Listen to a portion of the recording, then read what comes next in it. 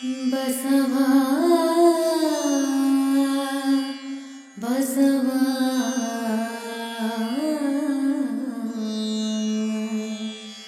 ಬಸವಾ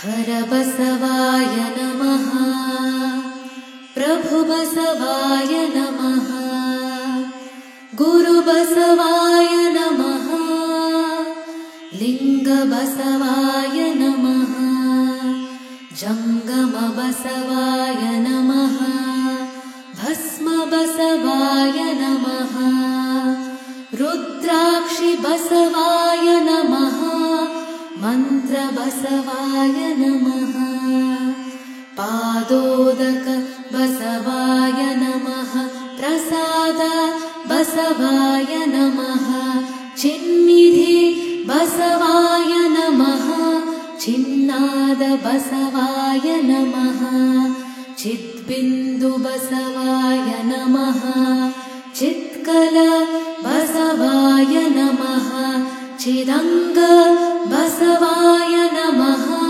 ನಿಷ್ಪ್ರಪಂಚ ಬಸವಾಯ ನಮಃ ನಿರಂಜನ ಬಸವಾಯ ನಮಃ ನಿರ್ಗುಣ ಬಸವಾಯ ನಮಃ ನಿತ್ಯತೃಪ್ತ ಬಸವಾಯ ನಮಃ ಅಕಾರ ಬಸವಾಯ ನಮಃ ಉಕಾರ ಬಸವಾಯ ನಮಃ ಮಕಾರ ಬಸವಾಯ ನಮಃ ನಕಾರ ಬಸವಾಯ ನಮಃ ಮಕಾರ ಬಸವಾಯ ನಮಃ ಶಿಕಾರ ಬಸವಾಯ ನಮಃ ವಕಾರ ಬಸವಾಯ ನಮಃ ಯಕಾರ ಬಸವಾಯ ನಮಃ ಓಂಕಾರ ಬಸವಾಯ ನಮಃ ಹ್ರೀಂಕಾರ ಬಸವಾಯ ನಮಃ ಸಂಗಮೇಶ್ವರ ಬಸವಾಯ ನಮಃ ಪ್ರತ್ಯಕ್ಷ ಕಪಿಲ ಸಿದ್ಧ ಮಲ್ಲಿಕಾರ್ಜುನ ಬಸವಾಯ ನಮೋ ನಮಃ.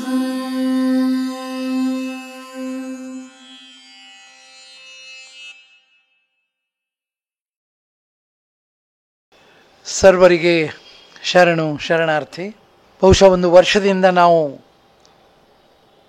ಬಸವ ಸಮಿತಿ ಆನ್ಲೈನ್ ಅರಿವಿನ ಮನೆ ಎಂಬ ಅಭಿಧಾನದಲ್ಲಿ ಕಾರ್ಯಕ್ರಮಗಳನ್ನು ಲೋಕಾರ್ಪಣೆ ಮಾಡುತ್ತಾ ಬಂದಿದ್ದೇವೆ. ಕೆಲವೊಮ್ಮೆ ತಾಂತ್ರಿಕ ದೋಷಗಳು ಮಧ್ಯದಲ್ಲಿ ಆದಾಗ ಅವುಗಳನ್ನು ತಿದ್ದುಕೊಂಡು ಇನ್ನಷ್ಟು ಕೂಡ ಹೆಚ್ಚಿನ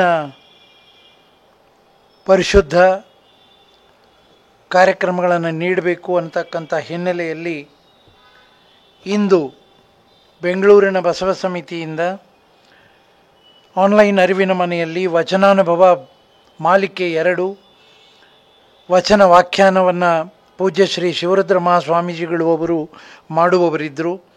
ವಚನ ಗಾಯನವನ್ನು ವಿದೂಷಿ ಶ್ರೀಮತಿ ಪಾವನಿ ಭರದ್ವಾಜರವರು ಮಾಡುವ ವ್ಯವಸ್ಥೆಯನ್ನು ಈಗಾಗಲೇ ನಾವು ಮಾಡಿಕೊಂಡಿದ್ವಿ. ಆದರೆ ನಿನ್ನೆ ಕಲಬುರ್ಗಿ ಬಸವ ಸಮಿತಿಯಿಂದ ಬಿತ್ತರಗೊಂಡ ಇಷ್ಟಲಿಂಗ ಯೋಗ ಆಧ್ಯಾತ್ಮಿಕ ವೈಜ್ಞಾನಿಕ ಆಯಾಮ ಅನ್ನತಕ್ಕಂಥ ಅಪೂರ್ವವಾದ ಡಾಕ್ಟರ್ ಅವಿನಾಶ್ ಕವಿ ರವರ ಒಂದು ಉಪನ್ಯಾಸ ತಾಂತ್ರಿಕ ತೊಂದರೆಗಳಿಂದ ಕೊನೆಯ ಭಾಗ ಒಂದು 5 ನಿಮಿಷಗಳ ಕಾಲ ಮೊಟಕುಗೊಳಿಸುವಂಥ ಸಂದರ್ಭ ಬಂದೊದಗಿತು. ಬಹುಶಃ ಒಂದು ಗಂಭೀರವಾದ ಉಪನ್ಯಾಸ ನಡೆದಾಗ ಅದರ ಅಂತಿಮ ಭಾಗವನ್ನು ನಾವು ಕೇಳದೆ ಹೋದರೆ ಬಹುಶಃ ಸಮಾಧಾನ ಆಗಿರಲಿಕ್ಕಿಲ್ಲ ಅಂತಕ್ಕಂಥ ಭಾವನೆಯಿಂದ ನಿನ್ನೆಯ ಇಷ್ಟಲಿಂಗ ಯೋಗದ ಕಾರ್ಯಕ್ರಮವನ್ನು ಮತ್ತೆ ನಾವು ಮರುಪ್ರಸಾದ ಮಾಡುವ ನಿರ್ಣಯವನ್ನು ಕೈಗೊಂಡು ನಿನ್ನೆ ಡಾಕ್ಟರ್ ಅವಿನಾಶ್ ಕವಿ ಅವರು ಬೆಳಗಾವಿಯ ಒಬ್ಬ ಪ್ರಸಿದ್ಧ ಡಾಕ್ಟರ್ ಆಗಿಯೂ ಕೂಡ ಅವರು ಶಿವಯೋಗದ ಬಗ್ಗೆ ಹೆಚ್ಚಿನ ಆಸ್ಥೆ ವಹಿಸಿ ಆ ಕಾರ್ಯಕ್ರಮವನ್ನು ನಮಗೆ ಲೋಕಾರ್ಪಣೆ ಮಾಡುವುದಕ್ಕೆ ವ್ಯವಸ್ಥೆ ಮಾಡಿಕೊಟ್ಟಿದ್ದರು. ಬಹುಶಃ ಅದನ್ನು ತಾವೆಲ್ಲರೂ ಕೇಳಿದ್ದೀರಿ ಅಂತ ನಾನು ತಿಳ್ಕೊಂಡಿದ್ದೇನೆ. ಅಂತಹ ಗಂಭೀರವಾದ ವೈಜ್ಞಾನಿಕವಾದ ಇಷ್ಟಲಿಂಗ ಯೋಗವನ್ನು ಕೇವಲ ಧಾರ್ಮಿಕ ನೆಲೆಯಲ್ಲಿ ನೋಡುವ ಕೆಲವರು ವೈಜ್ಞಾನಿಕ ನೆಲೆಯಲ್ಲಿಯೂ ಕೂಡ ಆ ಸತ್ಯಾಸತ್ಯತೆಗಳನ್ನು ಅರಿಯುವುದಕ್ಕಾಗಿ ಮತ್ತೊಮ್ಮೆ ಅದನ್ನು ಮರು ಪ್ರಸಾರ ಮಾಡಬೇಕೆಂಬ ನಿರ್ಣಯಕ್ಕೆ ಬದ್ಧರಾಗಿ ನಾವಿವತ್ತು ಡಾಕ್ಟರ್ ಅವಿನಾಶ್ ಕವಿಯವರ ಆ ಕಾರ್ಯಕ್ರಮವನ್ನು ಮತ್ತೆ ಮರು ಪ್ರಸಾರ ಮಾಡ್ತಾ ಇದ್ದೀವಿ. ಉದಾಹರಣೆಗೆ ನಿನ್ನೆ ಡಾಕ್ಟರ್ ಅವಿನಾಶ್ ಕವಿಯವರು ಅನೇಕ ವಚನಗಳನ್ನು ಆಧರಿಸಿ ಶರಣರು ನೀಡಿರ್ತಕ್ಕಂತಹ, ವಿಶೇಷವಾಗಿ ಅಲ್ಲಮ ಪ್ರಭುಗಳು ತಮ್ಮ ವಚನಗಳಲ್ಲಿ ಹಾಗೂ ನಮ್ಮ ಯಡಿಯೂರು ಸಿದ್ಧಲಿಂಗೇಶ್ವರರ ವಚನಗಳನ್ನು, ಬಸವಣ್ಣನವರ ವಚನಗಳನ್ನು, ಉರುಳಿಂಗ ಪೆದ್ದಿಗಳ ವಚನಗಳನ್ನು ಅವರು ತಮ್ಮ ಉಪನ್ಯಾಸದ ಮೂಲಕ ಮಾಡ್ತಾ ಬಂದರು. ಆದರೆ ಒಂದು ವಚನದಲ್ಲಿ ಚನ್ನಬಸವಣ್ಣನವರು ಲಿಂಗಾರ್ಚನೆ, ಲಿಂಗ ನಿರೀಕ್ಷಣೆ, ಲಿಂಗ ಧ್ಯಾನ ಇವುಗಳು ಒಂದೊಂದೇ ಮುಕ್ತಿಯ ನೀವವೆಂಬ ಮಂದ ಮತಿಗಳ ನೇನೆಂಬೆ ಕೂಡಲ ಚನ್ನ ಸಂಗಮ ದೇವ ಅನ್ನುವಾಗಲೂ ಕೂಡ ಬಹಳ ಸ್ವಚ್ಛವಾಗಿ ಲಿಂಗಾರ್ಚನೆಯನ್ನು, ಲಿಂಗ ನಿರೀಕ್ಷಣೆಯನ್ನು, ಲಿಂಗ ಧ್ಯಾನವನ್ನು ಮಾತನಾಡಿದ್ದನ್ನು ವಚನದಲ್ಲಿ ನೋಡ್ತೇವೆ. ಹೀಗಾಗಿ ಅವಿನಾಶ್ ಕವಿಯವರು ಅದೇ ನೆಲೆಯಲ್ಲಿ ಅದ್ಭುತವಾಗಿ ನಿನ್ನೆ ಕೂಟ ಮಾಟ ಮತ್ತು ಐಕ್ಯವಾಗ್ತಕ್ಕಂಥ ಸ್ಥಿತಿಯನ್ನು ಮಾತನಾಡಿದರು. ಹೀಗಾಗಿ ಆ ಒಂದು ಹಿನ್ನೆಲೆಯಲ್ಲಿ ಅರ್ಚನೆಯ ಬಗ್ಗೆ ನಾವು ತಿಳ್ಕೊಂಡಿದ್ದೇವೆ. ನಿರೀಕ್ಷಣೆಯ ಬಗ್ಗೆ ಗಂಭೀರವಾಗಿ ವೈಜ್ಞಾನಿಕ ಸತ್ಯಗಳನ್ನು, ವಿಶೇಷವಾಗಿ ಸುಪ್ರಭಾತ ಸಮಯದಲ್ಲಿ ಅರ್ತಿಯಲ್ಲಿ ಲಿಂಗವ ನೆನೆದಡೆ ಅನ್ನೋ ಒಂದು ವಚನ ಆಗಲಿ, ಹಾಗೆ ಮುಂಜಾನೆಯ ಬಗ್ಗೆ ಅವರು ಬಹಳ ವಿಶೇಷವಾಗಿ ಯಾವ ರೀತಿ ನಮ್ಮ ಮೆದುಳಿನಲ್ಲಿ ಆಗ್ತಕ್ಕಂಥ ಕ್ರಿಯೆಗಳನ್ನು ವೈಜ್ಞಾನಿಕವಾಗಿ ಚಿತ್ರ ಸ್ವರೂಪದಲ್ಲಿ ತೋರಿಸ್ಕೊಟ್ಟಿದ್ದಾರೆ. ಅದು ಅಲ್ಲದೆ ಚನ್ನಬಸವಣ್ಣನವರು ಪ್ರತಿನಿತ್ಯ 3 ಬಾರಿ ಈ ಶಿವಯೋಗವನ್ನು ಅಥವಾ ಇಷ್ಟಲಿಂಗ ಸಾಧನೆಯನ್ನು ಮಾಡಬೇಕು ಅಂದಿದ್ದನ್ನು ಕೂಡ ಡಾಕ್ಟರ್ ಅವಿನಾಶ್ ಕವಿಯವರು ಬಹಳ ಅದ್ಭುತವಾಗಿ ವೈಜ್ಞಾನಿಕವಾದ ಸತ್ಯವನ್ನು ಇಂದಿನ ವಿಜ್ಞಾನಿಗರು ಏನು ಹೇಳ್ತಾರೆ ಅನ್ನೋದನ್ನು ಹೇಳಿಕೊಟ್ಟಿದ್ದಾರೆ. ಹೀಗಾಗಿ ಆ ಡಾಕ್ಟರ್ ಅವಿನಾಶ್ ಕವಿಯವರ ಆ ಕಾರ್ಯಕ್ರಮವನ್ನು ಮತ್ತೊಮ್ಮೆ ತಾವೆಲ್ಲರೂ ಕೂಡ ವೀಕ್ಷಿಸಿ, ಈಗಾಗಲೇ ಫೇಸ್ಬುಕ್ ಮತ್ತು ಯೂಟ್ಯೂಬ್ನಲ್ಲಿ ಅದು ಲಭ್ಯವಿದ್ದರೂ ಕೂಡ ಮತ್ತೊಮ್ಮೆ ತಾವೆಲ್ಲರೂ ಗಮನಿಸಿ, ಈ ಮೂಲಕವಾದರೂ ಶಿವಯೋಗ ಅಥವಾ ಇಷ್ಟಲಿಂಗ ಯೋಗ ಜಗತ್ ಪ್ರಸಿದ್ಧವಾಗಿ ಎಲ್ಲರೂ ಕೂಡ ಶರಣರು ಕಂಡಂಥ ಆ ಮಹಾಬೆಳಗನ್ನು ಕಾಣುವುದಕ್ಕೆ ಸಾರ್ಥಕವಾಗಲಿ ಅಂತಕ್ಕ ಹಿನ್ನೆಲೆಯಲ್ಲಿ ಕಾರ್ಯಕ್ರಮವನ್ನು ಮರುಪ್ರಸಾರ ಮಾಡ್ತಾ ಇದ್ದೇವೆ. ಈಗ ಡಾಕ್ಟರ್ ಅವಿನಾಶ್ ಕವಿಯವರಿಗೆ ನಾನು ಸ್ವಾಗತ ಬಯಸ್ತೇನೆ. ಶರಣಾರ್ಥಿ. ಎಲ್ಲರಿಗೂ ಶರಣಾರ್ಥಿಗಳು. ಇವತ್ತಿನ ಈ ವಿಶೇಷ ಉಪನ್ಯಾಸ ನೀಡುತ್ತಿರುವಂತಹ ಡಾಕ್ಟರ್ ಅವಿನಾಶ್ ಕವಿ ಅವರು ಸಹಪ್ರಾಧ್ಯಾಪಕರಾಗಿ ಕಮ್ಯುನಿಟಿ ಮೆಡಿಸಿನ್ ವಿಭಾಗ, ಜವಾಹರ್ಲಾಲ್ ನೆಹರು ಮೆಡಿಕಲ್ ಕಾಲೇಜು ಇಲ್ಲಿ ಕೆಲಸ ಮಾಡುತ್ತಿದ್ದಾರೆ. ಸಹ ಸಂಶೋಧಕರು, ಮಹಿಳೆಯರ ಮತ್ತು ಮಕ್ಕಳ ಆರೋಗ್ಯ ಸಂಶೋಧನಾ ಸಂಸ್ಥೆ ಸದಸ್ಯರು, ವಿಶ್ವ ಆರೋಗ್ಯ ಸಂಸ್ಥೆಯ ಸಮನ್ವಯ ಕೇಂದ್ರ, KLE ವಿಶ್ವವಿದ್ಯಾಲಯ ಬೆಳಗಾವಿ ಇವುಗಳಲ್ಲಿ ಸೇವೆ ಸಲ್ಲಿಸುತ್ತಿದ್ದು 28 ಏಪ್ರಿಲ್ 1986ರಂದು ಜನನವಾದ ಇವರಿಗೆ ಈಗ ಕೇವಲ 35 ವರ್ಷಗಳು ಮಾತ್ರ.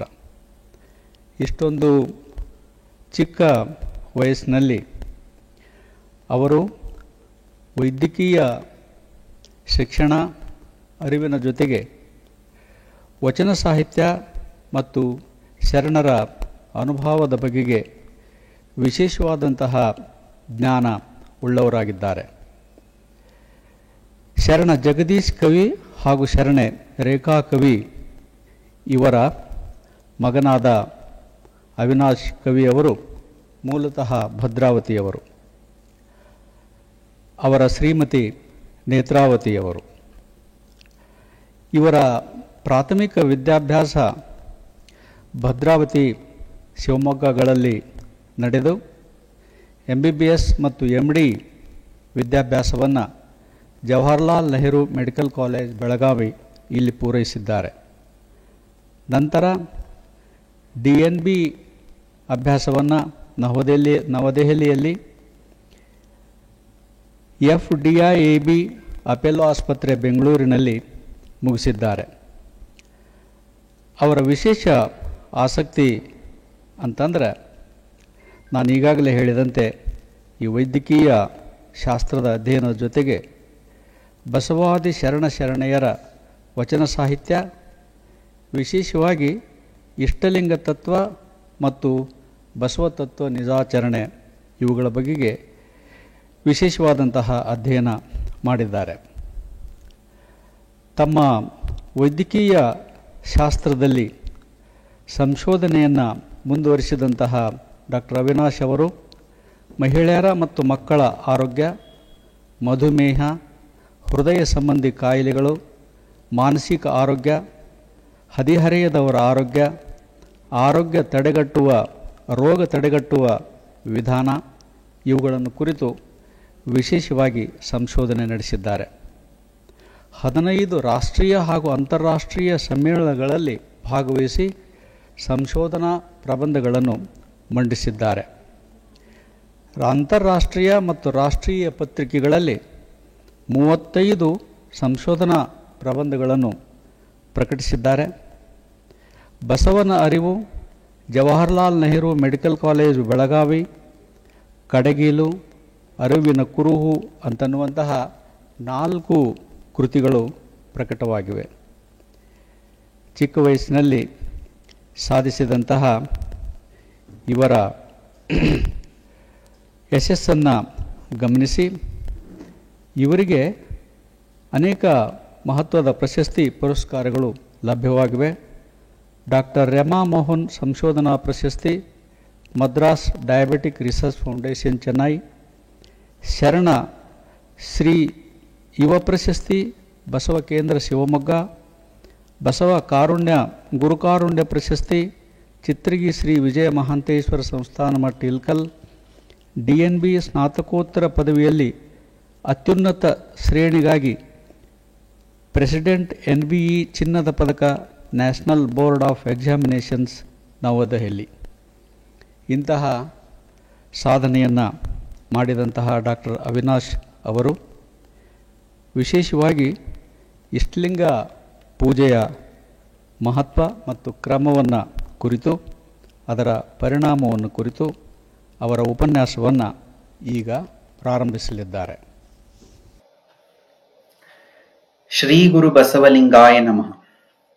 ಕಾಯದೊಳು ಗುರುಲಿಂಗ ಜಂಗಮದಾಯತವನರಿಯಲ್ಕೆ ಸುಲಭೋಪಾಯದಿಂದ ಇದಿರಿಟ್ಟು ಬಾಹ್ಯಸ್ಥಲಕ್ಕೆ ಕುರುಹಾಗಿ ದಾಯದೋರಿ ಸಮಸ್ತ ಭಕ್ತನಿಕಾಯವನ್ನು ಪಾವನವ ಮಾಡಿದ ರಾಯ ಪೂರ್ವಾಚಾರ್ಯ ಸಂಗನ ಗುರುಬಸವ ಶರಣಾರ್ಥಿ.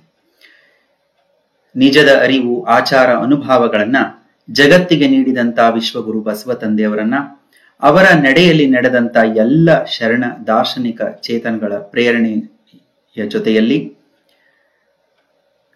ಕಲಬುರಗಿಯ ಬಸವ ಸಮಿತಿಯ ವತಿಯಿಂದ ಆಯೋಜಿಸಲ್ಪಟ್ಟಿರುವಂತಹ ಅಂತರ್ಜಾಲದಲ್ಲಿ ಅರಿವಿನ ಮನೆ ಕಾರ್ಯಕ್ರಮದಲ್ಲಿ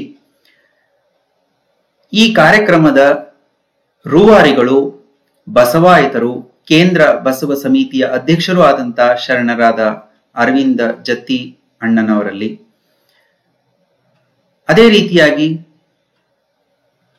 ಕಲಬುರಗಿ ಬಸವ ಸಮಿತಿಯನ್ನ ಅತ್ಯಂತ ಉತ್ಸಾಹದಿಂದ ಮುನ್ನಡೆಸ್ತಾ ಇರುವಂತಹ ಅಲ್ಲಿಯ ಅಧ್ಯಕ್ಷರಾದಂತಹ ಶರಣೆ ವಿಲಾಸವತಿ ಕೂಬಾ ತಾಯಿಯವರಲ್ಲಿ, ಈ ಅಂತರ್ಜಾಲದ ಮುಖೇನ ಈ ಶರಣ ಚಿಂತನೆ ಕಾರ್ಯಕ್ರಮದಲ್ಲಿ ಭಾಗವಹಿಸಿರುವಂತಹ ಎಲ್ಲ ಶರಣೆಯರಲ್ಲಿ ಶರಣು ಶರಣಾರ್ಥಿಗಳು. ಕಲ್ಯಾಣ ನಾಡಿನ ಹೆಬ್ಬಾಗಿಲೆನಿಸಿರುವಂತಹ ಕಲಬುರಗಿ, ಅಲ್ಲಿಯ ಕ್ರಿಯಾಶೀಲ ಬಸವ ಸಂಘಟನೆಗಳಲ್ಲಿ ಒಂದು ಬಸವ ಸಮಿತಿ. ಬಸವ ಸಮಿತಿಯ ಮುಖಾಂತರವಾಗಿ ಅನೇಕ ಶರಣ ಚಿಂತನೆಗಳನ್ನ, ಅದರಲ್ಲೂ ಈ ಕೊರೋನಾ ಸಂಕಷ್ಟದ ಕಾಲದಲ್ಲಿ ಈ ಹೊಸ ತಂತ್ರಜ್ಞಾನದ ಒಂದು ಉಪಯೋಗದೊಡನೆ ಕೇವಲ ಕೆಲವು ಜನರಿಗೆ ಮುಟ್ಟುತ್ತಾ ಇರುವಂತ ಈ ಚಿಂತನೆ ಇಂದು ಸಾವಿರಾರು ಜನ, ಲಕ್ಷಾಂತರ ಜನರಿಗೆ ವಿಶ್ವಾದ್ಯಂತ ತಲುಪುವಂತೆ ಮಾಡಿರುವಂಥದ್ದು ಅತ್ಯಂತ ಸ್ತುತ್ಯಾರ್ಹವಾದಂತಹ ಒಂದು ಕಾರ್ಯ. ಆ ನಿಟ್ಟಿನಲ್ಲಿ ಇಂದು ನಾವು ಇಷ್ಟಲಿಂಗ ಯೋಗ ಅಥವಾ ಶಿವಯೋಗದ ಆಧ್ಯಾತ್ಮಿಕ ಮತ್ತು ವೈಜ್ಞಾನಿಕ ಚಿಂತನೆಗಳನ್ನ ತಮ್ಮೊಡನೆ ಹಂಚಿಕೊಳ್ಳಿಕ್ಕೆ ಬಯಸ್ತೇನೆ.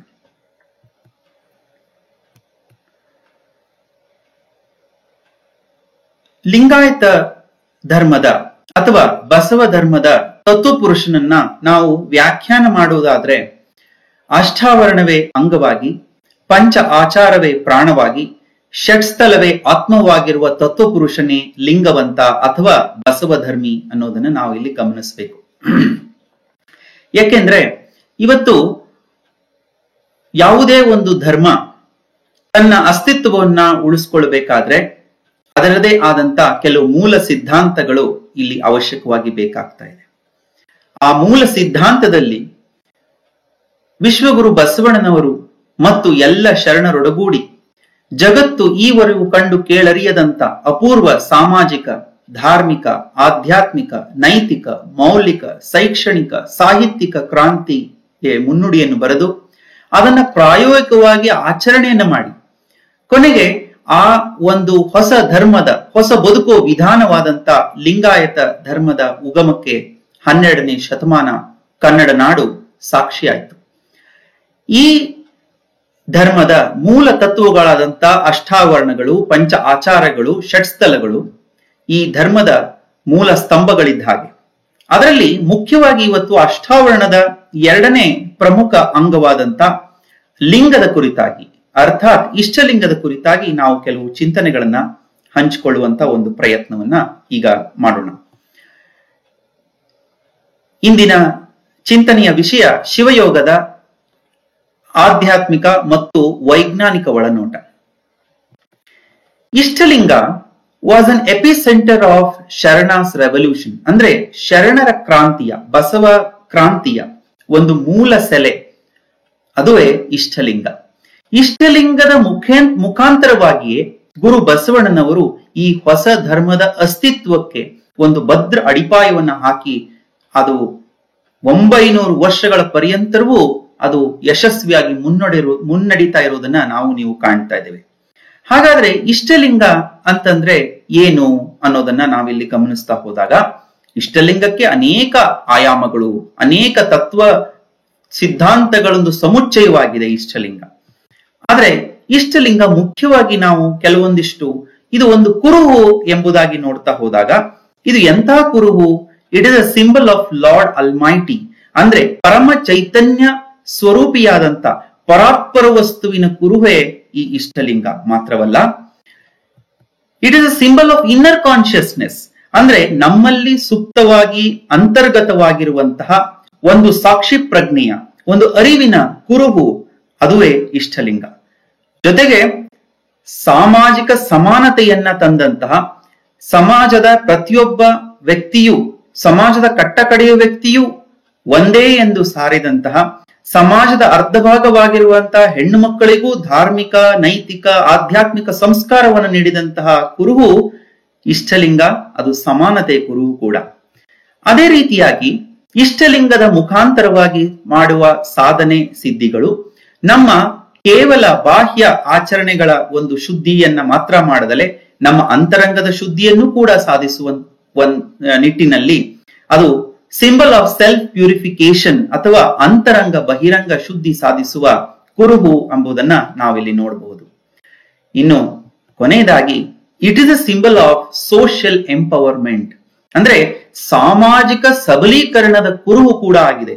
ಅಲ್ಲಿವರೆಗೂ ಈ ಕೀಳರಿಮೆ ಅನ್ನುವಂಥದ್ದು ಸಮಾಜದ ಈ ಅಸ್ಪೃಶ್ಯರು, ಶೂದ್ರಾತಿ ಶೂದ್ರರೆನಿಸಿಕೊಂಡಂತವರಲ್ಲಿ ಅತಿಯಾಗಿ ಕಂಡು ಬರುತ್ತಿರುವುದನ್ನು ಗಮನಿಸಿ ಆ ಇಷ್ಟಲಿಂಗವನ್ನ ಕಟ್ಟಿಕೊಳ್ಳುವುದರ ಮುಖಾಂತರವಾಗಿ, ಆಯತವನ್ನು ಮಾಡಿಕೊಳ್ಳುವುದರ ಮುಖಾಂತರವಾಗಿ ಸಾಮಾಜಿಕ ಸಬಲೀಕರಣವನ್ನ ಆ ನಿಮ್ನ ವರ್ಗದ ಜನರಿಗೆ ಕೂಡ ದಯಪಾಲಿಸಿದ್ದು ಗುರು ಬಸವಣ್ಣನವರ ಒಂದು ಅಪ್ರತಿಮವಾದಂತಹ ಸಾಧನೆ.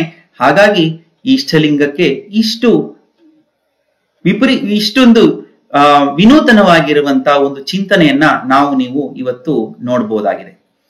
ಈ ಎಲ್ಲದಕ್ಕೂ ಕಾರಣಕರ್ತರು ಮನುಕುಲ ಕಂಡಂತ ಅಪ್ರತಿಮ ಸಮಾಜೋ ಧಾರ್ಮಿಕ ಆಧ್ಯಾತ್ಮ ವಿಜ್ಞಾನಿ ಗುರು ಬಸವಣ್ಣನವರು. ಚಾಮರಸ ಕವಿ ತನ್ನ ಪ್ರಭುಲಿಂಗ ಲೀಲೆಯಲ್ಲಿ ಗುರು ಬಸವಣ್ಣನವರ ವ್ಯಕ್ತಿತ್ವದ ಒಂದು ಚಿತ್ರಣವನ್ನ, ಅವರು ಜೀವನದಲ್ಲಿ ಸಾಧಿಸಿದಂತ ಅಪ್ರತಿಮ ಸಾಧನೆಗಳನ್ನ ಒಂದೇ ಒಂದು ಪದ್ಯದಲ್ಲಿ ಪಟ್ಟಿ ಮಾಡೋ ಮುಖಾಂತರವಾಗಿ ಈ ರೀತಿಯಾಗಿ ಹೇಳ್ತಾ ಇದ್ದಾರೆ. ಕಾಯದಳು ಗುರುಲಿಂಗ ಜಂಗಮದ ಆಯತವರೆಯ ನರಿಯಲ್ಕೆ ಸುಲಭೋಪಾಯದಿಂದಿರಿಟ್ಟು ಬಾಹ್ಯ ಸ್ಥಳಕ್ಕೆ ಕುರುಹಾಗಿ ದಾಯದೋರಿ ಸಮಸ್ತ ಭಕ್ತನಿ ಕಾಯವನ್ನು ಪಾವನವ ಮಾಡಿದ ರಾಯ ಪೂರ್ವಾಚಾರ್ಯ ಸಂಗನ ಗುರುಬಸವ ಶರಣಾರ್ಥಿ. ಅಂದ್ರೆ ಇಲ್ಲಿ ಕಾಯವನ್ನ ಬಹುತೇಕ ಸಂಸ್ಕೃತಿಗಳು ಕಾಯವನ್ನ ತುಚ್ಛೀಕರಿಸಿದ್ರು. ಆದ್ರೆ ಗುರು ಬಸವಣ್ಣವ್ರು ಏನ್ ಮಾಡ್ತಾ ಇದ್ದಾರೆ ಇಲ್ಲಿ ಅಂದ್ರೆ ಕಾಯವನ್ನ ತುಚ್ಛೀಕರಿಸದಲ್ಲಿ ಅದನ್ನು ಉದಾತ್ತೀಕರಿಸಿ ಗುರು ಲಿಂಗ ಜಂಗಮದ ಆಯತವನ್ನ ಅರಿವು ಆಚಾರ ಅನುಭವದ ಮೂಲಕ ಅರ್ಥ ಮಾಡ್ಕೊಳ್ಳಿಕ್ಕೆ ಅದನ್ನ ಆಚರಣೆಗೆ ತರಲಿಕ್ಕೆ ಸುಲಭವಾದಂತ ಒಂದು ದಾರಿಯನ್ನ ಇಟ್ರು. ಆ ಸುಲಭವಾದ ದಾರಿ ಯಾವುದು ಅಂತಂದ್ರೆ ಶಿವಯೋಗದ ರಹದಾರಿ, ಅರ್ಥಾತ್ ಇಷ್ಟಲಿಂಗವನ್ನ ಹಿಡಿದು ಮಾಡುವಂತ ಆ ಪರಿಪೂರ್ಣ ಯೋಗದ ಮಹಾ ಮಾರ್ಗವೇ ಅದು ಬಸವ ಮಾರ್ಗ. ಆ ಮಾರ್ಗದ ಮುಖಾಂತರವಾಗಿ ಚಲಿಸಿ ಪ್ರತಿಯೊಬ್ಬ ಜೀವಿಯು ಸಮಸ್ತ ಭಕ್ತನಿ ಕಾಯವನೋ ಪಾವನವ ಅಂತಂದ್ರೆ ಅವರು ಇವರೆನ್ನದೆ ಯಾವ ಜಾತಿ ಕುಲ ಗೋತ್ರ ಭೇದವನ್ನೆನಿಸದೆ ಹೆಣ್ಣು ಗಂಡು ಎಂಬ ಲಿಂಗಭೇದವನ್ನೆನಿಸದೆ ಎಲ್ಲರೂ ಕೂಡ ಆ ಆಧ್ಯಾತ್ಮಿಕ ಮಹಾಮಾರ್ಗದಲ್ಲಿ ನಡೆಯುವಂತ ಒಂದು ರಹದಾರಿಯನ್ನು ನೀಡಿದಂತ ವಿಶ್ವಗುರು ಬಸವಣ್ಣನವರು ಈ ಜಗತ್ತು ಕಂಡು ಕೇಳರಿಯದಂತ ಒಬ್ಬ ಪ್ರಸಿದ್ಧ ಸಮಾಜೋ ಧಾರ್ಮಿಕ ಆಧ್ಯಾತ್ಮ ವಿಜ್ಞಾನಿ ಅಂತಂದ್ರೆ ಅದು ತಪ್ಪಾಗ್ಲಿಕ್ಕಿಲ್ಲ. ಮತ್ತು ಅವರೇ ರಾಯ ಪೂರ್ವಾಚಾರಿ, ಅಂದ್ರೆ ಇಷ್ಟಲಿಂಗವನ್ನ ಹಿಡಿದು ಮಾಡುವಂತ ಯೋಗದ ಒಂದು ಅನ್ವೇಷಕರು ಅನ್ನುವುದನ್ನು ಕೂಡ ಇಲ್ಲಿ ಚಾಮರಸ ಕವಿ ಸ್ಪಷ್ಟಪಡಿಸ್ತಾ ಇರುವುದನ್ನ ನೀವು ಗಮನಿಸಬಹುದು. ಈ ಜಗತ್ತಿನಲ್ಲಿರುವಂತ ಎಲ್ಲ ಧರ್ಮಗಳು, ಅದರಲ್ಲೂ ಮುಖ್ಯವಾಗಿ ನಾವು ಎರಡು ರೀತಿಯಲ್ಲಿ ವಿಂಗಡಿಸಬಹುದು. ಒಂದು ಶೇಶ್ವರವಾದಿ, ಅಂದ್ರೆ ದೇವರ ಅಸ್ತಿತ್ವವನ್ನ ಪರಮ ಚೈತನ್ಯದ ಅಸ್ತಿತ್ವವನ್ನು ಒಪ್ಪುವಂತ ಧರ್ಮಗಳು. ಮೂರು ಮುಖ್ಯ ತತ್ವಗಳ ಒಂದು ಅನುಸಂಧಾನವನ್ನ ನಾವು ಆ ಧರ್ಮದಲ್ಲಿ ಗುರುತಿಸ್ತೇವೆ. ಯಾವುದು ಅಂತಂದ್ರೆ ಜೀವ, ಜಗತ್ತು ಮತ್ತು ಈಶ್ವರ. ಜೀವ ಅಂದ್ರೆ ವ್ಯಕ್ತಿ, ಜಗತ್ತು ನಮ್ಮ ಸುತ್ತಲೂ ಮುತ್ತಲು ಇರುವಂತ ಪ್ರಕೃತಿ, ಮತ್ತು ಈಶ್ವರ ಅಂತಂದ್ರೆ ನಮ್ಮ ಮತ್ತು ಪ್ರಕೃತಿಯ ಸೃಷ್ಟಿಗೆ ಕಾರಣಕರ್ತನಾದಂತ ಸೃಷ್ಟಿಕರ್ತ. ಈ ಜೀವ, ಜಗತ್ತು, ಈಶ್ವರ ಈ ತತ್ವಗಳ ಒಟ್ಟಾರೆ ಸಾರವನ್ನ ನೀವು ಗಮನಿಸ್ತಾ ಹೋದಾಗ ಇಲ್ಲಿ ಒಂದನ್ನ ನಾವಿಲ್ಲಿ ಗಮನಿಸಬಹುದು. ಜೀವಿ ಅನ್ನುವಂಥದ್ದು ಯಾವಾಗಲೂ ಕೂಡ ಸಾಧನೆಯನ್ನ ಮಾಡಬೇಕು ಅನ್ನುವಂತ ಒಂದು ಊರ್ಧ್ವಮುಖವಾಗಿರುವಂತ ಒಂದು ಚಿಂತನೆಯನ್ನ ಹೊಂದಿರುವಂತ ಒಬ್ಬ ವ್ಯಕ್ತಿ, ಸಾಧಕ. ಸತ್ವ, ರಜ, ತಮ ಅನ್ನುವಂತ ಮೂರು ಗುಣಗಳನ್ನ ಹೊಂದಿರುವಂತದ್ದು. ಈ ಸತ್ವ, ಸಾತ್ವಿಕ ಗುಣ, ರಾಜಸಿಕ ಗುಣ ಮತ್ತು ತಾಮಸಿಕ ಗುಣ ಒಂದು ದೃಷ್ಟಿಯಲ್ಲಿ ಒಂದು ಸ್ವಲ್ಪ ಹೆಚ್ಚು, ಒಂದು ಸ್ವಲ್ಪ ಕಡಿಮೆ ಆಗೋದ್ರಿಂದ ಈ ಒಂದು ತ್ರಿಕೋನವನ್ನ ಸ್ವಲ್ಪ ಏರ್ಪೇರ್ ಆಗ್ಬೋದು. ಆದ್ರೆ ಒಟ್ಟಾರೆ ನೋಡೋದಾದ್ರೆ ಈ ಮೂರು ತತ್ವಗಳನ್ನ ನಾವಿಲ್ಲಿ ಗಮನಿಸಬಹುದು. ಆದ್ರೆ ಜಗತ್ತು ಪರಮಾತ್ಮನ ಚಿದಂಶವೇ ಆಗಿರುವುದರಿಂದ ಸಚ್ಚಿದಾನಂದ ನಿತ್ಯ ಸಚ್ಚಿತ್ ಆನಂದ ಭರಿತವಾಗಿ ಈ ಒಂದು ಜೀವಿಯ ಊರ್ಧ್ವಮುಖವಾದಂತ ಸಾಧನೆಯನ್ನ ನಿಯಂತ್ರಣದಲ್ಲಿಟ್ಟುಕೊಳ್ಳುವ ರೀತಿಯಲ್ಲಿ, ಅಂದ್ರೆ ನಾವು ಎಷ್ಟೇ ಸಾಧನೆಯನ್ನ ಮಾಡಿದ್ರೂ ಕೂಡ ಪ್ರಕೃತಿಯ ಮುಂದೆ ನಾವು ಏನೂ ಅಲ್ಲ. ಹಾಗಾಗಿ ನಾವು ಎಷ್ಟೇ ಪ್ರಕೃತಿಯ ಮೇಲೆ ವಿಜಯವನ್ನ ಸಾಧಿಸ್ತೀವಿ ಅಂತಂದ್ರೂ ಕೂಡ ಎಲ್ಲೋ ಒಂದ್ ಕಡೆ ಸೋಲ್ತಾ ಇದ್ದೇವೆ. ಅರ್ಥಾತ್ ಪ್ರಕೃತಿ ನಮ್ಮನ್ನ ನಿಯಂತ್ರಿಸ್ತಿದೆ ವಿನ ನಾವು ಪ್ರಕೃತಿಯ ನಿಯಂತ್ರಿಸ್ತಾ ಇಲ್ಲ ಅನ್ನುವಂತ ಒಂದು ಸಾಂಕೇತಿಕವಾದಂತ ಇಲ್ಲಿ ಚಿತ್ರಣ. ಇನ್ನು ಈಶ್ವರ ಅರ್ಥಾತ್ ಪರಮಾತ್ಮ, ಬಯಲು, ಈ ಆತನ ಒಂದು ಆ ಪರಮಾತ್ಮ ಚೈತನ್ಯದ ಒಂದು ವ್ಯಕ್ತಿ ಲಕ್ಷಣ ಅಂತಂದ್ರೆ ಅದು ಪರಿಪೂರ್ಣತೆ, ಅಂದ್ರೆ ಪರ್ಫೆಕ್ಷನ್. ಇಲ್ಲಿ ಈ ಜೀವ, ಜಗತ್ತು, ಈಶ್ವರ ಈ ಮೂರು ತತ್ವಗಳ ಅನುಸಂಧಾನವೇ ಬಹುತೇಕ ಧರ್ಮಗಳ ಒಟ್ಟಾರೆ ಸಾರ. ಆದ್ರೆ ಈ ಚಿತ್ರಣವನ್ನ ಇಲ್ಲಿ ಹಾಕುವಂತ ಉದ್ದೇಶ ಏನು ಅಂತಂದ್ರೆ ಇಲ್ಲಿ ಇದು ಒಬ್ಬ ವ್ಯಕ್ತಿ ಒಂದು ಧ್ಯಾನಾಸಕ್ತ ಭಂಗಿಯಲ್ಲಿ ಕುಳಿತಾಗ ಆಗುವಂತ ಒಂದು ಚಿತ್ರದ ಒಂದು ರೇಖಾಂಶ. ಅಂದ್ರೆ ಸಚ್ಚಿದಾನಂದ ಸ್ವರೂಪಿಯಾಗಿ ಸತ್ವರಜ ತಮೋ ಗುಣಗಳನ್ನು ಹೊಂದಿ ಪರಿಪೂರ್ಣತೆಯಡೆಗೆ ಸಾಗುವಂತ ಒಬ್ಬ ಸಾಧಕನ ಒಂದು ರೇಖಾಚಿತ್ರ ಅಂತ ನಾವಿಲ್ಲಿ ಭಾವಿಸೋಣ. ಇದೇ ಮುಂದೆ ಇಷ್ಟಲಿಂಗದ ಒಂದು ಪರಿಕಲ್ಪನೆಯನ್ನ ನಾವು ಕಟ್ಟಿಕೊಳ್ಳಿಕ್ಕೆ ಇದು ಒಂದು ಮೂಲ ಅಡಿಪಾಯ ಅಂತ ಹೇಳಿ ಇಲ್ಲಿ ನಾವು ಅದನ್ನ ಅರ್ಥ ಮಾಡ್ಕೊಳ್ಬಹುದು. ಇನ್ನ ನಾವು ಯೋಗ, ಶಿವಯೋಗ ಈ ರೀತಿಯಾಗಿ ಮಾತನಾಡ್ತಾ ಇದ್ವಿ. ಯೋಗ ಅಂತಂದ್ರೆ ಏನು? ಯೋಗ ಅನ್ನುವಂಥದ್ದು ಸಂಸ್ಕೃತದ ಯುಜ್ ಅನ್ನುವಂತ ಧಾತುವಿನಿಂದ ಹೊಮ್ಮಿದೆ. ಯೋಗ ಅಂತಂದ್ರೆ ಕೂಡುವುದು ಅಥವಾ ಸಮರಸವಾಗುವುದು ಅಂತ ಅರ್ಥ. ಈ ಭಾರತೀಯ ಯೋಗ ಪರಂಪರೆ ಜಗತ್ತಿನಲ್ಲೇ ಅತಿ ವಿಶಿಷ್ಟ. ಅದರಲ್ಲಿ ಅನೇಕ ರೀತಿಯಾದಂತ ಯೋಗವನ್ನ ನಾವು ನೋಡ್ತೇವೆ. ಅದರಲ್ಲಿ ಕರ್ಮಯೋಗ ಅಂತ ಕರಿತೀವಿ. ಆದ್ರೆ ಶರಣರು ಅದನ್ನ ಮತ್ತೊಂದು ಹಂತಕ್ಕೆ ಉದಾತ್ತೀಕರಿಸಿ ಕಾಯಕ ಯೋಗ ಅಂತ ಹೇಳಿ ಅದನ್ನ ಕರೆದ್ರು. ಪ್ರಾಣವನ್ನ ನಿಗ್ರಹಿಸಿಕೊಳ್ಳುವಂತ ಹಠಯೋಗ ಮತ್ತು ಮನಸ್ಸನ್ನ ನಿಯಂತ್ರಿಸುವಂತ ಧ್ಯಾನ ಯೋಗ, ಭಕ್ತಿ ಅಂದ್ರೆ ಇಲ್ಲಿ ಅಪ್ರತಿಮವಾದಂತ ಪ್ರೇಮವನ್ನ ಜಾಗೃತಿಗೊಳಿಸುವಂತ ಭಕ್ತಿ ಯೋಗ, ಅದರಲ್ಲಿ ಈ ಜ್ಞಾನ ಸ್ಫುರಣವಾಗುವಂತ ಈ ಜ್ಞಾನ ಯೋಗ. ಈ ರೀತಿಯಾಗಿ ಅನೇಕ ಯೋಗ ಪರಂಪರೆಯನ್ನ ನಮ್ಮ ದೇಶದಲ್ಲಿ ನಾವು ನೋಡ್ತಾ ಇದ್ದೇವೆ. ಬಸವರಾಜ ಶರಣರು ನೀಡಿರುವಂತಹ ಈ ಶಿವಯೋಗ ಈ ಎಲ್ಲ ಯೋಗಗಳ ಒಟ್ಟಾರೆ ಸಾರವನ್ನ ನಾವು ಈ ನಮ್ಮ ಶಿವಯೋಗದಲ್ಲಿ ನೋಡುವಂತ ಒಂದು ಸಾಧ್ಯತೆ ಇದೆ ಅನ್ನುವಂಥದ್ದನ್ನ ನಾವಿಲ್ಲಿ ಬಹಳ ಆಸಕ್ತಿದಾಯಕವಾಗಿ ಅದನ್ನ ಗಮನಿಸಬೇಕಾಗಿದೆ. ಈ ಸಾಧನೆಗೆ ಸಾಧನ ಯಾವುದು ಅಂತಂದ್ರೆ ಇಷ್ಟಲಿಂಗ.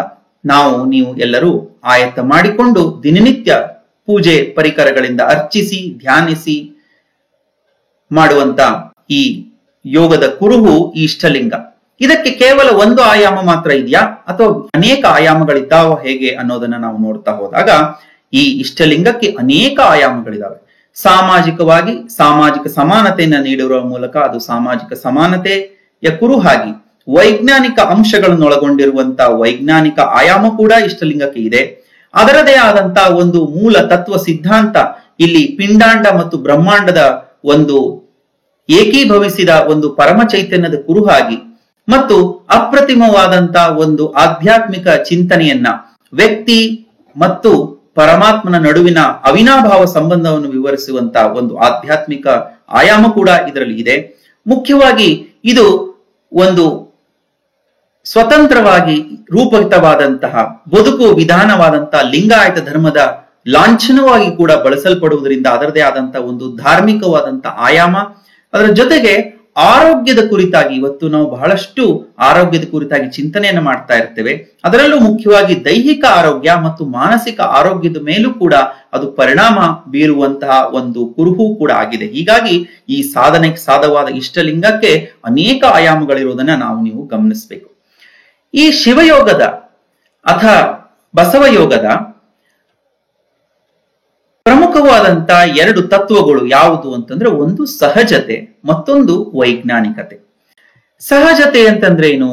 ಯಾವುದೇ ಆಡಂಬರವಿಲ್ಲದೆ ಸುಲಭ ರೀತಿಯಲ್ಲಿ ಎಲ್ಲರಿಗೂ ಎಲ್ಲಾ ಸಮಯದಲ್ಲೂ ಬೇಕಾದ ರೀತಿಯಲ್ಲಿ ದೊರೆಯುವುದು ಹಾಗೂ ನಿಸರ್ಗದ ನಿಯಮಗಳಿಗೆ ವಿರುದ್ಧವಾಗಿರಬಾರದು, ಅದು ಸಹಜತೆ ಅನ್ನುವಂಥದ್ದು.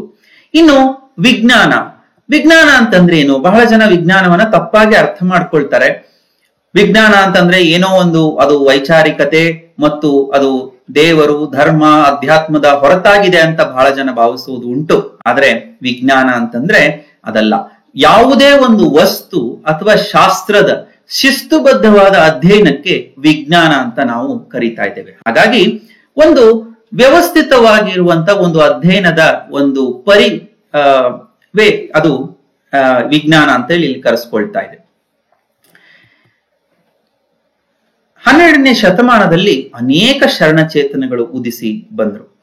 ಈಗ ಬಹಳಷ್ಟು ಜನ ಪ್ರಶ್ನೆಯನ್ನ ಮಾಡ್ತಾ ಇರ್ತೀವಿ, ಪ್ರಶ್ನೆಯನ್ನ ಮಾಡ್ತಾ ಇರ್ತಾರೆ. ಅದರಲ್ಲೂ ಈಗಿನ ಮುಖ್ಯವಾಗಿ ಯುವ ಜನಾಂಗ ಪ್ರಶ್ನೆಯನ್ನ ಮಾಡ್ತಾ ಇರ್ತಾರೆ. ಈಗ ಎಷ್ಟೊಂದು ಆಧ್ಯಾತ್ಮಿಕ ಮಾರ್ಗಗಳು ನಮ್ಮ ದೇಶದಲ್ಲಿ ಚಾಲ್ತಿಯಲ್ಲಿವೆ. ಎಲ್ಲರೂ ಕೂಡ ಧ್ಯಾನವನ್ನ ಒಪ್ತಾರೆ. ಧ್ಯಾನದ ಮುಖೇನ ಅವರು ಆಧ್ಯಾತ್ಮ ಸಾಧನೆಯನ್ನ ಮಾಡಬೇಕು ಅನ್ನುವಂಥವ್ರು ಕೂಡ ಬಹಳಷ್ಟು ಜನ ನಮಗೆ ಸಿಗ್ತಾ ಇದ್ದಾರೆ. ಆ ಎಲ್ಲ ಸಾಧಕರು ಮತ್ತು ಕೆಲವರು ಕೇಳುವಂತಹದ್ದು, ಈ ಧ್ಯಾನವನ್ನ ನಾವು ನೇರವಾಗಿ ಮಾಡಬಹುದು, ನಾವು ಕಣ್ಣು ಮುಚ್ಚಿ ಧ್ಯಾನವನ್ನ ನಿರಾಕಾರ ಧ್ಯಾನವನ್ನ ಮಾಡ್ತೇವೆ, ನಮಗೆ ಈ ರೀತಿಯಾಗಿರುವಂತ ಒಂದು ಕುರುಹಿನ ಅಗತ್ಯ ಏನು ಅಂತ ಹೇಳಿ ಬಹಳ ಜನ ಅದನ್ನ ಕೇಳ್ತಾ ಇರ್ತಾರೆ. ಅದನ್ನ 12ನೇ ಶತಮಾನದಲ್ಲಿ ಒಂದು ಕಾಲದಲ್ಲಿ ಕಳ್ಳನಾಗಿದ್ದುಕೊಂಡು ನಂತರ ಸಂಸ್ಕಾರದಿಂದ ಆತ ಶ್ರೇಷ್ಠ ಶರಣನಾಗಿ ರೂಪುಗೊಂಡಂತಹ ಶರಣರ ಉರ್ಲಿಂಗ ಪೆದ್ದಿ ಅನ್ನುವಂತ ಒಬ್ಬ ಶರಣ ಈ ರೀತಿಯಾಗಿ ಒಂದು ವಚನವನ್ನ ಇಲ್ಲಿ ಅವರು ಹೇಳ್ತಾ ಇದ್ದಾರೆ. ಸಾಕಾರವೆಡಿದು ಅರ್ಚನೆ ಪೂಜೆಯಂ ಮಾಡುವುದಲ್ಲದೆ ನಿರಾಕಾರವ ನಂಬಲಾಗದು. ಅಗ್ನಿಯಲ್ಲಿಹ ಗುಣವು ಪ್ರಕಾಶದಲ್ಲುಂಟೆ. ಶ್ರೀ ಗುರು ಕರಸ್ಥಳದಲ್ಲಿ ಬಿಜಯಿಂಗೈಸಿಕೊಟ್ಟ ಇಷ್ಟಲಿಂಗವಿದ್ದ ಹಾಗೆ ವಜ್ರದೊಳಗೆ ಬಯಲ ನರಸುವರೇ ಉರುಲಿಂಗ ಪೆದ್ದಿಪ್ರಿಯ ವಿಶ್ವೇಶ್ವರ. ಅಂದ್ರೆ ಯಾವ ರೀತಿಯಾಗಿ ನಿರಾಕಾರವಾಗಿರುವಂತ ಜ್ಞಾನವನ್ನ ಪಡೆಯಲಿಕ್ಕೆ ಸಾಕಾರವಾಗಿರುವಂತ ಪುಸ್ತಕ ಹೇಗೆ ಅಗತ್ಯವೋ, ನಿರಾಕಾರವಾದ ಸಮಯವನ್ನ ಅರ್ಥ ಮಾಡಿಕೊಳ್ಳಿಕ್ಕೆ ಸಾಕಾರವಾದಂತ ಗಡಿಯಾರ ಯಾವ ರೀತಿ ಅಗತ್ಯವೋ, ಅದೇ ರೀತಿಯಾಗಿ ನಿರಾಕಾರವಾದಂತ ಪರಮಚೈತನ್ಯದ ಒಂದು ಅನುಸಂಧಾನ, ಪರಮಚೈತನ್ಯದ ಒಂದು ಅರ್ಚನೆ ಅನುಭವವನ್ನು ಮಾಡಿಕೊಳ್ಳಿಕ್ಕೆ ಸಾಕಾರವಾದಂತ ಒಂದು ಕುರುಹು ಬೇಕು.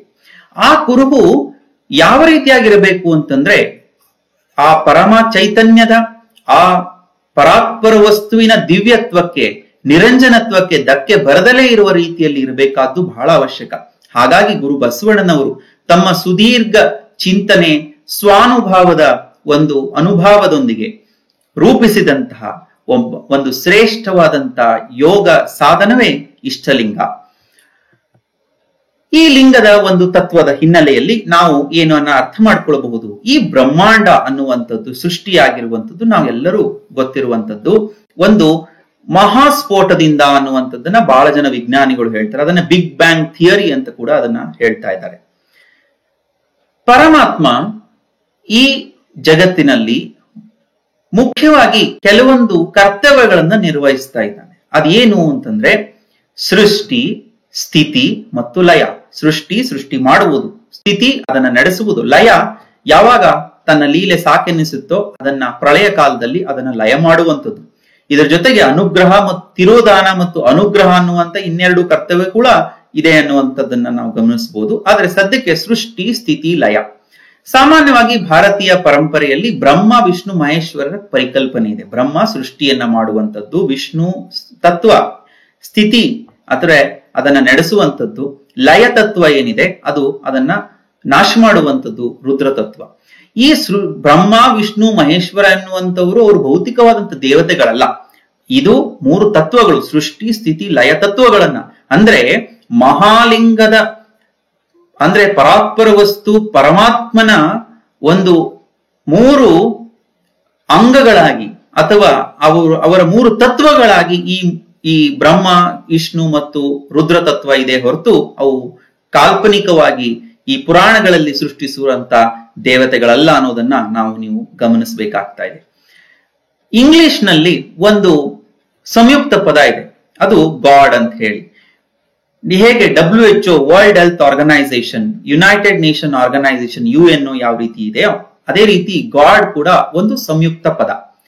G ಅಂದ್ರೆ that which generates, O that which organizes, D that which destroys. ಅಂದ್ರೆ ಸೃಷ್ಟಿ, ಸ್ಥಿತಿ, ಲಯ ಅನ್ನುವ ಮೂರು ಮಹತ್ತರ ಕಾರ್ಯವನ್ನ ನೆರವೇರಿಸುವಂತ ಒಬ್ಬನೇ ಒಬ್ಬ ಪರಮಾತ್ಮನನ್ನ ಗಾಡ್ ಅಂತ ಹೇಳಿ ಕರೆದ್ರು.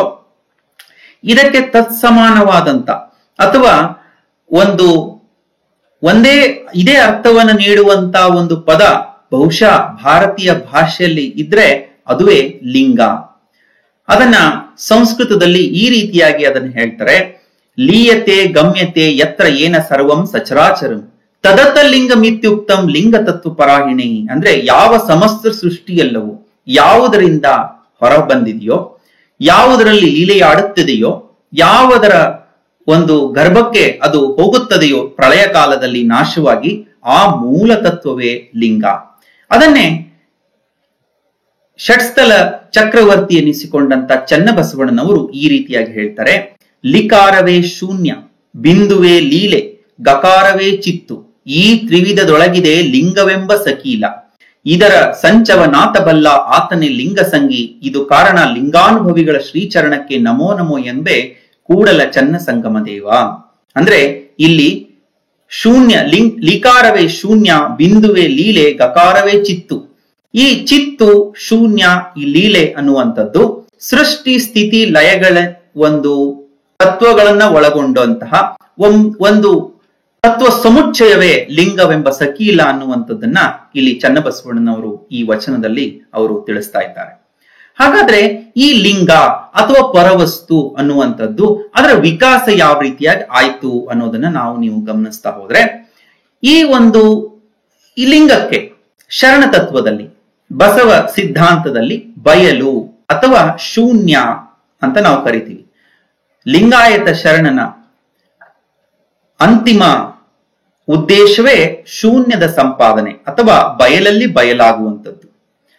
ಈ ಇಷ್ಟಲಿಂಗ ಅನ್ನುವಂಥದ್ದು ನಾವು ಇವತ್ತು ಚಿಂತನೆ ಮಾಡುವ ಪೂರ್ವದಲ್ಲಿ ಈ ಲಿಂಗದ ಕಾನ್ಸೆಪ್ಟ್ ಯಾವ ರೀತಿಯಾಗಿ ಅದು ವಿಕಾಸವಾಗಿದೆ ಅನ್ನೋದನ್ನ ಸೂಕ್ಷ್ಮವಾಗಿ ಅರ್ಥ ಮಾಡ್ಕೊಳ್ಳೋದು ಬಹಳ ಅವಶ್ಯಕವಾಗಿದೆ. ಇಲ್ಲಿ ನಾವು ಗಮನಿಸಬೇಕು, ಈ ಸೃಷ್ಟಿಯ ಉಗಮಕ್ಕೆ ಕಾರಣವಾದಂತ ಮಹಾಸ್ಫೋಟಕ್ಕೂ ಮುನ್ನ ಏನಾದ್ರೂ ಇರ್ಬೇಕಲ್ಲ. ಏನಿತ್ತು ಅನ್ನೋದನ್ನ ನಾವು ನೋಡಿದ್ರೆ, ಪರಮಾತ್ಮ ಚೈತನ್ಯ ನಿಷ್ಕಲಲಿಂಗ ಸ್ವರೂಪವಾಗಿ ಸಚ್ ಚಿತ್ ಆನಂದ ನಿತ್ಯ ಪರಿಪೂರ್ಣ ಅಖಂಡ ಸ್ವರೂಪನಾದಂತ ನಿಷ್ಕಲಲಿಂಗ. ನಿಷ್ಕಲಲಿಂಗ ಯಾವ ರೀತಿ ಅನ್ನೋದನ್ನ ಅಲ್ಲೋ ಪ್ರಭುದೇವರ ಮಾತಿನಲ್ಲಿ ಕೇಳೋದಾದ್ರೆ, ಆದಿ ಅನಾದಿ ಇಲ್ಲದಂದು, ಸುರಾಳ ನಿರಾಳವಿಲ್ಲದಂದು, ಶೂನ್ಯ ನಿಶೂನ್ಯವಿಲ್ಲದಂದು, ಸಚರಾಚರವೆಲ್ಲವೂ ರಚನೆಗೆ ಬಾರದಂದು, ಗುಹೇಶ್ವರ ನೀನೊಬ್ಬನೇ ಇದ್ದೀಯಲ್ಲ ಇಲ್ಲದಂತೆ. ಅಂದ್ರೆ ತನ್ನ ಇರುವಿಕೆಯ ಅಸ್ತಿತ್ವವು ತನಗೇ ಗೊತ್ತಿಲ್ಲದೆ ಇರುವ ಪರಿಯಲ್ಲಿ ಇದ್ದಂತ ಮಹಾ ಚೈತನ್ಯವೇ ನಿಷ್ಕಲಲಿಂಗ ಸ್ವರೂಪ ಅಂತ ಹೇಳಿ ಇಲ್ಲಿ ಕರೀತಾ ಇದ್ದಾರೆ.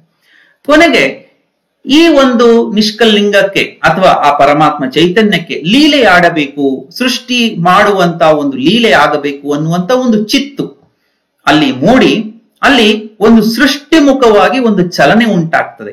ಆ ಚಲನೆಯನ್ನ ನಾವು ಯಾವ ಹಂತ ಅಂದ್ರೆ ಮಹಾಲಿಂಗದ ಚಿಂತನೆ, ಮಹಾಲಿಂಗದ ಪರಿಕಲ್ಪನೆಯನ್ನ ಇಲ್ಲಿ ಶರಣರು ಕೊಡ್ತಾ ಇದ್ದಾರೆ. ಅಂದ್ರೆ ಇಲ್ಲಿ ಸೃಷ್ಟಿ ಮುಖವಾಗಿ ಚಲನೆ ಏನು ಉಂಟಾಗ್ತದೆ, ಅದು ಚಿತ್ ಶಕ್ತಿಯ ಮುಖಾಂತರವಾಗಿ, ಅಂದ್ರೆ ಮಾಡಬೇಕು ಅನ್ನುವಂತ ಚಿತ್ ಶಕ್ತಿ ಇಲ್ಲಿ ರೂಪುಗೊಂಡು ಇಲ್ಲಿ ಶಿವಶಕ್ತಿ ಸಂಪುಟ ಅನ್ನೋದನ್ನ ನಾವಿಲ್ಲಿ ಶರಣರು ಪರಿಭಾಷೆಯಲ್ಲಿ ಬಳಸ್ತಾ ಇದ್ದಾರೆ. ಇಲ್ಲಿ ಶಿವ ಅನ್ನುವಂಥದ್ದು ಕೇವಲ ಪೌರಾಣಿಕ ಹಿನ್ನೆಲೆಯಲ್ಲಿ ಬರುವಂತ ಗಂಗೆ ಗೌರಿ ವಲ್ಲಭನಾಗಿರುವಂತ ಶಿವನಿಗೆ ಸಂಬಂಧಿಸಿದ್ದಲ್ಲ. ಪರಾತ್ಪರ ಮಂಗಳಕರವಾಗಿರುವಂತ ಆ ಪರಾತ್ಪರ ವಸ್ತುವೇ ಶಿವತತ್ವವಾಗಿ, ಅದರಲ್ಲಿ ಚಲನೆ ಉಂಟಾಗುವಂತ ಹಂತ ಏನಿದೆ ಅದುವೇ ಶಕ್ತಿ ಅನ್ನುವಂಥದ್ದು. ಇಲ್ಲಿ ಶಿವ ಶಕ್ತಿ ಎರಡು ಒಂದಕ್ಕೊಂದು ಬೇರೆ ಅಲ್ಲ, ಅವೆರಡು ಒಂದೇ ಆಗಿರುವಂತ ಸಂಯುಕ್ತ. It's like a two faces of a same coin ಅಂತ ಹೇಳಿ ಕರಿಬಹುದು. ಅಥವಾ ಬೃಹತ್ತಾದ ಸಾಗರ, ಆ ಸಾಗರ ಶಿವತತ್ವವಾದರೆ ಆ ಸಾಗರದ ಮೇಲೆ ಬರುವಂತ ಅಲೆಗಳಿದಾವಲ್ಲ ಅದನ್ನ ಶಕ್ತಿ ತತ್ವ ಅಂತ ಭಾವಿಸಬಹುದು. ಅಲೆಗಳಿದ್ದಾವೆ ಅಂತ ಹೇಳಿ ನಾವು ಸಾಗರ ಅಂತ ಗುರುತಿಸ್ತೇವೆ, ಆದ್ರೆ ಅಲೆಗಳೇ ಸಾಗರ ಅಲ್ಲ. ಸಾಗರ ಇಲ್ದಿದ್ರೆ ಅಲೆಗಳಿಗೆ ಅಸ್ತಿತ್ವ ಇಲ್ಲ. ಹಾಗೆ ನೋಡಿದ್ರೆ ಅಲೆಗಳಿಲ್ಲ ಅಂತಂದ್ರೆ ಸಾಗರದ ಇರುವಿಕೆ ನಮಗೆ ಅರ್ಥ ಆಗಲ್ಲ. ಹಾಗಾಗಿ ಇಲ್ಲಿ ಶಿವ ಶಕ್ತಿ ಸಂಪುಟವೇ ಈ ಮಹಾಲಿಂಗ ತತ್ವ. ಇಲ್ಲಿ ಮಹಾಲಿಂಗ ಎರಡು ಮುಖ್ಯವಾದಂತ ತತ್ವ, ಅರಿವು ಮತ್ತು ಮರೆವು ಅನ್ನುವಂಥದ್ದು. ಇಲ್ಲಿ ಮಹಾಲಿಂಗ ತತ್ವವೇ ಎರಡು ವಿಭಾಗವಾಗಿ ಬೇರ್ಪಡುವುದನ್ನು ನಾವು ಗಮನಿಸ್ತೇವೆ. ಒಂದು ಅಂಗ, ಮತ್ತೊಂದು ಲಿಂಗ. ಇಲ್ಲಿ ಅಂಗ ಅಂದ್ರೆ ಈ ಜೀವಿಯ ವಿಕಾಸ ಆಗುವಂಥದ್ದು ಅಂಗದ ಮುಖಾಂತರವಾಗಿ ಬೇರೆ ಬೇರೆ ಅಂಗ ಸ್ಥಳಗಳನ್ನ ನಾವು ನೋಡೋದಾದ್ರೆ, ಅದೇ ಆ ಅಂಗಕ್ಕೆ ಪರ್ಯಾಯವಾಗಿ ಇರುವಂತ ಲಿಂಗ ತತ್ವವು ಕೂಡ ಅಲ್ಲಿ ಪರ್ಯಾವಸನಗೊಳ್ತಾ ಇರುವಂತದ್ದನ್ನು ನಾವು ಗಮನಿಸ್ತೇವೆ. ಈ ಯಾವ ರೀತಿಯಾಗಿ ಮರೆವಿನಿಂದ ಮಹಾಲಿಂಗ ತತ್ವ ಅಂಗ ಗುಣವನ್ನ ಧರಿಸಿದ್ರೆ, ಅರಿವಿನ ಗುಣವನ್ನ ಧರಿಸಿದಂತ ಮಹಾಲಿಂಗ ತತ್ವ ಲಿಂಗವಾಗಿ ಇಲ್ಲಿ ವಿಕಸನ ಆಗ್ತಾ ಇರುವುದನ್ನು ನಾವು ಗಮನಿಸ್ತೇವೆ. ಇಲ್ಲಿ ಅಂಗ ಮೂರು ವಿಧವಾದಂತ ಹಂತವನ್ನ ನಾವು ಗಮನಿಸ್ತೇವೆ. ಒಂದು ಯೋಗಾಂಗ, ಅದಕ್ಕೆ ತತ್ಸಮಾನವಾಗಿರುವಂತ ಶರೀರ ಅಂದ್ರೆ ಅದು ಕಾರಣ ಶರೀರ, ಅದಕ್ಕೆ ತತ್ಸಮಾನವಾದಂತ ಲಿಂಗ ಅದು ಭಾವಲಿಂಗ. ಅಂದ್ರೆ ಮೂರು ಶರೀರವನ್ನ ನಾವು ಗಮನಿಸ್ತೇವೆ. ಕಾರಣ ಶರೀರ, ಅದರ ನಂತರ ಸೂಕ್ಷ್ಮ ಶರೀರ, ನಾವು ಮನಸ್ಸು ಅಂತ ಏನ್ ಹೇಳ್ತೀವಿ, ಅದಕ್ಕೆ ಅದನ್ನ ನಾವು ಭೋಗಾಂಗ ಅಂತ ಕರಿತೇವೆ. ಮತ್ತು ಪ್ರಾಣಲಿಂಗದ ಒಂದು ಪರಿಕಲ್ಪನೆಯು ಕೂಡ ಅದಕ್ಕೆ ಹಾಸುಹೊಕ್ಕಾಗಿರುವುದನ್ನ ಗಮನಿಸ್ತೇವೆ. ಇನ್ನು ನಮ್ಮ ಕಾಣುವಂತ ಭೌತಿಕವಾದಂತ ಸ್ಥೂಲ ಶರೀರ ಅಥವಾ ತ್ಯಾಗಾಂಗ, ಇದಕ್ಕೆ ತತ್ಸಮಾನವಾಗಿರುವಂತ ಲಿಂಗ ಯಾವುದಪ್ಪ ಅಂತಂದ್ರೆ ಅದು ಇಷ್ಟಲಿಂಗ. ಅಂದ್ರೆ ಇಲ್ಲಿ ಶೂನ್ಯದಿಂದ ಬಯಲಿನಿಂದ ನಿಷ್ಕಲಲಿಂಗವಾಗಿ, ಮಹಾಲಿಂಗವಾಗಿ, ಅಂಗಲಿಂಗಗಳಾಗಿ, ಯೋಗಾಂಗ, ಭೋಗಾಂಗ, ತ್ಯಾಗಾಂಗಗಳ ಮುಖಾಂತರವಾಗಿ ಭಾವ ಪ್ರಾಣ ಇಷ್ಟಲಿಂಗವಾಗಿ ನಮಗೆ ವಿಕಸನವಾಗ್ತಾ ಈ ಲಿಂಗ ತತ್ವದ ಒಂದು ವಿಕಸನ ಇಲ್ಲಿ ಆಗ್ತಾ ಇರುವಂತದ್ದು. ಅಂದ್ರೆ ಈ ಶೂನ್ಯದಿಂದ ಹಿಡಿದು ಇಷ್ಟಲಿಂಗವರೆಗೆ ಆಗುವಂತ ಈ ಒಂದು ಪರಿಕಲ್ಪನೆಯನ್ನ ನಾವು ಏನಂತ ಕರಿತೀವಿ, ಅದನ್ನೇ ಪ್ರವೃತ್ತಿ ಮಾರ್ಗ ಅಂತ ಕರಿತೀವಿ. ಈ ಒಂದು ವಿಕಸನ ಏನಾಯ್ತು, ಇದು ಅಧೋಮುಖವಾಗಿ ಆಗುವಂತ ವಿಕಸನವೇ ಇಲ್ಲಿ ಪ್ರವೃತ್ತಿ ಮಾರ್ಗ. ನಾನು ಆಗ್ಲೇ ಹೇಳಿದೆ, ನಮ್ಮ ಎಲ್ಲ ಸಾಧನೆಗಳು ಊರ್ಧ್ವಮುಖವಾಗಿ ಸಾಗಬೇಕು. ಶೂನ್ಯದ ಸಂಪಾದನೆ ನಮ್ಮ ಅಂತಿಮ ಗುರಿಯಾಗಬೇಕು. ಮಾನವ ಜೀವನದ ಅಪ್ರತಿಮ ಗುರಿಯೇ ಶೂನ್ಯದ ಸಂಪಾದನೆ. ಅಂದ್ರೆ ನಾವು ಇಷ್ಟಲಿಂಗದವರೆಗೆ ವಿಕಸನ ಆಗಿದ್ದೇವೆ. ಈಗ ಇಷ್ಟಲಿಂಗದಿಂದ ನಾವು ಪುನಃ ಪ್ರಾಣಲಿಂಗ, ಭಾವಲಿಂಗದ ಮುಖಾಂತರವಾಗಿ ಮಹಾಲಿಂಗದ ಒಂದು ಪರಿಕಲ್ಪನೆಯ ಕಟ್ಟಿಕೊಂಡು ಅದನ್ನ ಅರಿವನ್ನ ಸಾಕ್ಷಾತ್ಕಾರ ಮಾಡಿಕೊಂಡು ನಿಷ್ಕಲಿಂಗ ಶೂನ್ಯ ಸಂಪಾದನೆಯನ್ನು ಮಾಡುವಂತ ಏನು ಮಾರ್ಗ ಏನಿದೆ ಅದನ್ನ ಶರಣರ ಪರಿಭಾಷೆಯಲ್ಲಿ ನಿವೃತ್ತಿ ಮಾರ್ಗ ಅಂತ ಕರಿತೇವೆ. ಅಂದ್ರೆ ಈ ಎಲ್ಲ ನಾವು ಆರೋ ಮಾರ್ಕ್ ಏನ್ ಕಾಣ್ತಾ ಇದೆ ಅದು ಕೆಳಗಿಂದ ಇದೆ, ಅದನ್ನ ನಾವು ಮೇಲ್ಮುಖವಾಗಿ ಮಾಡಿದಾಗ ಆಗುವಂತದ್ದೇ ನಿವೃತ್ತಿ ಮಾರ್ಗ. ಶರಣರ ವಚನಗಳನ್ನ ಅಭ್ಯಾಸ ಮಾಡ್ಬೇಕಾದ್ರೆ ಈ ಕೆಲವು ಪದಗಳ ಪ್ರಯೋಗ ಆಗಿರುವಂತದ್ದು, ಇದನ್ನ ನಾವು ಚೆನ್ನಾಗಿ ಅರ್ಥ ಮಾಡ್ಕೊಳ್ಬೇಕು. ಯಾಕೆ ಅಂದ್ರೆ ಈ ಒಂದಿಷ್ಟು ಬೇಸ್ ಇಲ್ಲದೆ ಹೋದ್ರೆ, ಈ ಒಂದು ಅಡಿಪಾಯ ಇಲ್ಲದೆ ಹೋದ್ರೆ ಲಿಂಗ ತತ್ವವಾಗ್ಲಿ ಇಷ್ಟಲಿಂಗ ತತ್ವವಾಗ್ಲಿ ಅರ್ಥ ಆಗೋದು ಸ್ವಲ್ಪ ಕಠಿಣ ಅಂತ ನಾನಾದ್ರೂ ಇಲ್ಲಿ ಭಾವಿಸ್ತೇನೆ. ಹಾಗಾಗಿ ಈ ಒಂದು ಕಾರಣ, ಸೂಕ್ಷ್ಮ, ಸ್ಥೂಲ ಶರೀರಗಳು ಇವು ಬಹಳ ಮುಖ್ಯವಾಗಿ ಒಬ್ಬ ವ್ಯಕ್ತಿಯಲ್ಲಿ ಸಹಜವಾಗಿ ಇರುವಂತದ್ದು. ಈ ಸ್ಥೂಲ ಅಂದ್ರೆ ಕಾಣುವಂತ ಈ ದೇಹ, ಸೂಕ್ಷ್ಮ ಅಂತಂದ್ರೆ ನಮ್ಮ ಮನಸ್ಸು, ಕಾರಣ ಅಂತಂದ್ರೆ ನಮ್ಮ ಭಾವನಾತ್ಮಕವಾಗಿರುವಂತ ಒಂದು ಶರೀರ. ಈ ಮೂರೂ ಅಂಗಗಳಿಗೆ ತತ್ಸಮಾನವಾಗಿ ಇಷ್ಟ ಪ್ರಾಣ ಭಾವಲಿಂಗವನ್ನ ಇಲ್ಲಿ ಶರಣರು ಸಂಬಂಧಿಸಿರೋದನ್ನ ನೀವು ಗಮನಿಸ್ತಾ ಇದ್ದೇವೆ. ಹಾಗಾದ್ರೆ ಈ ಎಲ್ಲಾ ಅಂಶಗಳನ್ನ ಒಳಗೊಂಡು ಇಷ್ಟಲಿಂಗ ಅನ್ನುವಂತ ಈ ಒಂದು ಬ್ರಹ್ಮಾಂಡ ಸಂಕೇತವಾಗಿರುವಂತ ಇಷ್ಟಲಿಂಗದ ಪರಿಕಲ್ಪನೆಯನ್ನ ಗುರು ಬಸವಣ್ಣನವರು ಯಾವ ರೀತಿಯಾಗಿ ಕಲ್ಪಿಸಿದ್ರು, ಅದನ್ನು ಯಾವ ರೀತಿ ಕೊಟ್ರು ಅನ್ನೋದನ್ನ ಅವರದೇ ವಚನದಲ್ಲಿ ನೀವು ನೋಡೋದಾದ್ರೆ, ಅವರ ಒಂದು ಪ್ರಸಿದ್ಧವಾದಂತ ವಚನ, ಜಗದಗಲ ಮುಗಿಲಗಲ ಮಿಗೆಯಗಲ ನಿಮ್ಮಗಲ, ಪಾತಾಳದಿಂದ ತತ್ತ ನಿಮ್ಮ ಶ್ರೀಚರಣ, ಬ್ರಹ್ಮಾಂಡದಿಂದ ತತ್ತ ನಿಮ್ಮ ಶ್ರೀ ಮಕುಟ. ಅಂದ್ರೆ ಪರಮಾತ್ಮ ಎಷ್ಟು ದೊಡ್ಡವನಿದ್ದಾನೆ ಅಂದ್ರೆ ಈ ಜಗತ್ತಿನಷ್ಟಗಲ್ಲ. ಜಗತ್ತು ಅಂದ್ರೆ ಕೇವಲ ಭೂಮಿ ಮಾತ್ರ ಅಲ್ಲ, ಇಡೀ ಬ್ರಹ್ಮಾಂಡ, ಯೂನಿವರ್ಸ್ ಅಂತ ಏನ್ ಕರಿತೀವಿ.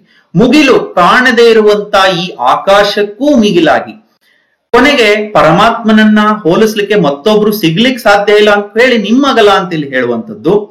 ಪಾತಾಳ ಅನ್ನುವಂತ ಒಂದು ಕಾಲ್ಪನಿಕ ಒಂದು ಪರಿಕಲ್ಪನೆಯಿಂದ ದಾಟಿ ನಾವು ಹೋದ್ರು ಆತನ ಶ್ರೀಚರಣ ನಮಗೆ ಸಿಗೋದಿಲ್ಲ. ಬ್ರಹ್ಮಾಂಡ ಅಂತ ನಾವೇನ್ ಕರೆದಿದ್ದೀವಿ, ಬ್ರಹ್ಮನ ವಾವಾಸ ಸ್ಥಾನ ಅಂತ ಏನ್ ಕರಿತೀವಿ, ಅದನ್ನ ಅತ್ತತ್ತ ನಾವು ಹುಡುಕ್ತಾ ಹೋದ್ರು ಅವನ ಮುಖ ನಮಗೆ ಕಾಣಿಸ್ಲಿಕ್ಕೆ ಸಾಧ್ಯ ಇಲ್ಲ. ಅಂದ್ರೆ ಅಷ್ಟೊಂದು ವಿಸ್ತಾರವಾಗಿರುವಂತ ಆ ತತ್ವ, ಅದನ್ನ ಕೈಯಲ್ಲಿ ಹಿಡಿಲಿಕ್ಕೆ ಸಾಧ್ಯ ಇಲ್ಲದೆ ಇರುವಂತ ಒಂದು ಅಪ್ರತಿಮವಾದಂತ ಒಂದು ಆ ಚೈತನ್ಯ ಅಗಮ್ಯ. ಅಂದ್ರೆ ನಮ್ಮ ಬಾಹ್ಯ ಗಮನಕ್ಕೆ ಸಿಗದಲೇ ಇರುವ ರೀತಿಯಲ್ಲಿ, ಬಾಹ್ಯ ದೃಷ್ಟಿಗೆ ಕಾಣದೇ ಇರುವ ರೀತಿಯಲ್ಲಿ ಅಗೋಚರ, ಮತ್ತು ಹೋಲಿಸ್ಲಿಕ್ಕೆ ಮತ್ತೊಂದು ವಸ್ತುವೇ ಇಲ್ಲವೇನೋ ಅನ್ನುವ ರೀತಿಯಷ್ಟು ಅಪ್ರತಿಮ ಅಂಥ ಚೈತನ್ಯಕ್ಕೆ ಲಿಂಗವೇ. ಆ ಲಿಂಗವನ್ನ ಕರೆದು ಕೊನೆಗೆ ಅವ್ರು ಹೇಳ್ತಾರೆ, ಕೂಡಲ ಸಂಗಮ ದೇವಯ್ಯ ನೀವೆನ್ನ ಕರಸ್ಥಳಕ್ಕೆ ಬಂದು ಚುಳುಕಾದಿರಯ್ಯ. ಯಾವ ರೀತಿಯಾಗಿ ಚುಳುಕಾಗಿದೆ ಅನ್ನುವಂಥದ್ದು, ಇಡೀ ಬ್ರಹ್ಮಾಂಡವನ್ನ ಚುಳುಕಾಗಿ ಮಾಡಿಕೊಂಡು ಆ ಬ್ರಹ್ಮಾಂಡ ಸಂಕೇತವಾಗಿ ಬ್ರಹ್ಮಾಂಡದ ಆಕಾರದಲ್ಲಿ ಪಿಂಡಾಂಡವನ್ನ ಹುದುಗಿಸಿ, ಪಿಂಡಾಂಡ ಬ್ರಹ್ಮಾಂಡಗಳ ಏಕೀಕೃತ ಸ್ವರೂಪವಾಗಿ ಇಷ್ಟಲಿಂಗವನ್ನ ರೂಪಿಸಿ ನಿಮ್ಮ ಅಂಗೈಗೆ ಈ ಒಂದು ಇಷ್ಟಲಿಂಗವಾಗಿ ನಮಗೆ ಗೋಚರವಾಗ್ತಾ ಇರುವುದನ್ನ ನೀವು ಇಲ್ಲಿ ಗಮನಿಸಬೇಕು. ಇಂಥ ಬ್ರಹ್ಮಾಂಡ ಸಂಕೇತವಾಗಿರುವಂತ ಇಷ್ಟಲಿಂಗವನ್ನ ಗುರು ಬಸವಣ್ಣನವರು ನಮ್ಮ ಕರಸ್ಥಳಕ್ಕೆ ನೀಡಿ ನಮಗೂ ಕೂಡ ಅಂತ ಅರಿವಿನ ಒಂದು ಸಾಧ್ಯತೆಗೆ ನಮ್ಮನ್ನು ನಾವು ತೆರೆದುಕೊಳ್ಳಿ, ಅಂತ ಸಾಧನೆ ನಮ್ಮಿಂದಲೂ ಆಗ್ಲಿ ಅನ್ನುವಂತ ಒಂದು ಸದಾಶಯದಿಂದ ಈ ರೀತಿಯಾಗಿರುವಂತಹ ಇಷ್ಟಲಿಂಗದ ಪರಿಕಲ್ಪನೆಯನ್ನ ನಿಮಗೆ ಕೊಟ್ಟಿದ್ದಾರೆ ಗುರು ಬಸವಣ್ಣನವರ ಈ ಒಂದು ಚಿಂತನೆ. ಮತ್ತೊಂದು ಹಂತದಲ್ಲಿ ಕುರುಹು ಅನ್ನುವಂಥದ್ದನ್ನ ನಾವಿಲ್ಲಿ ಗಮನಿಸ್ತಾ ಹೋದಾಗ, ಈ ಶರಣ ಪರಂಪರೆಯಲ್ಲಿ ಸಾಗಿ ಬಂದಂತ ಜೇವರ್ಗಿಯ ಷಣ್ಮುಖ ಶಿಬಿಯುಗಳ ಒಂದು ವಚನವನ್ನ ಗಮನಿಸೋಣ. ಎನ್ನ ಕರಸ್ಥಳದ ಮಧ್ಯದಲ್ಲಿ ಪರಮನಿರಂಜನ ಕುರುಹು ತೋರಿದ, ಆ ಕುರುಹಿನ ಮಧ್ಯದಲ್ಲಿ ಅರುಹಿನ ಕಳೆಯ ತೋರಿದ, ಆ ಅರುಹಿನ ಮಧ್ಯದಲ್ಲಿ ಮಹಾಜ್ಞಾನದ ಬೆಳಗ ತೋರಿದ, ಆ ಬೆಳಗಿನ ಮಧ್ಯದಲ್ಲಿ ಎನ್ನ ತೋರಿದ, ಎನ್ನೊಳಗೆ ತನ್ನ ತೋರಿದ, ತನ್ನೊಳಗೆ ಎನ್ನ ನಿಂಬಿಟ್ಟುಕೊಂಡ ಮಹಾಗುರುವಿಂಗೆ ನಮೋ ನಮೋ ಎನ್ನುತ್ತಿರ್ದೆನು ಅಖಂಡೇಶ್ವರ. ಅಂದ್ರೆ ನಮ್ಮ ಕರಸ್ಥಳದ ಮಧ್ಯದಲ್ಲಿರುವಂತ ಪರಾತ್ಪರ ವಸ್ತು ಪರಮ ನಿರಂಜನದ ಕುರುಹು ಇಷ್ಟಲಿಂಗ. ಅದರ ಮುಖಾಂತರವಾಗಿ ನಮ್ಮಲ್ಲೇ ಇರುವಂತ ಒಂದು ಸುಪ್ತವಾಗಿರುವಂತ ಸಾಕ್ಷಿ ಪ್ರಜ್ಞೆಯನ್ನ ಜಾಗೃತಗೊಳಿಸಿಕೊಳ್ಳುವಂತ ಕೇವಲ ಬಾಹ್ಯ ತಿಳುವಳಿಕೆಗೂ ಮೀರಿದಂತ ಒಂದು ಅರಿವಿನ ಕಳೆಯನ್ನ ಈ ಇಷ್ಟಲಿಂಗದ ಮುಖಾಂತರವಾಗಿ ನೀವು ಅರ್ಥ ಮಾಡಿಕೊಳ್ತು ಆ ಒಂದು ಅರಿವಿನ ಜಾಗೃತಿಯಿಂದ ಅರಿವಿನ ಸಾಕ್ಷಾತ್ಕಾರದಿಂದ ಸ್ಫುರಿಸುವಂತ ಒಂದು ಮಹಾಜ್ಞಾನದ ಬೆಳಗು ಅಲ್ಲಿ ಕಂಡು ಬರುವಂತದ್ದು. ಆ ಬೆಳಗಿನ ಮಧ್ಯದಲ್ಲಿ ನಾನು ಯಾರು ಅನ್ನುವಂತ ಒಂದು ಸತ್ಯದ ಅರಿವನ್ನ ನಮಗೆ ತಂದುಕೊಟ್ಟು, ನಾನು ಯಾರು ಅಂತ ಅರ್ಥ ಮಾಡ್ಕೊಳ್ಳದಲ್ಲೇ ನಾವು ಯಾರನ್ನೂ ಅರ್ಥ ಮಾಡ್ಕೊಳ್ಳಿಕ್ ಸಾಧ್ಯ ಇಲ್ಲ. ಹಾಗಾಗಿ ನಾನು ಯಾರು ಅನ್ನುವಂತ ಒಂದು ಆಳ ನಿರಾಳದ ನಿಲುವನ್ನ ಅರ್ಥ ಮಾಡಿಕೊಂಡು ಅದರ ಮುಖಾಂತರವಾಗಿ ಪರಮಾತ್ಮ ಚೈತನ್ಯದ ಅರಿವಿನ ಸಾಕ್ಷಾತ್ಕಾರವನ್ನು ಹೊಂದಿ ಎನ್ನನ್ನ ತನ್ನೊಳಗೆ ಐಕ್ಯ ಮಾಡಿಕೊಳ್ಳುವಂತ ಆ ಪರಾತ್ಪರ ವಸ್ತುವಿಗೆ ಮಹಾಗುರು ಅಂತ ಕರೆದು ಅಂತ ಪರಮಾತ್ಮ ಚೈತನ್ಯಕ್ಕೆ ನಮೋ ನಮೋ ಅಂತ ಇದ್ದಾರೆ ಷಣ್ಮುಖ ಶಿವಯೋಗಿಗಳು. ಇಲ್ಲಿ ಈಗೆಲ್ಲ ಒಂದು ಸಾಧನೆಯ ಹಾದಿ ಇದೆಯಲ್ಲ, ಈ ಇಷ್ಟಲಿಂಗವನ್ನ ಹಿಡಿದು ಮಾಡುವಂತ ಸಾಧನೆ ವಿನೂತನವಾದದ್ದು. ಇಡೀ ಜಗತ್ತಿನ ಎಲ್ಲ ಯೋಗ ಪರಂಪರೆಗಳಲ್ಲಿಯೂ ವಿಶೇಷ ಮತ್ತು ಅಷ್ಟೇ ವಿನೂತನವಾದದ್ದು ಇಷ್ಟಲಿಂಗ ಯೋಗ ಅಥವಾ ಶಿವಯೋಗ. ಹಾಗಾಗಿ ಇಲ್ಲಿ ಯಾವುದೇ ಒಬ್ಬ ಬಾಹ್ಯ ವ್ಯಕ್ತಿಯ ಬಾಹ್ಯ ದೇವಸ್ಥಾನದ ಅಥವಾ ಯಾವುದೇ ಒಂದು ಜಾಗದ ಅಥವಾ ಪವಿತ್ರ ಸ್ಥಳದ ಅವಶ್ಯಕತೆ ಇಲ್ಲದಲೆ, ಯಾವ ಪೂಜಾರಿಯ ಹಂಗಿಲ್ಲದಲೆ, ಕೇವಲ ಸ್ವಾನುಭಾವದಿಂದ ಪರಮಾತ್ಮನ ಇರುವಿಕೆಯನ್ನ ಅರಿವನ್ನ ಸಾಕ್ಷಾತ್ಕರಿಸಿಕೊಳ್ಳುವಂತಹ ಒಂದು ಅಪ್ರತಿಮ ಸಾಧನವಾಗಿ ಇಷ್ಟಲಿಂಗ ನಮ್ಮೊಂದಿಗೆ ಇರುವಂತದನ್ನ ಈ ವಚನದಲ್ಲಿ ಶರಣರು ಬಹಳ ಸವಿಸ್ತಾರವಾಗಿ ಸುಂದರವಾಗಿ ನಿರೂಪಿಸಿದ್ದಾರೆ. ಅದನ್ನೇ ನಮ್ಮ 15ನೇ ಶತಮಾನದಲ್ಲಿ ದ್ವಿತೀಯ ಅಲ್ಲಮರೆನಿಸಿಕೊಂಡಂತಹ ತೋಂಟದ ಸಿದ್ಧಲಿಂಗ ಶಿವಯೋಗಿಗಳು ಅಲ್ಲಿವರೆಗೂ ಪ್ರಚಲಿತವಿದ್ದಂತ ಅಷ್ಟಾಂಗ ಯೋಗಗಳ ಒಂದು ಪರಿಕಲ್ಪನೆಯನ್ನು ನಮ್ಮ ದೇಶದ ಸಂಸ್ಕೃತಿಯಲ್ಲಿತ್ತೋ ಆ ಅಷ್ಟಾಂಗ ಯೋಗಗಳ ನಿರಸನವನ್ನ ಅಂದ್ರೆ ಯಾಮ, ನಿಯಮ, ಆಸನ, ಪ್ರತ್ಯಾಹಾರ, ಧ್ಯಾನ, ಧಾರಣ, ಸಮಾಧಿ ಮುಂತಾದಂತ ಅಷ್ಟಾಂಗ ಯೋಗಗಳನ್ನ ನಿರಸನ ಮಾಡಿ ಶಿವಯೋಗ ಅವೆಲ್ಲವಕ್ಕೂ ಕೂಡ ಒಂದು ರಾಜಮಾರ್ಗ ಅನ್ನೋದನ್ನ ತಮ್ಮ ಒಂದು ಸುದೀರ್ಘವಾದಂತ ವಚನದಲ್ಲಿ ಅವ್ರು ನಿರೂಪಿಸ್ತಾರೆ. ಆ ವಚನದ ಕೊನೆಯ ಭಾಗವನ್ನ ತಮ್ಮ ಮುಂದೆ ಪ್ರಸ್ತುತಪಡಿಸೋದಾದ್ರೆ, ಬ್ರಹ್ಮರಂಧ್ರದಲ್ಲಿ ಇಪ್ಪ ನಾಜ ಚೈತನ್ಯವಪ್ಪ ಪರಮ ಚಿತ್ಕಳೆಯನೆ ಭಾವ ಮನ ಕರದಲ್ಲಿ ಶ್ರೀ ಗುರು ತಂದು ಸಾಹಿತ್ಯವ ಮಾಡಿದನಾಗಿ ಭಾವದಲ್ಲಿ ಸತ್ ಸ್ವರೂಪವೊಪ್ಪ ಭಾವಲಿಂಗವೆನಿಸಿ ಪ್ರಾಣದಲ್ಲಿ ಚಿತ್ ಸ್ವರೂಪವೊಪ್ಪ ಪ್ರಾಣಲಿಂಗವೆನಿಸಿ ಕರಸ್ಥಳದಲ್ಲಿ ಆನಂದ ಸ್ವರೂಪವೊಪ್ಪ ಇಷ್ಟಲಿಂಗವೆನಿಸಿ. ಇಲ್ಲಿ ಬಹಳ ಗಮನಿಸಬೇಕಾಗಿರುವಂತ ಕೆಲವೊಂದು ಪದಗಳನ್ನ ನಾನಿಲ್ಲಿ ಹೈಲೈಟ್ ಮಾಡಿದ್ದೇನೆ. ಅದು ಬ್ರಹ್ಮರಂಧ್ರ ಅನ್ನುವಂಥದ್ದು. ಅದನ್ನ ಮುಂದೆ ಚಿಂತನೆಯನ್ನು ಮಾಡೋಣ. ಇಲ್ಲಿ ನಾದ ಚೈತನ್ಯವೊಪ್ಪ ಪರಮ ಚಿತ್ಕಳೆ ಅಂದ್ರೆ ಪರಮಾತ್ಮನ ಚಿತ್ಕಳೆ ಈ ಬ್ರಹ್ಮರಂಧ್ರದಲ್ಲಿ ಇದೆ ಅನ್ನುವಂಥದ್ದನ್ನ ಇಲ್ಲಿ ತೋಂಟದ ಸಿದ್ಧಲಿಂಗ ಶಿವಯೋಗಿಗಳು ಹೇಳ್ತಾ ಇದ್ದಾರೆ. ಅಂದ್ರೆ ಶಿವಯೋಗದ ಉನ್ನತ ಹಂತವನ್ನ ಆ ಅವತೀರ್ಣ ಮಾಡಿಕೊಂಡಂತ ಒಬ್ಬ ಪರಮ ಶಿವಯೋಗಿಗಳ ಮಾತಿದು. ಸುಮ್ನೆ ಅದನ್ನ ನಾವು ಉಪೇಕ್ಷೆ ಮಾಡ್ಲಿಕ್ಕೆ ಆಗೋದಿಲ್ಲ. ಭಾವ ಮನಕರ ಅಂದ್ರೆ ಭಾವಸ್ಥಲ, ಮನಸ್ಥಲ ಅಂದ್ರೆ ಕಾರಣ ಶರೀರ ಮತ್ತು ಸೂಕ್ಷ್ಮ ಶರೀರ ಮತ್ತು ಸ್ಥೂಲ ಶರೀರದಲ್ಲಿ ಶ್ರೀ ಗುರು ಸಾಹಿತ್ಯವೂ ಮಾಡಿದ್ದಾನೆ. ಅಂದ್ರೆ ಇಲ್ಲಿ ಇರುವ ನಮ್ಮಲ್ಲೇ ಇರುವಂತ ಚೈತನ್ಯವನ್ನ ಭಾವದಲ್ಲಿ, ಮನದಲ್ಲಿ, ಕರದಲ್ಲಿ ಯಾವ ರೀತಿಯಾಗಿ ಅದು ನಮ್ಮ ಲಿಂಗ ತತ್ವವಾಗಿದೆ ಅಂತಂದ್ರೆ, ಭಾವದಲ್ಲಿ ಸತ್ ಸ್ವರೂಪವಾದಂತ ಭಾವಲಿಂಗ, ಪ್ರಾಣದಲ್ಲಿ ಅರ್ಥಾತ್ ಮನಸ್ಸಿನಲ್ಲಿ ಚಿತ್ ಸ್ವರೂಪವೊಪ್ಪ ಪ್ರಾಣಲಿಂಗ, ಕರಸ್ಥಳದಲ್ಲಿ ಆನಂದ ಸ್ವರೂಪವೊಪ್ಪ ಇಷ್ಟಲಿಂಗ, ಭಾವದಲ್ಲಿ ಸತ್ ಚಿತ್ ಭಾವ ಪ್ರಾಣ, ಕರಸ್ಥಳದಲ್ಲಿ ಸಚ್ಚಿದಾನಂದ ಸ್ವರೂಪವಾದಂತ ಭಾವ ಪ್ರಾಣ ಇಷ್ಟಲಿಂಗವೆನಿಸಿದೆ. ಇದನ್ನು ಕೇಳದವರು ಕೆಲವರಿಗೆ ಯಾರು ಇದರ ಒಂದು ಹಿನ್ನೆಲೆಯನ್ನ ಅರ್ಥ ಮಾಡ್ಕೊಳ್ಳೆ ಗೊತ್ತಿಲ್ಲದೆ ಇರುವಂತವ್ರು ಕೆಲವರು ಕೇಳ್ತಾರೆ, ಈಗ ನಾವು ಜ್ಯೋತಿರ್ಲಿಂಗಗಳ ಬಗ್ಗೆ ಕೇಳಿದ್ವಿ, ಇದೇನಿದು ಭಾವಲಿಂಗ, ಪ್ರಾಣಲಿಂಗ, ಇಷ್ಟಲಿಂಗ ಇದೆಯಲ್ಲ, ಇದು ಯಾವ ರೀತಿಯಾಗಿದೆ, ಇದು ಎಲ್ಲೆಲ್ಲಿದ್ದಾವೆ, ಇದನ್ನ ಇಷ್ಟಲಿಂಗ ಅಂತೂ ನಮ್ಮ ಕಣ್ಣು ಮುಂದೆ ಕಾಣ್ತಾ ಇದೆ, ಇನ್ನು ಪ್ರಾಣಲಿಂಗ ಎಲ್ಲಿದೆ, ಭಾವಲಿಂಗ ಎಲ್ಲಿದೆ ಅಂತ ಕೆಲವರು ಕೇಳ್ತಾ ಇದ್ದಾರೆ. ಅಂದ್ರೆ ಒಂದ್ ರೀತಿಯಾದಂತ ಒಂದು ಗೊಂದಲಕ್ಕೆ ಯಾರಾದ್ರೂ ಈಡಾಗಬಹುದು ಅಂತ ಹೇಳಿ ಅದನ್ನ ತಾವೇ ಮುಂದೆ ಅದಕ್ಕೆ ಒಂದು ಸಮರ್ಪಕವಾದಂತ ಒಂದು ನುಡಿಯನ್ನ ಇಲ್ಲಿ ಹೇಳ್ತಾರೆ. ಇಲ್ಲಿ ಇವು ಮೂರು ಬೇರೆ ಬೇರೆ ಅಲ್ಲ. ಮೊದಲು ನಾವು ತಿಳ್ಕೊಬೇಕಾಗಿರೋದು ಇಲ್ಲಿ ಕಾರಣ ಶರೀರ, ಮನಸ್ಸು, ಸ್ಥೂಲ ಶರೀರ ಇವು ಎಲ್ಲ ಮೂರ್ ಬೇರೆ ಬೇರೆ ಅಂಗಗಳಲ್ಲ, ಇವೆಲ್ಲವೂ ಒಂದೇ ಕಡೆ ಇದೆ. ಹಾಗೆಯೇ ಭಾವಲಿಂಗ, ಪ್ರಾಣಲಿಂಗ, ಇಷ್ಟಲಿಂಗ ಅವು ಬೇರೆ ಬೇರೆ ತತ್ವಗಳಿರ್ಬೋದು, ಆದ್ರೆ ಅವು ಮೂರು ಬೇರೆ ಅಲ್ಲ, ಅವೆಲ್ಲವೂ ಒಂದರಲ್ಲೇ ಇದೆ. ಇಲ್ಲಿ ಒಂದೇ ವಸ್ತು ತನು ಮನ ಭಾವಂಗಳಲ್ಲಿ ಇಷ್ಟ ಪ್ರಾಣ ಭಾವವಾದ ಭೇದವನ್ನರಿದು. ಅಂದ್ರೆ ಇಲ್ಲಿ ಒಂದೇ ಪರಮಚಿತ್ಕಳೆ ಭಾವದಲ್ಲಿ ಭಾವಲಿಂಗವಾಗಿ, ಮನಸ್ಸಿನಲ್ಲಿ ಪ್ರಾಣಲಿಂಗವಾಗಿ, ಕರಸ್ಥಳದಲ್ಲಿ, ಕರಸ್ಥಳ ಅಂದ್ರೆ ಕೇವಲ ಕೈ ಮಾತ್ರ ಅಲ್ಲ, ಇಡೀ ದೇಹವೇ ಕರಸ್ಥಳ, ಈ ಕರಸ್ಥಳದಲ್ಲಿ ಇಷ್ಟಲಿಂಗವಾಗಿ ಇಷ್ಟ ಪ್ರಾಣ ಭಾವವಾದ ಭೇದವನ್ನಿರಿದು. ಇದನ್ನ ನಾವು ಗ್ರಹಿಸಬೇಕಲ್ಲ, ಇದನ್ನ ನಾವು ಅರ್ಥ ಮಾಡ್ಕೊಳ್ಬೇಕಲ್ಲ. ಯಾವ ರೀತಿಯಾಗಿ ಅರ್ಥ ಮಾಡ್ಕೊಳ್ಬೇಕು ಅನ್ನೋದನ್ನ ಮುಂದೆ ಅವರು ಹೇಳ್ತಾರೆ. ಇಷ್ಟಲಿಂಗವ ದೃಷ್ಟಿಯಿಂದ ಗ್ರಹಿಸಿ, ಪ್ರಾಣಲಿಂಗವ ಮನಜ್ಞಾನದಿಂದ ಗ್ರಹಿಸಿ, ಭಾವಲಿಂಗವ ತೃಪ್ತಿ ಜ್ಞಾನದಿಂದ ಗ್ರಹಿಸಿ. ಇಲ್ಲಿ ಇಷ್ಟಲಿಂಗವ ಪೂಜೆಯಿಂದ ಗ್ರಹಿಸಿ ಅನ್ನಲಿಲ್ಲ, ಇಷ್ಟಲಿಂಗವನ್ನ ದೃಷ್ಟಿಯಿಂದ ಗ್ರಹಿಸಿ ಅಂತ ಅಂದ್ರು. ಇಲ್ಲಿ ಬಹಳ ಗಮನಿಸಬೇಕಾದಂತ ಅಂಶ. ನಾನು ಮುಂದೆ ಅದ್ರ ಬಗ್ಗೆ ಚಿಂತನೆಯನ್ನ ಮಾಡೋಣ. ಪ್ರಾಣಲಿಂಗವ ಮನಜ್ಞಾನದಿಂದ ಗ್ರಹಿಸಿ, ಭಾವಲಿಂಗವ ತೃಪ್ತಿ ಜ್ಞಾನದಿಂದ ಗ್ರಹಿಸಿ, ಈ ಲಿಂಗತ್ರಯವಿಡಿದು ಆಚರಿಸಿ, ಲಿಂಗದೊಡನೆ ಕೂಡಿ ಆ ಲಿಂಗವೇ ತಾನು ತಾನಾಗಿ ವಿರಾಜಿಸುತ್ತಿಪ್ಪುದೀಗ ಶಿವಯೋಗ ನೋಡ, ಮಹಾಲಿಂಗ ಗುರು ಶಿವಸಿದ್ದೇಶ್ವರ ಪ್ರಭುವೇ. ಹಾಗಾಗಿ ಇಲ್ಲಿ ಈ ಲಿಂಗತ್ರಯವಿಡಿದು ಆಚರಣೆ ಮಾಡಿ, ಲಿಂಗದೊಡನೆ ಕೂಡಿ ಕೊನೆಗೆ ಲಿಂಗವೇ ನಾವಾಗುವಂತ ಒಂದು ಪರಿಪೂರ್ಣ ಯೋಗವೇ ಅದು ಶಿವಯೋಗ ಅಂತ ಹೇಳಿ ತೋಂಟದ ಸಿದ್ಧಲಿಂಗ ಶಿವಯೋಗಗಳು ಇದನ್ನು ಹೇಳ್ತಾ ಇದ್ದಾರೆ. ಹಾಗಾದ್ರೆ ಶಿವಯೋಗ ಬಹಳ ಕಷ್ಟವಾಗಿರುವಂತ ಒಂದು ಯೋಗ.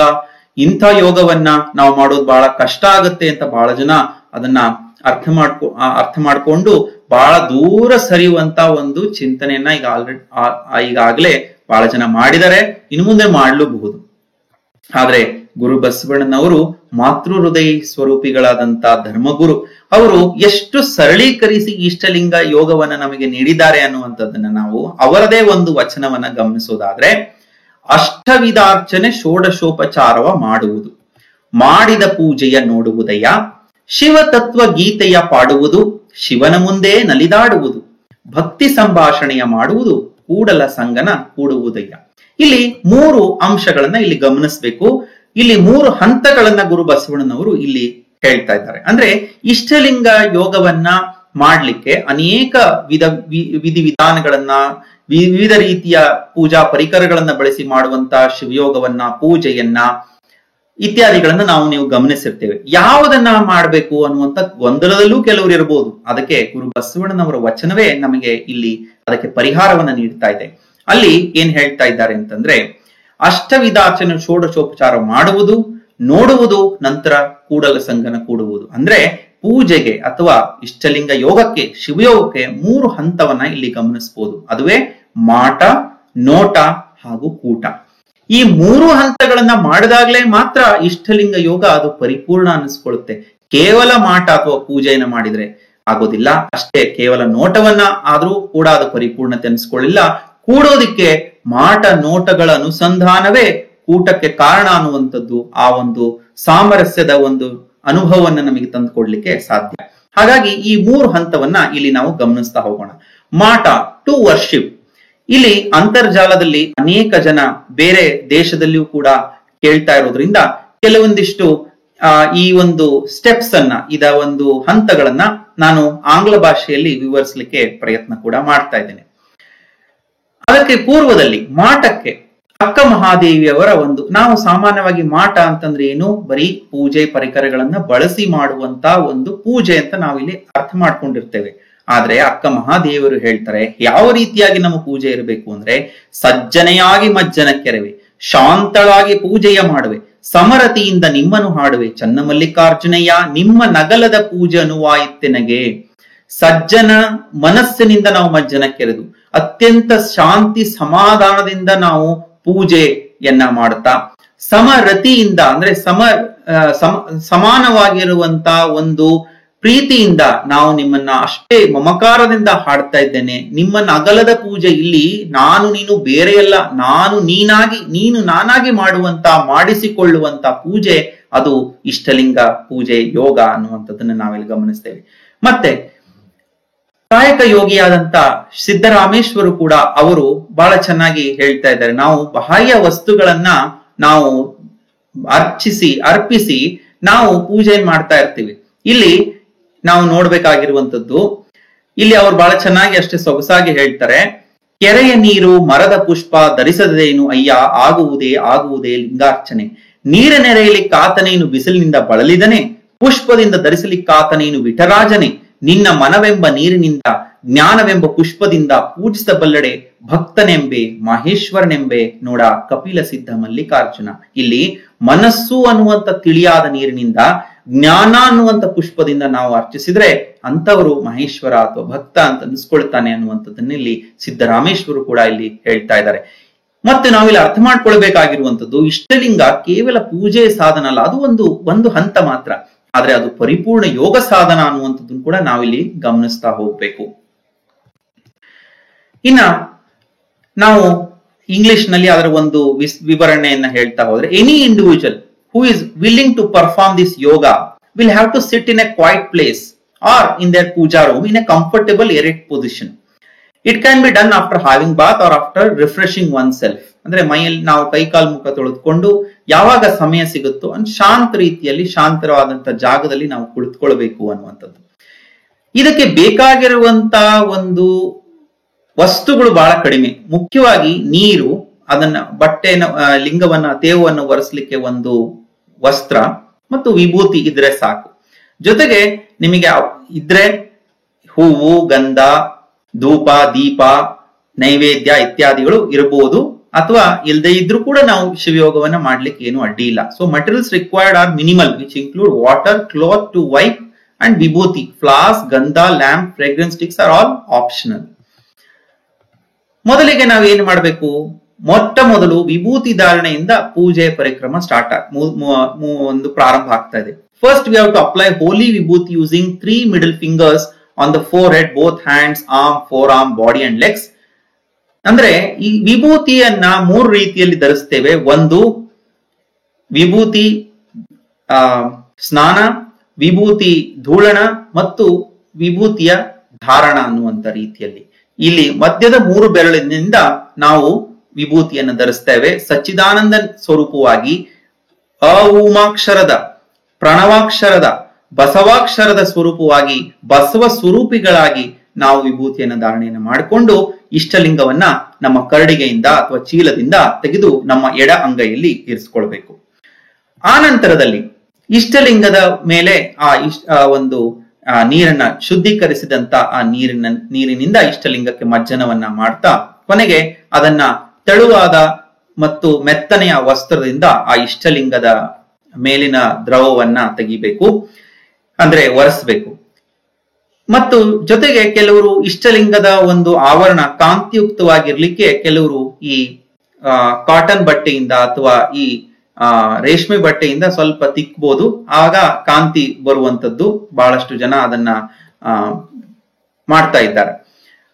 ಇನ್ನ ಅದ ನಂತರ ಕೈಯಲ್ಲಿ ಒಂದು ವಿಭೂತಿಯನ್ನು ಧರಿಸಿಕೊಂಡು ಅದರಲ್ಲಿ ಪಂಚಕೋನ ಪ್ರಣವವನ್ನ, ಶಾಂಭವಿ ಮುದ್ರೆಯ ಪಂಚಕೋನವನ್ನ ಬರೆದು ಇಷ್ಟಲಿಂಗವನ್ನ ಎಡ ಅಂಗೈಯಲ್ಲಿ ಇಟ್ಟು ಇಷ್ಟಲಿಂಗದ ಹಿಂಭಾಗದಲ್ಲಿ ನಾವು ಒಂದು ವಿಭೂತಿಯನ್ನ ಧರಿಸ್ಬೇಕು. ಅಂದ್ರೆ ನಮಗೆ ಕಾಣುವಂತ ಏನು ಸರ್ಫೇಸ್ ಇದೆಯಲ್ಲ, ಆ ಸರ್ಫೇಸ್ ಕ್ಲಿಯರ್ ಆಗಿರ್ಬೇಕು. ಯಾವುದೇ ರೀತಿಯಲ್ಲಿ ವಿಭೂತಿ ಆಗ್ಲಿ ಗಂಧ ಆಗ್ಲಿ ಅದನ್ನ ಇಟ್ಕೊಂಡಿರಬಾರ್ದು.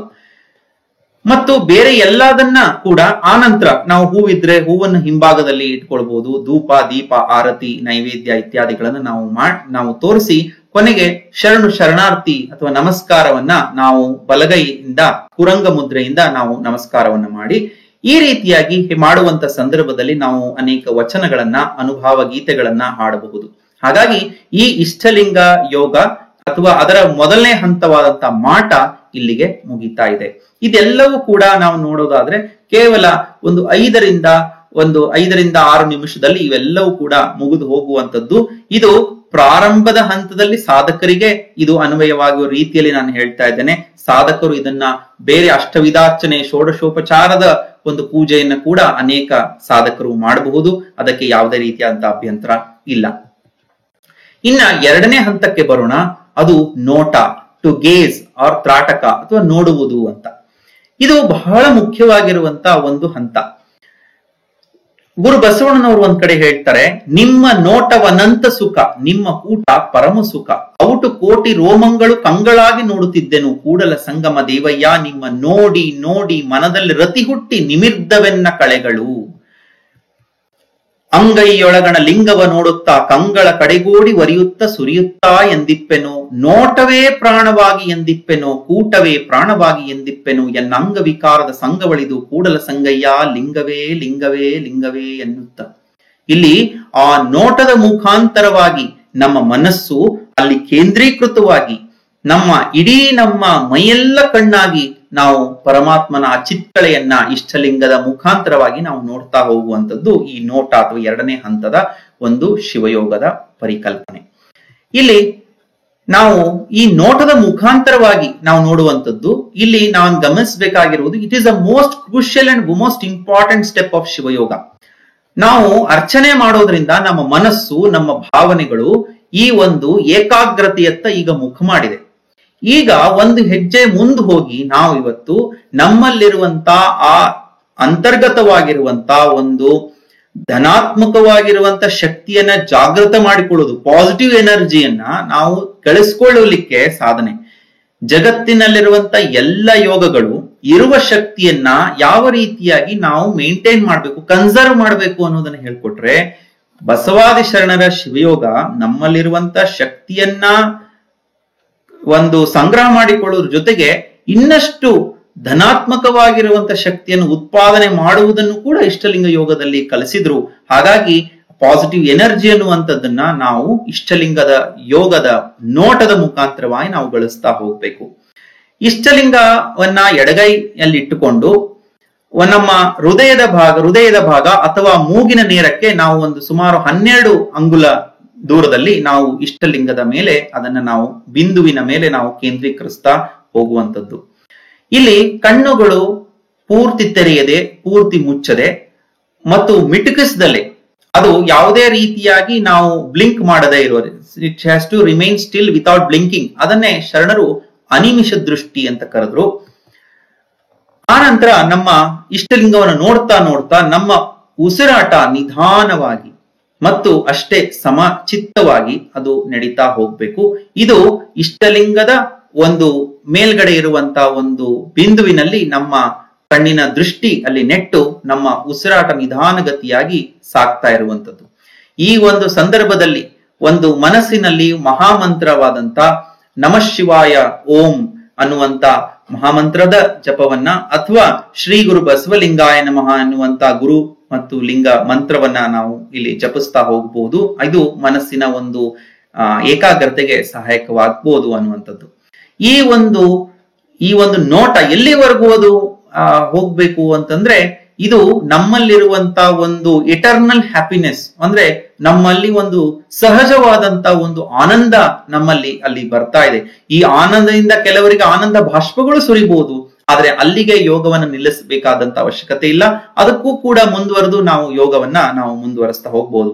ಇದು ನಾವು ಪ್ರಾರಂಭದಲ್ಲಿ ಸಾಧಕರು 5 ರಿಂದ 10 ನಿಮಿಷ ಮತ್ತು ಮುಂದೆರೆದು 20 ನಿಮಿಷ, ಅರ್ಧ ಗಂಟೆಗಳ ಕಾಲ ಮಾಡ್ತಾ ಹೋದಾಗ ಅವರವರ ಒಂದು ಸಮಯಕ್ಕೆ ತಕ್ಕಂತೆ, ಅವರವರ ಒಂದು ಕೆಪಾಸಿಟಿಗೆ ತಕ್ಕಂತೆ ಅವರು ಅದನ್ನ ಮುಂದುವರಿಸ್ತಾ ಹೋಗ್ಬೋದು ಅನ್ನುವಂಥದ್ದನ್ನ ನಾವು ನೋಡ್ಬೋದು. ಇಲ್ಲಿ ಇಷ್ಟಲಿಂಗ ಸಾಧನೆಯನ್ನು ಮಾಡುವಂತ ಒಬ್ಬ ಯೋಗ ಮಾಡ್ತಾ ಇರುವಂತ ಒಬ್ಬ ಸಾಧಕನ ಒಂದು ಚಿತ್ರ ಇಲ್ಲಿದೆ. ಇಲ್ಲಿ ನಾವು ಭಾರತೀಯ ಪರಂಪರೆಯಲ್ಲಿ ಚಕ್ರಗಳ ಪರಿಕಲ್ಪನೆಯನ್ನ ಇಲ್ಲಿ ನೋಡ್ತಾ ಇದ್ದೇವೆ. ಆ ಚಕ್ರಗಳ ಪರಿಕಲ್ಪನೆಗೆ ತತ್ಸಮಾನವಾಗಿ ಲಿಂಗಾಯತ ತತ್ವ ಸಿದ್ಧಾಂತದಲ್ಲಿ ಲಿಂಗದ ಪರಿಕಲ್ಪನೆಯನ್ನು ಕೊಡ್ತಾ ಇದ್ದಾರೆ. ಇಲ್ಲಿ ಆಧಾರ ಚಕ್ರ, ಸ್ವಾಧಿಷ್ಠಾನ ಚಕ್ರ, ಮಣಿಪೂರಕ ಚಕ್ರ, ಅನಾಹತ ಚಕ್ರ, ವಿಶುದ್ಧಿ ಚಕ್ರ, ಆಜ್ಞಾ ಚಕ್ರ, ಸಹಸ್ರ ಚಕ್ರ ಮತ್ತು ಪಶ್ಚಿಮ ಚಕ್ರ ಮತ್ತು ಶಿಖಾಚಕ್ರ, ಪಶ್ಚಿಮ ಚಕ್ರ ಮತ್ತು ಅಣುಚಕ್ರ. ಅದಕ್ಕೆ ತತ್ಸಮಾನವಾಗಿ ಆಚಾರಲಿಂಗ, ಗುರುಲಿಂಗ, ಶಿವಲಿಂಗ, ಜಂಗಮಲಿಂಗ, ಪ್ರಸಾದಲಿಂಗ, ಮಹಾಲಿಂಗ, ನಿಷ್ಕಲಲಿಂಗ, ನಿಶೂನ್ಯಲಿಂಗ ಮತ್ತು ನಿರಂಜನ ಲಿಂಗ ಅನ್ನುವಂತ ಒಂದು ತತ್ವ ಸಿದ್ಧಾಂತವನ್ನ ಇಲ್ಲಿ ನಾವು ಗಮನಿಸ್ತಾ ಇದ್ದೇವೆ. ಹಾಗಾದ್ರೆ ಈ ಲಿಂಗಗಳು ಅಥವಾ ಈ ಚಕ್ರಗಳು ನಿಜವಾಗ್ಲೂ ಇದ್ದಾವೋ ಅಥವಾ ಇದು ಕೇವಲ ಕಾಲ್ಪನಿಕವೋ ಅನ್ನುವಂತ ಒಂದು ಪ್ರಶ್ನೆಯನ್ನ ಬಹಳ ಜನ ಮಾಡ್ತಾ ಇರ್ತಾರೆ. ಈ ಒಂದು ಕುಂಡಲಿನಿ ಶಕ್ತಿಯ ಜಾಗೃತಿಯಿಂದ ಈ ಚಕ್ರಗಳ ಒಂದು ಅನುಸಂಧಾನ, ಚಕ್ರಗಳ ಜಾಗೃತಿಯ ಬಗ್ಗೆ ನಾವು ಅನೇಕ ಯೋಗ ಪದ್ಧತಿಯಲ್ಲಿ ನಾವು ಗಮನಿಸ್ತೇವೆ. ಆದ್ರೆ ಒಂದು ವೈದ್ಯಕೀಯ ಪರಿಭಾಷೆಯಲ್ಲಿ ಚಕ್ರಗಳಿರುವ ಅರ್ಥ ಏನು ಅನ್ನೋದನ್ನ ಗಮನಿಸಿದ್ರೆ, ಈ ಚಕ್ರಗಳು ಅವು ಏನೂ ಅಲ್ಲ, ಅವು ನರಗಳ ಒಂದು ಸಮೂಹ, ನರ್ವ್ ಪ್ಲೆಕ್ಸಸ್ ಅಂತ ನಾವು ಕರೀತಾ ಇದ್ದೇವೆ. ಆ ಪ್ರತಿಯೊಂದು ಚಕ್ರಗಳಿಗೂ ಕೂಡ ಒಂದೊಂದು ಜಾಗದಲ್ಲಿ, ಆ ಒಂದು ನಿರ್ದಿಷ್ಟ ಜಾಗದಲ್ಲಿ ಈ ನರಗಳು ಸೇರಿ ಅದು ಒಂದು ಶಕ್ತಿ ಕೇಂದ್ರವಾಗಿ ಮಾರ್ಪಡ್ತಾ ಇದೆ. ಅದನ್ನೇ ನಾವು ಆಧಾರ ಚಕ್ರವನ್ನ ಲಂಬಾರ್ ಆರ್ ಕಾಕ್ಸಿಜಿಯಲ್ ಪ್ಲೆಕ್ಸಸ್, ಕೊನೆಗೆ lumbar plexus, solar plexus, cardiac plexus, pharyngeal plexus, carotid plexus, ಈ ರೀತಿಯಾಗಿ ಅದಕ್ಕೆ ತತ್ಸಮಾನವಾಗಿರುವಂತಹ ನಿರ್ನಾಳ ಗ್ರಂಥಿಗಳು ಅಲ್ಲಿ ಸೇರಿ ಅದಕ್ಕೆ ಗ್ಲ್ಯಾಂಡ್ಸ್ ಅಂತ ನಾವೇನ್ ಕರಿತೀವಿ, ಗ್ರಂಥಿಗಳು ಅಂತ ಕರಿತೀವಿ. ಇದು ಅದರದೇ ಆದಂತಹ ಕೆಲವೊಂದಿಷ್ಟು ನಿರ್ದಿಷ್ಟವಾದಂತಹ ಕೆಲಸವನ್ನ, ಕಾರ್ಯವನ್ನ ನಮ್ಮ ದೇಹದಲ್ಲಿ ಮಾಡ್ತಾ ಇರುವಂತದನ್ನ ನಾವು ಗಮನಿಸಬಹುದು. ಇಲ್ಲಿ ಅದನ್ನ ಇನ್ನಷ್ಟು ಸವಿಸ್ತಾರವಾಗಿ ನೋಡೋದಾದ್ರೆ, ಈ ಚಕ್ರಗಳು ಯಾವ ನರಸಮೂಹಗಳೇ ಆಗಿದ್ದಾವೆ ಹೊರತು ಬೇರೆ ಏನೂ ಅಲ್ಲ. ಅದಕ್ಕೆ ತತ್ಸಮಾನವಾಗಿರುವಂತಹ ಗ್ರಂಥಿಗಳನ್ನ ಕೂಡ ನಾವು ಇಲ್ಲಿ ನೋಡ್ತಾ ಇದ್ದೇವೆ. ಅವಕ್ಕೆ ಮುಖ್ಯವಾಗಿ ನಮ್ಮ ವೈದ್ಯಕೀಯ ಪರಿಭಾಷೆಯಲ್ಲಿ ಎಂಡೋಕ್ರೈನ್ ಗ್ಲ್ಯಾಂಡ್ಸ್ ಅಂತ ನಾವಿಲ್ಲಿ ಕರಿತಾ ಇದ್ದೇವೆ. ಇನ್ನು ಈ ಎಲ್ಲ ನರಸಮೂಹಗಳು ಅಥವಾ ಈ ಚಕ್ರಗಳ ಒಂದು ಪರಿಕಲ್ಪನೆಗೆ ಮೂಲ ಯಾವುದು ಅಂತಂದ್ರೆ ಮಾನವನ ಮೆದುಳು. ಈ ಮೆದುಳಿನ ಚಿತ್ರವನ್ನ, ಮಾನವನ ಮೆದುಳಿನ ಚಿತ್ರವನ್ನ ಇಲ್ಲಿ ಗಮನಿಸ್ತಾ ಇದ್ದೇವೆ. ಈ ಮೆದುಳಿನ ಒಂದು ಅರ್ಧ ಭಾಗವನ್ನ ನಾವು ಇಲ್ಲಿ ಸೆಕ್ಷನ್ ತೆಗೆದಾಗ ಈ ರೀತಿಯಾಗಿ ನಮಗೆ ಕಂಡು ಬರ್ತಾ ಇದೆ. ಇದು ಮುಖ್ಯವಾಗಿ ನಾವು ಸೆರೆಬ್ರಮ್ ಅಂತ ನಾವು ಕರಿತೀವಿ. ಇದು ಮಿಡಲ್ ಬ್ರೈನ್ ಅಥವಾ ಬ್ರೈನ್ ಸ್ಟೆಮ್ ಅಂತ ಕರಿತೀವಿ. ಇದು ಸೆರೆಬೆಲ್ಲಮ್ ಅನ್ನುವಂತ ಈ ಮುಖ್ಯವಾಗಿರುವಂತಹ ಭಾಗಗಳು. ಇದರಲ್ಲಿ ನಮಗೆ ಇವತ್ತು ಚಿಂತನೆಗೆ ಪೂರಕವಾಗಿ ಎರಡು ಒಂದು ಅಂಶವನ್ನ ನಾವಿಲ್ಲಿ ಗಮನಿಸ್ತೇವೆ. ಒಂದು, ಈ ಒಂದು ಥ್ಯಾಲಮಸ್ ಅನ್ನುವಂತ ಒಂದು ಇಲ್ಲಿ ಜಾಗ ಇದೆ, ಅಂದ್ರೆ ನಡು ಮೆದುಳು. ಅದರ ಹಿಂಭಾಗದಲ್ಲಿ ಒಂದು ಕಡಲೆಕಾಳಿನಷ್ಟು ಇರುವಂತ ಶಂಕು ಗ್ರಂಥಿ ಅಥವಾ ಪೀನಿಯಲ್ ಗ್ಲ್ಯಾಂಡ್. ಅದನ್ನೇ ಇಲ್ಲಿ ಎನ್ಲಾರ್ಜ್ ಮಾಡಿ ನಾವು ದೊಡ್ಡದಾಗಿ ಮಾಡಿ ನೋಡ್ತಾ ಇದ್ದಾಗ ಪೀನಿಯಲ್ ಗ್ಲ್ಯಾಂಡ್ ಈ ರೀತಿಯಾಗಿ ಕಾಣ್ತಾ ಇದೆ. ಅದನ್ನ ಸೆಕ್ಷನ್ ತೆಗೆದು ಮೈಕ್ರೋಸ್ಕೋಪ್ ನಡಿಯಲ್ಲಿ ನೋಡಿದಾಗ ಈ ರೀತಿಯಾಗಿ ಅದು ನಮಗೆ ಕಂಡು ಬರ್ತಾ ಇರುವಂತದ್ದು. ಇಲ್ಲಿ ಆ ಪೀನಿಯಲೋಸೈಡ್ಸ್, ಪೀನಿಯಲ್ ಗ್ರಂಥಿ ಸ್ರವಿಸುವಂತ ಹಾರ್ಮೋನ್ ಈ ರಕ್ತನಾಳಗಳ ಮುಖಾಂತರವಾಗಿ ದೇಹದೆಲ್ಲ ಕಡೆ ವ್ಯಾಪಿಸುತ್ತೆ ಅನ್ನುವಂಥದ್ದನ್ನ ನಾವಿಲ್ಲಿ ಗಮನಿಸ್ತೇವೆ. ಅಚಾನಕ್ ಆಗಿ ಈ ನರಗಳ ಸಮೂಹದಿಂದ ಮೆದುಳಿನಿಂದ ಈ ಪೀನಿಯಲ್ ಗ್ರಂಥಿಗೆ ನಮ್ಮ ಚಿಂತನೆ ಹೊರಲಿಕ್ಕೆ ಕಾರಣ ಏನು? ಅದರಲ್ಲೂ ಇಷ್ಟಲಿಂಗ ಯೋಗದ ಚಿಂತನೆಯಲ್ಲಿ ನೋಟದ ಕುರಿತಾಗಿ ಚಿಂತನೆ ಮಾಡ್ಬೇಕಾದ್ರೆ ಈ ಮೆದುಳಿನ ಅವಶ್ಯಕತೆ ಏನಿತ್ತು ಅಂತ ಹೇಳಿ ಸಹಜವಾಗಿ ಬಹಳ ಜನ ಇಲ್ಲಿ ಆಶ್ಚರ್ಯಚಕಿತರಾಗಿರ್ಬೋದು. ಅದಕ್ಕೆ ಮುಂದೆ ನಾನು ಉತ್ತರವನ್ನ ಹೇಳ್ತಾ ಇದ್ದೇನೆ. ಈ ಒಂದು ಪರಿಕಲ್ಪನೆ, ಈಗ ನಾವೇನ್ ನೋಡಿದ್ವಲ್ಲ ಮೆದುಳಿನ ಚಿತ್ರ, ಈ ಒಂದು ಪರಿಕಲ್ಪನೆ ಕೇವಲ ಇಲ್ಲಿದು ಮಾತ್ರ ಅಲ್ಲ. ಇದನ್ನ ನಮ್ಮ ಏನ್ಷಂಟ್ ಈಜಿಪ್ಷಿಯನ್ ನಾಗರಿಕತೆಯಲ್ಲೂ ಕೂಡ ಈ ಒಂದು ಸಿಂಬಾಲಿಕ್ ಆಗಿ ಇದನ್ನ ಚಿತ್ರಿಸ್ತಾ ಇದ್ದಾರೆ. ಅದನ್ನ ಥರ್ಡ್ ಐ ಅಂತ ಕರೀತಾ ಇದ್ದಾರೆ, ಥ್ಯಾಲಮಸ್. ಅದನ್ನ ಈ ರೇಖಾಚಿತ್ರಕ್ಕೆ ಬಹಳ ಪ್ರಸಿದ್ಧವಾದಂತಹ ಚಿತ್ರ ಇದು, ಈಜಿಪ್ಟ್ ನಾಗರಿಕತೆಯಲ್ಲಿ ಕಂಡು ಬರುವಂತದ್ದು. ಅಲ್ಲಿ ಅವರು ಐ ಆಫ್ ಹೋರಸ್ ಅಂತ ಕರೀತಾ ಇದ್ದಾರೆ. ಈ eye of Horus is a ancient Egyptian symbol of protection, royal power and good health. ಅಂದ್ರೆ ಇದರ ರಕ್ಷಣೆ ಮತ್ತು ಸಾರ್ವಭೌಮತೆ ಮತ್ತು ಉತ್ತಮ ಆರೋಗ್ಯದ ಚಿಹ್ನೆ ಆಗಿ ಇದನ್ನು ಬಳಸ್ತಾ ಇದ್ದಾರೆ. ಅರ್ಥಾತ್ ಈ ಒಂದು ಥ್ಯಾಲಮಸ್ ಮತ್ತು ಥ್ಯಾಲಮಸ್ ನೊಳಗೊಂಡಂತ ಪೀನಿಯಲ್ ಗ್ರಂಥಿ ಎಲ್ಲೋ ಒಂದ್ ಕಡೆ ಈ ರೀತಿಯಾಗಿರುವಂತಹ ಒಂದು ರಕ್ಷಣೆ ಮತ್ತು ಆರೋಗ್ಯದ ಒಂದು ಗುಟ್ಟೇನಾದ್ರೂ ಅದರಲ್ಲಿ ಇದೆಯೋ ಹೇಗೆ ಅನ್ನೋದನ್ನ ನಾವು ಗಮನಿಸ್ತಾ ಹೋದಾಗ ಅದರಲ್ಲಿ ಅನೇಕ ವೈದ್ಯಕೀಯ ಸತ್ಯಗಳು ಅದು ತೆರೆದುಕೊಳ್ತಾ ಹೋಗುತ್ತೆ. ಅಲ್ಲವ ಪ್ರಭುದೇವರ ಒಂದು ವಚನವನ್ನ ಇಲ್ಲಿ ಗಮನಿಸೋಣ. ಉನ್ಮನಿಯ ಜ್ಯೋತಿ ಬ್ರಹ್ಮರಂಧ್ರದ ಮೇಲೆ ಸಹಸ್ರದಳ ಪದ್ಮ, ಅಲ್ಲಿ ಅಮೃತವಿಹುದು, ಅಲ್ಲಿ ಓಂಕಾರ ಸ್ವರೂಪನಾಗಿ ಗುಹೇಶ್ವರ ಲಿಂಗವು ಸದಾ ಸನ್ನಿಹಿತನು. ಇಲ್ಲಿ ಬ್ರಹ್ಮರಂಧ್ರದ ಒಂದು ಪರಿಕಲ್ಪನೆ, ಅಲ್ಲಿ ಈ ಹಿಂದೆ ತೋಂಟದ ಸಿದ್ಧಲಿಂಗೇಶ್ವರ ವಚನದಲ್ಲಿ ಕೂಡ ಬ್ರಹ್ಮರಂಧ್ರದಲ್ಲಿ ಇಪ್ಪನಾದ ಚೈತನ್ಯ ಪರಮ ಚಿತ್ಕಳೆ ಅಂತ ಹೇಳಿದ್ರು. ಇಲ್ಲಿ ಬ್ರಹ್ಮರಂಧ್ರದ ಮೇಲೆ ಸಹಸ್ರದಳ ಪದ್ಮ, ಅಲ್ಲಿ ಅಮೃತವಿಹುದು ಅಂತ ಹೇಳಿ ಅಲ್ಲವ ಪ್ರಭುದೇವರು ಇಲ್ಲಿ ಹೇಳ್ತಾ ಇದ್ದಾರೆ. ಅಂದ್ರೆ ಇಲ್ಲಿ ಎಲ್ಲೋ ಒಂದ್ ಕಡೆ ಬ್ರಹ್ಮರಂಧ್ರ ಮತ್ತು ಅಮೃತ ಇವೆರಡರ ಒಂದು ಚಿಂತನೆಯನ್ನ ನಾವು ಮಾಡ್ತಾ ಹೋದಾಗ ನಮಗೆ ಏನ್ ಅನ್ಸುತ್ತೆ ಅಂತಂದ್ರೆ, ಬ್ರಹ್ಮರಂಧ್ರ ಅಂತಂದ್ರೆ ನಾವಿಲ್ಲಿ ಅರ್ಥ ಮಾಡ್ಕೊಳ್ಬಹುದು ಥ್ಯಾಲಮಸ್ ಮತ್ತು ಪೀನಿಯಲ್ ಗ್ರಂಥಿಯನ್ನ ಒಳಗೊಂಡಿರುವಂತ ಮೆದುಳಿನ ಮಧ್ಯಭಾಗ. ಅದರಲ್ಲೂ ಮುಖ್ಯವಾಗಿ ನಾವು ಗಮನಿಸಬೇಕಾಗಿರೋದು ಪೀನಿಯಲ್ ಗ್ರಂಥಿ ಮತ್ತು ಅಲ್ಲಿ ಸ್ರವಿಸುವಂತ ಒಂದು ರಾಸಾಯನಿಕ ಹಾರ್ಮೋನ್ ಏನಿದೆ, ಮೆಲಟೋನಿನ್ ಮತ್ತು ಡೈಮೀಟೈಲ್ ಟ್ರಿಪ್ಟಮಿನ್ ಅಥವಾ DMT ಅಂತ ಏನ್ ಕರಿತೀವಿ, ಇದುವೇ ಅಮೃತವಿರಬಹುದೋ ಹೇಗೆ ಅನ್ನೋದನ್ನ ನಾವಿಲ್ಲಿ ಒಂದು ರೀತಿಯಾಗಿ ಹೋಲಿಸ್ಲಿಕ್ಕೆ ಪ್ರಯತ್ನವನ್ನ ಮಾಡೋಣ. ಯಾಕೆ ಇದನ್ನ ಇಲ್ಲಿ ಪ್ರಯತ್ನ ಅಂತ ಹೇಳ್ತಾ ಇದ್ದೀನಿ ಅಂತಂದ್ರೆ, ಇದು brahmarandhra is equal to pineal gland, amrita is equal to melatonin ಅಥವಾ DMT ಅಲ್ಲ. ಬ್ರಹ್ಮರಂಧ್ರವನ್ನ ಪೀನಿಯಲ್ ಗ್ಲ್ಯಾಂಡ್ ಜೊತೆ ಹೊಂದಿಸಿದಾಗ ನಮಗೆ ಬ್ರಹ್ಮರಂಧ್ರದ ಪರಿಕಲ್ಪನೆ ಇನ್ನಷ್ಟು ಚೆನ್ನಾಗಿ ಅರ್ಥ ಬರ್ಬೋದು ಅನ್ನುವಂತ ಒಂದು ಪ್ರಯತ್ನ ಅಷ್ಟೇ. ಮತ್ತೆ ಇದಕ್ಕೆ ಪೂರಕವಾಗಿ ಸಹಸ್ರದಳ ಪದ್ಮ ಅಂತ ನಾವೇನು ಮೆದುಳಿನ ಎಡಭಾಗ ಮತ್ತು ಬಲಭಾಗವನ್ನ ಸೆರೆಬ್ರಮ್ ಅಂತ ಕರಿತೀವಿ, ಅದುವೇ ಸಹಸ್ರದಳ ಪದ್ಮವಾಗಿ ನಡುವಿನ ಭಾಗವನ್ನ ಬ್ರಹ್ಮರಂಧ್ರ ಅಂತ ಏನ್ ಕರೆದ್ರು ಅದುವೇ ಪೀನಿಯಲ್ ಗ್ಲ್ಯಾಂಡ್ ಇರಬಹುದೇನೋ ಅನ್ನುವಂತ ಒಂದು ಚಿಂತನೆಯನ್ನ ನಾನು ಇಲ್ಲಿ ಹಂಚಿಕೊಳ್ತಾ ಇದ್ದೇನೆ. ಮತ್ತು ಅದ್ರ ಸಹಜವಾಗಿ ಅದರಿಂದ ಸ್ರವಿಸುವಂತ ಒಂದು ಹಾರ್ಮೋನ್ ಅಮೃತ ಅಂತ ಇಲ್ಲಿ ಕರಿಬಹುದು ಅಂತ ಇಲ್ಲಿ ನಾನು ಅರ್ಥ ಮಾಡೋದಕ್ಕೆ ಪ್ರಯತ್ನ ಪಡ್ತಾ ಇದ್ದೇನೆ. ಇದಕ್ಕೆ ಪೂರಕವಾಗಿ ಈ ಒಬ್ಬ ರೆನೆ ಡಿಕಾರ್ಟಸ್ ಅನ್ನುವಂತ 17ನೇ ಶತಮಾನದಲ್ಲಿ ಫ್ರಾನ್ಸ್ ದೇಶದಲ್ಲಿ ಆಗಿ ಹೋಗಿರುವಂತ ಒಬ್ಬ ಶ್ರೇಷ್ಠ ತತ್ವಜ್ಞಾನಿ, ಗಣಿತಶಾಸ್ತ್ರಜ್ಞ ಮತ್ತು ವಿಜ್ಞಾನಿ. ಅವನನ್ನ father of modern western philosophy ಅಂತ ಕೂಡ ಕರೀತಾ ಇದ್ದಾರೆ. ಅವರು ಒಂದು ಮಾತನ್ನ ಹೇಳ್ತಾರೆ, pineal body is the seat of soul ಅಂತ ಹೇಳಿ, ಅಂದ್ರೆ ಆತ್ಮದ ಆವಾಸ ಸ್ಥಾನ. ನಾವಿಲ್ಲಿ ಅರ್ಥ ಮಾಡ್ಕೋಬೇಕು, ಆತ್ಮ ಅಂತಂದ್ರೆ ಅದು ಪರಮಾತ್ಮನ ಒಂದು ಚಿದಂಶವೇ. ಇಲ್ಲಿ ಬ್ರಹ್ಮರಂಧ್ರದಲ್ಲಿ ನಾದ ಚೈತನ್ಯವೆಪ್ಪ ಪರಮ ಚಿತ್ಕಳೆ ಅಂತ ಏನು ತೋಂಟ ಸಿದ್ಧಲಿಂಗೇಶ್ವರರು ಹೇಳಿದ್ರಲ್ಲ, ಅಲ್ಲಿ ಅದನ್ನೇ ಇಲ್ಲಿ ಸೋಲ್ ಅಥವಾ ಆತ್ಮ ಅದು ಪರಮಾತ್ಮನ ಚಿತ್ಕಳೇ ಆಗಿದೆ, ಅದು is the seat of soul ಅಂತ ಹೇಳಿ ರೆನೆ ಡಿಕಾರ್ಟಸ್ ಅನ್ನುವಂತ ಒಬ್ಬ ತತ್ವಜ್ಞಾನಿ ವಿಜ್ಞಾನಿ ಇಲ್ಲಿ 17ನೇ ಶತಮಾನದಲ್ಲಿ ಹೇಳುವಂತದ್ದು. ಇಲ್ಲಿ ಎಲ್ಲೋ ಒಂದ್ ಕಡೆ ಶರಣರ ಚಿಂತನೆಗಳಿಗೂ ಮತ್ತು ಆಧುನಿಕ ತತ್ವಜ್ಞಾನಕ್ಕೂ ಮತ್ತು ಇಂದಿನ ವಿಜ್ಞಾನಕ್ಕೂ ಎಲ್ಲೋ ಒಂದ್ ಕಡೆ ಒಂದು ಸಂಬಂಧವನ್ನ ನಾವಿಲ್ಲಿ ಗಮನಿಸಬಹುದೇನೋ ಅನ್ನುವಂತ ಒಂದು ಪ್ರಯತ್ನ. ಈ ಮೆಲಟೋನಿನ್ ಒಂದು ಹಾರ್ಮೋನ್ ಆಗಿ, ರಾಸಾಯನಿಕ ಒಂದು ವಸ್ತುವಾಗಿ ಏನೆಲ್ಲವನ್ನ ಮಾಡ್ತಾ ಇದೆ, ಇದು ವಿವಿಧ ಅಂಗಾಂಗಗಳ ಮೇಲೆ ತನ್ನ ಒಂದು ಪ್ರಭಾವವನ್ನು ಬೀರುವಂತದ್ದನ್ನ ಈ ಚಿತ್ರದಲ್ಲಿ ನಾವು ಗಮನಿಸಬಹುದು. ಅದರಲ್ಲಿ ಮುಖ್ಯವಾಗಿ ಮೆಲಟೋನಿನ್ ಮಾಡುವಂತ ಕಾರ್ಯ ಯಾವುದು ಅಂತಂದ್ರೆ ನಮ್ಮ ಜೈವಿಕ ಗಡಿಯಾರದ ಒಂದು ನಿಯಂತ್ರಣ, ಬಯೋಲಾಜಿಕಲ್ ಕ್ಲಾಕ್. ಅಂದ್ರೆ ನಮಗೆ ಸರಿಯಾದ ಸಮಯಕ್ಕೆ ನಿದ್ದೆ, ಸರಿಯಾದ ಸಮಯಕ್ಕೆ ಒಂದು ಹಸಿವು, ಸರಿಯಾದ ಸಮಯಕ್ಕೆ ಜೈವಿಕವಾಗಿರುವಂತ ಅಗತ್ಯತೆಗಳನ್ನ ಯಾವ ರೀತಿಯಾಗಿ ದೇಹ ಬಯಸುತ್ತೋ ಅದನ್ನೆಲ್ಲ ನಿಯಂತ್ರಣ ಮಾಡುವಂತ ಒಂದು ಹಾರ್ಮೋನ್ ಯಾವುದಪ್ಪ ಅಂತಂದ್ರೆ ಅದು ಈ ಮೆಲಟೋನಿನ್ ಅನ್ನುವಂತ ಒಂದು ರಾಸಾಯನಿಕ.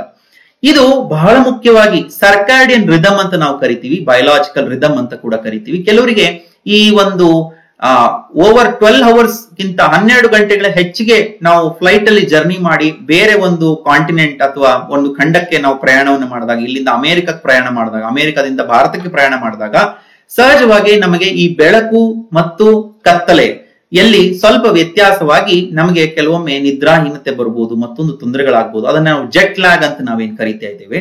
ಆ ಜೆಟ್ ಲ್ಯಾಗಿಗೆ ಇವತ್ತು ಕಾರಣ ಏನು ಅಂತಂದ್ರೆ ಈ ಮೆಲಟೋನಿನ್ ಹಾರ್ಮೋನ್ ನಲ್ಲಿ ಉಂಟಾಗುವಂತ ಏರ್ಪೇರು ಅನ್ನೋದನ್ನ ನಾವಿಲ್ಲಿ ಗಮನಿಸಬೇಕಾಗ್ತಾ ಇದೆ. ಹೀಗಾಗಿ ಮೆಲಟೋನಿನ್ಗೆ ತನ್ನದೇ ಆದಂತ ಒಂದು ಮಹತ್ವ ಈ ನಮ್ಮ ದೇಹದಲ್ಲಿ ಇದೆ. ಅಷ್ಟು ಮಾತ್ರನ ಅದರ ಒಂದು ಮಹತ್ವ ಅಂತ ನಾವು ನೋಡೋದಾದ್ರೆ, ಆಧುನಿಕ ವಿಜ್ಞಾನ ಇವತ್ತು ಮೆಲಟೋನಿನ್ ಬಹಳಷ್ಟು ಕಾರ್ಯಗಳನ್ನು ಮಾಡ್ತಾ ಇದೆ.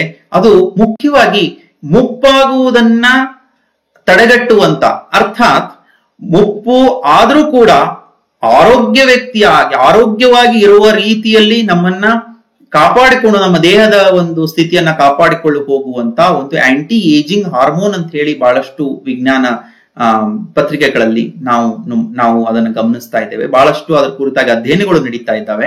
ಆಂಟಿ ಆಕ್ಸಿಡೆಂಟ್ ಅಂದ್ರೆ ಹೃದಯ ಸಂಬಂಧಿ ಕಾಯಿಲೆಗಳಲ್ಲಿ ಮುಖ್ಯವಾಗಿ ಉಂಟಾಗುವಂತ ಆಕ್ಸಿಡೇಟಿವ್ ಸ್ಟ್ರೆಸ್ ಅನ್ನ ಕಡಿಮೆ ಮಾಡ್ಲಿಕ್ಕೆ ಆಂಟಿ ಆಕ್ಸಿಡೆಂಟ್ ಅಂತ ನಾವು ಕೆಲವೊಂದು ವೈಟಮಿನ್ಸ್ ಅನ್ನ ಯಾವ ರೀತಿ ಕೊಡ್ತೀವೋ, ಮೆಲಟೋನಿನ್ ಕೂಡ ಒಂದು ಆಂಟಿ ಆಕ್ಸಿಡೆಂಟ್ ಪ್ರಿನ್ಸಿಪಲ್ ಇದೆ.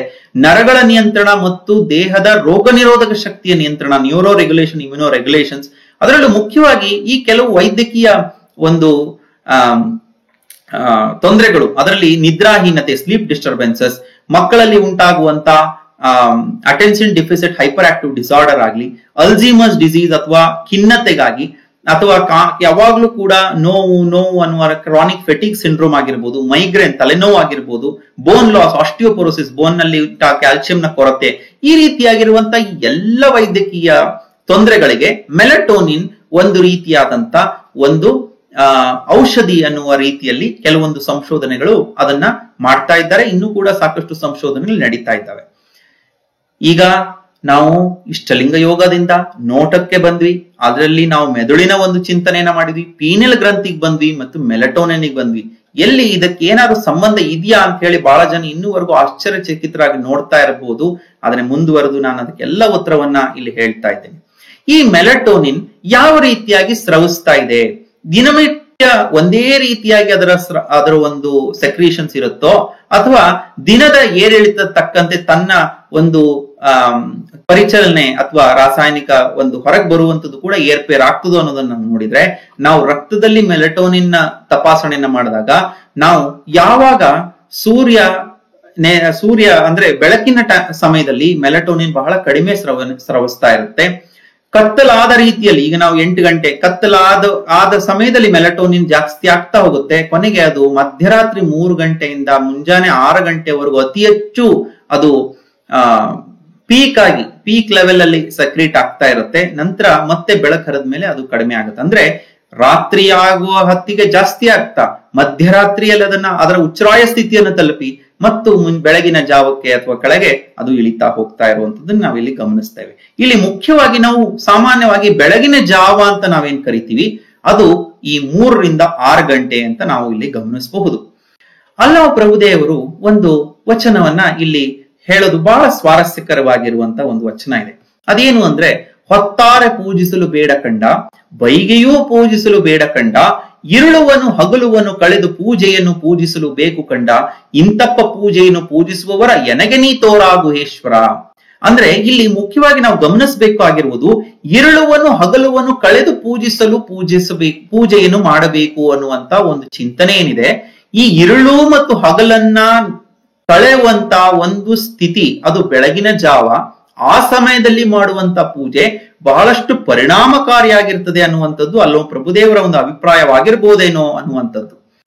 ಅದಕ್ಕೆ ಪೂರಕವಾಗಿ ಗುರು ಬಸವಣ್ಣನವರು ಕೂಡ ತಮ್ಮ 2 ವಚನದಲ್ಲಿ ಇಲ್ಲಿ ಸಮಯದ ಒಂದು ಮಹತ್ವವನ್ನ, ಇಷ್ಟಲಿಂಗಾರ್ಚನೆ ಮಾಡುವ ಸಮಯದ ಒಂದು ಮಹತ್ವವನ್ನ ಇಲ್ಲಿ ಹೇಳ್ತಾರೆ. ಸುಪ್ರಭಾತ ಸಮಯದಲ್ಲಿ ಅರ್ತಿಯಲ್ಲಿ ಲಿಂಗವನೆನೆದರೆ ತಪ್ಪುವು ಅಪಮೃತ್ಯು ಕಾಲ ಕರ್ಮಂಗಳಯ್ಯ, ದೇವ ಪೂಜೆಯ ಮಾಟ ದುರಿತ ಬಂಧನ ದೋಟ, ಶಂಭು ನಿಮ್ಮಯ್ಯ ನೋಟ ಹೆರೆ ಹಿಂಗದ ಕಣ್ಬೇಟ, ಜಂಗಮಾರ್ಚನೆಯ ಮಾಟ ಕೂಡಲ ಸಂಗಮ ದೇವರ ಕೂಟವಯ್ಯ.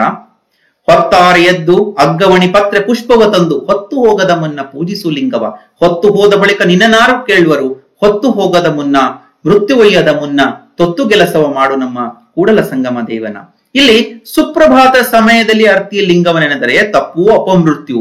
ಭಾವುಕರಾಗಿ ನಾವು ಈ ವಚನವನ್ನು ವ್ಯಾಖ್ಯಾನ ಮಾಡೋದಾದ್ರೆ, ಸುಪ್ರಭಾತದಲ್ಲಿ ನಾವು ಇಷ್ಟಲಿಂಗಾರ್ಚನೆಯನ್ನು ಮಾಡಿಕೊಂಡಾಗ ನಮ್ಮ ಅಪಮೃತ್ಯು ಅಥವಾ ನಮಗೆ ಅಪಘಾತಗಳು ಆಗೋದಿಲ್ಲ ಅನ್ನುವಂತ ಒಂದು ಸಹಜವಾಗಿರುವಂತ ಒಂದು ವ್ಯಾಖ್ಯಾನವನ್ನ ಇಲ್ಲಿ ಬಹಳಷ್ಟು ಜನ ಹೇಳೋದನ್ನ ಕಾಣಿಸ್ತೇವೆ. ಆದ್ರೆ ಗುರು ಬಸವಣ್ಣನವರು ಅಷ್ಟಕ್ಕೆ ಸೀಮಿತರಾಗಿಲ್ಲ ಅನ್ನುವಂಥದ್ದನ್ನಲ್ಲಿ ನಾವು ಅರ್ಥ ಮಾಡ್ಕೊಳ್ಬೇಕು. ಇಲ್ಲಿ ಮತ್ತೊಂದು ಹೊತ್ತಾರೆ ಎದ್ದು ಅನ್ನುವ ಒಂದು ದೃಷ್ಟಿಯಲ್ಲಿ ವಾಸ್ತವಾಂಶದಲ್ಲಿ ನೀವು ಸುಪ್ರಭಾತದಲ್ಲಿ ಶಿವಯೋಗವನ್ನು ಮಾಡಿ ನಂತರ ನಿಮ್ಮ ಕಾಯಕಕ್ಕೆ ತೆರಳಬೇಕು ಅನ್ನುವಂತ ಒಂದು ವಾಸ್ತವ ಪ್ರಜ್ಞೆಯೂ ಈ ವಚನದಲ್ಲಿ ಗಮನಿಸಬಹುದು. ಜೊತೆಗೆ ಈ ಸುಪ್ರಭಾತದ ಸಮಯದಲ್ಲಿ ಏನೋ ಒಂದು ವಿಶೇಷತೆಯನ್ನ ಗಮನಿಸಿಯೇ ಅವರು ಹೆಚ್ಚಾಗಿ ಈ ಸುಪ್ರಭಾತದಲ್ಲಿ ಮಾಡುವಂತಹ ಈ ಪೂಜೆ ಪರಿಣಾಮಕಾರಿಯಾಗಿರ್ತದೆ ಅನ್ನುವಂಥದ್ದನ್ನ ಇಲ್ಲಿ ಹೇಳೋದು ನೋಡಿದ್ರೆ, ಅಲ್ಲೋ ಪ್ರಭುದೇವರು ಹೇಳ್ತಾ ಇದ್ದಾರೆ, ಗುರು ಬಸವಣ್ಣವರು ಹೇಳ್ತಾ ಇದ್ದಾರೆ. ಇದಕ್ಕೆ ಪೂರಕವಾಗಿ ಆ ಮೆಲಟೋನಿನ್ ಸೆಕ್ರೀಷನ್ ಅನ್ನ ಒಂದು ಗ್ರಾಫ್ ಅನ್ನ ನೋಡಿದಾಗ ಕೂಡ ಎಲ್ಲೋ ಒಂದ್ ಕಡೆ ಇದು ಪೂರಕವಾಗಿ ಇದೆಯೇನೋ ಅನ್ನುವ ರೀತಿಯಲ್ಲಿ ಭಾಸವಾಗ್ತಾ ಇದೆ ಅನ್ನೋದನ್ನ ನೀವು ಇಲ್ಲಿ ಗಮನಿಸಿದೀವಿ. ಇನ್ನ ಇದು ಮೆಲಟೋನಿನ್ ಬಗ್ಗೆ ಆಯ್ತು. ಇನ್ನ ಮತ್ತೊಂದು ಮುಖ್ಯವಾಗಿರುವಂತ ಒಂದು ಹಾರ್ಮೋನ್ ಅಥವಾ ಒಂದು ರಾಸಾಯನಿಕ ಈ ಪೀನಿಯಲ್ ಗ್ರಂಥಿಯಿಂದ ಬರುವಂತದ್ದೇ ಡೈಮಿಥೈಲ್ಟ್ರಿಪ್ಟಮೀನ್, DMT ಅಂತ ನಾವು ಕರೀತಾ ಇದೆ. ಇದು ಪೀನಿಯಲ್ ಗ್ರಂಥಿಯಿಂದ ಸ್ರವಿಸಲ್ಪಡುವಂತ ಒಂದು ಹಾರ್ಮೋನ್.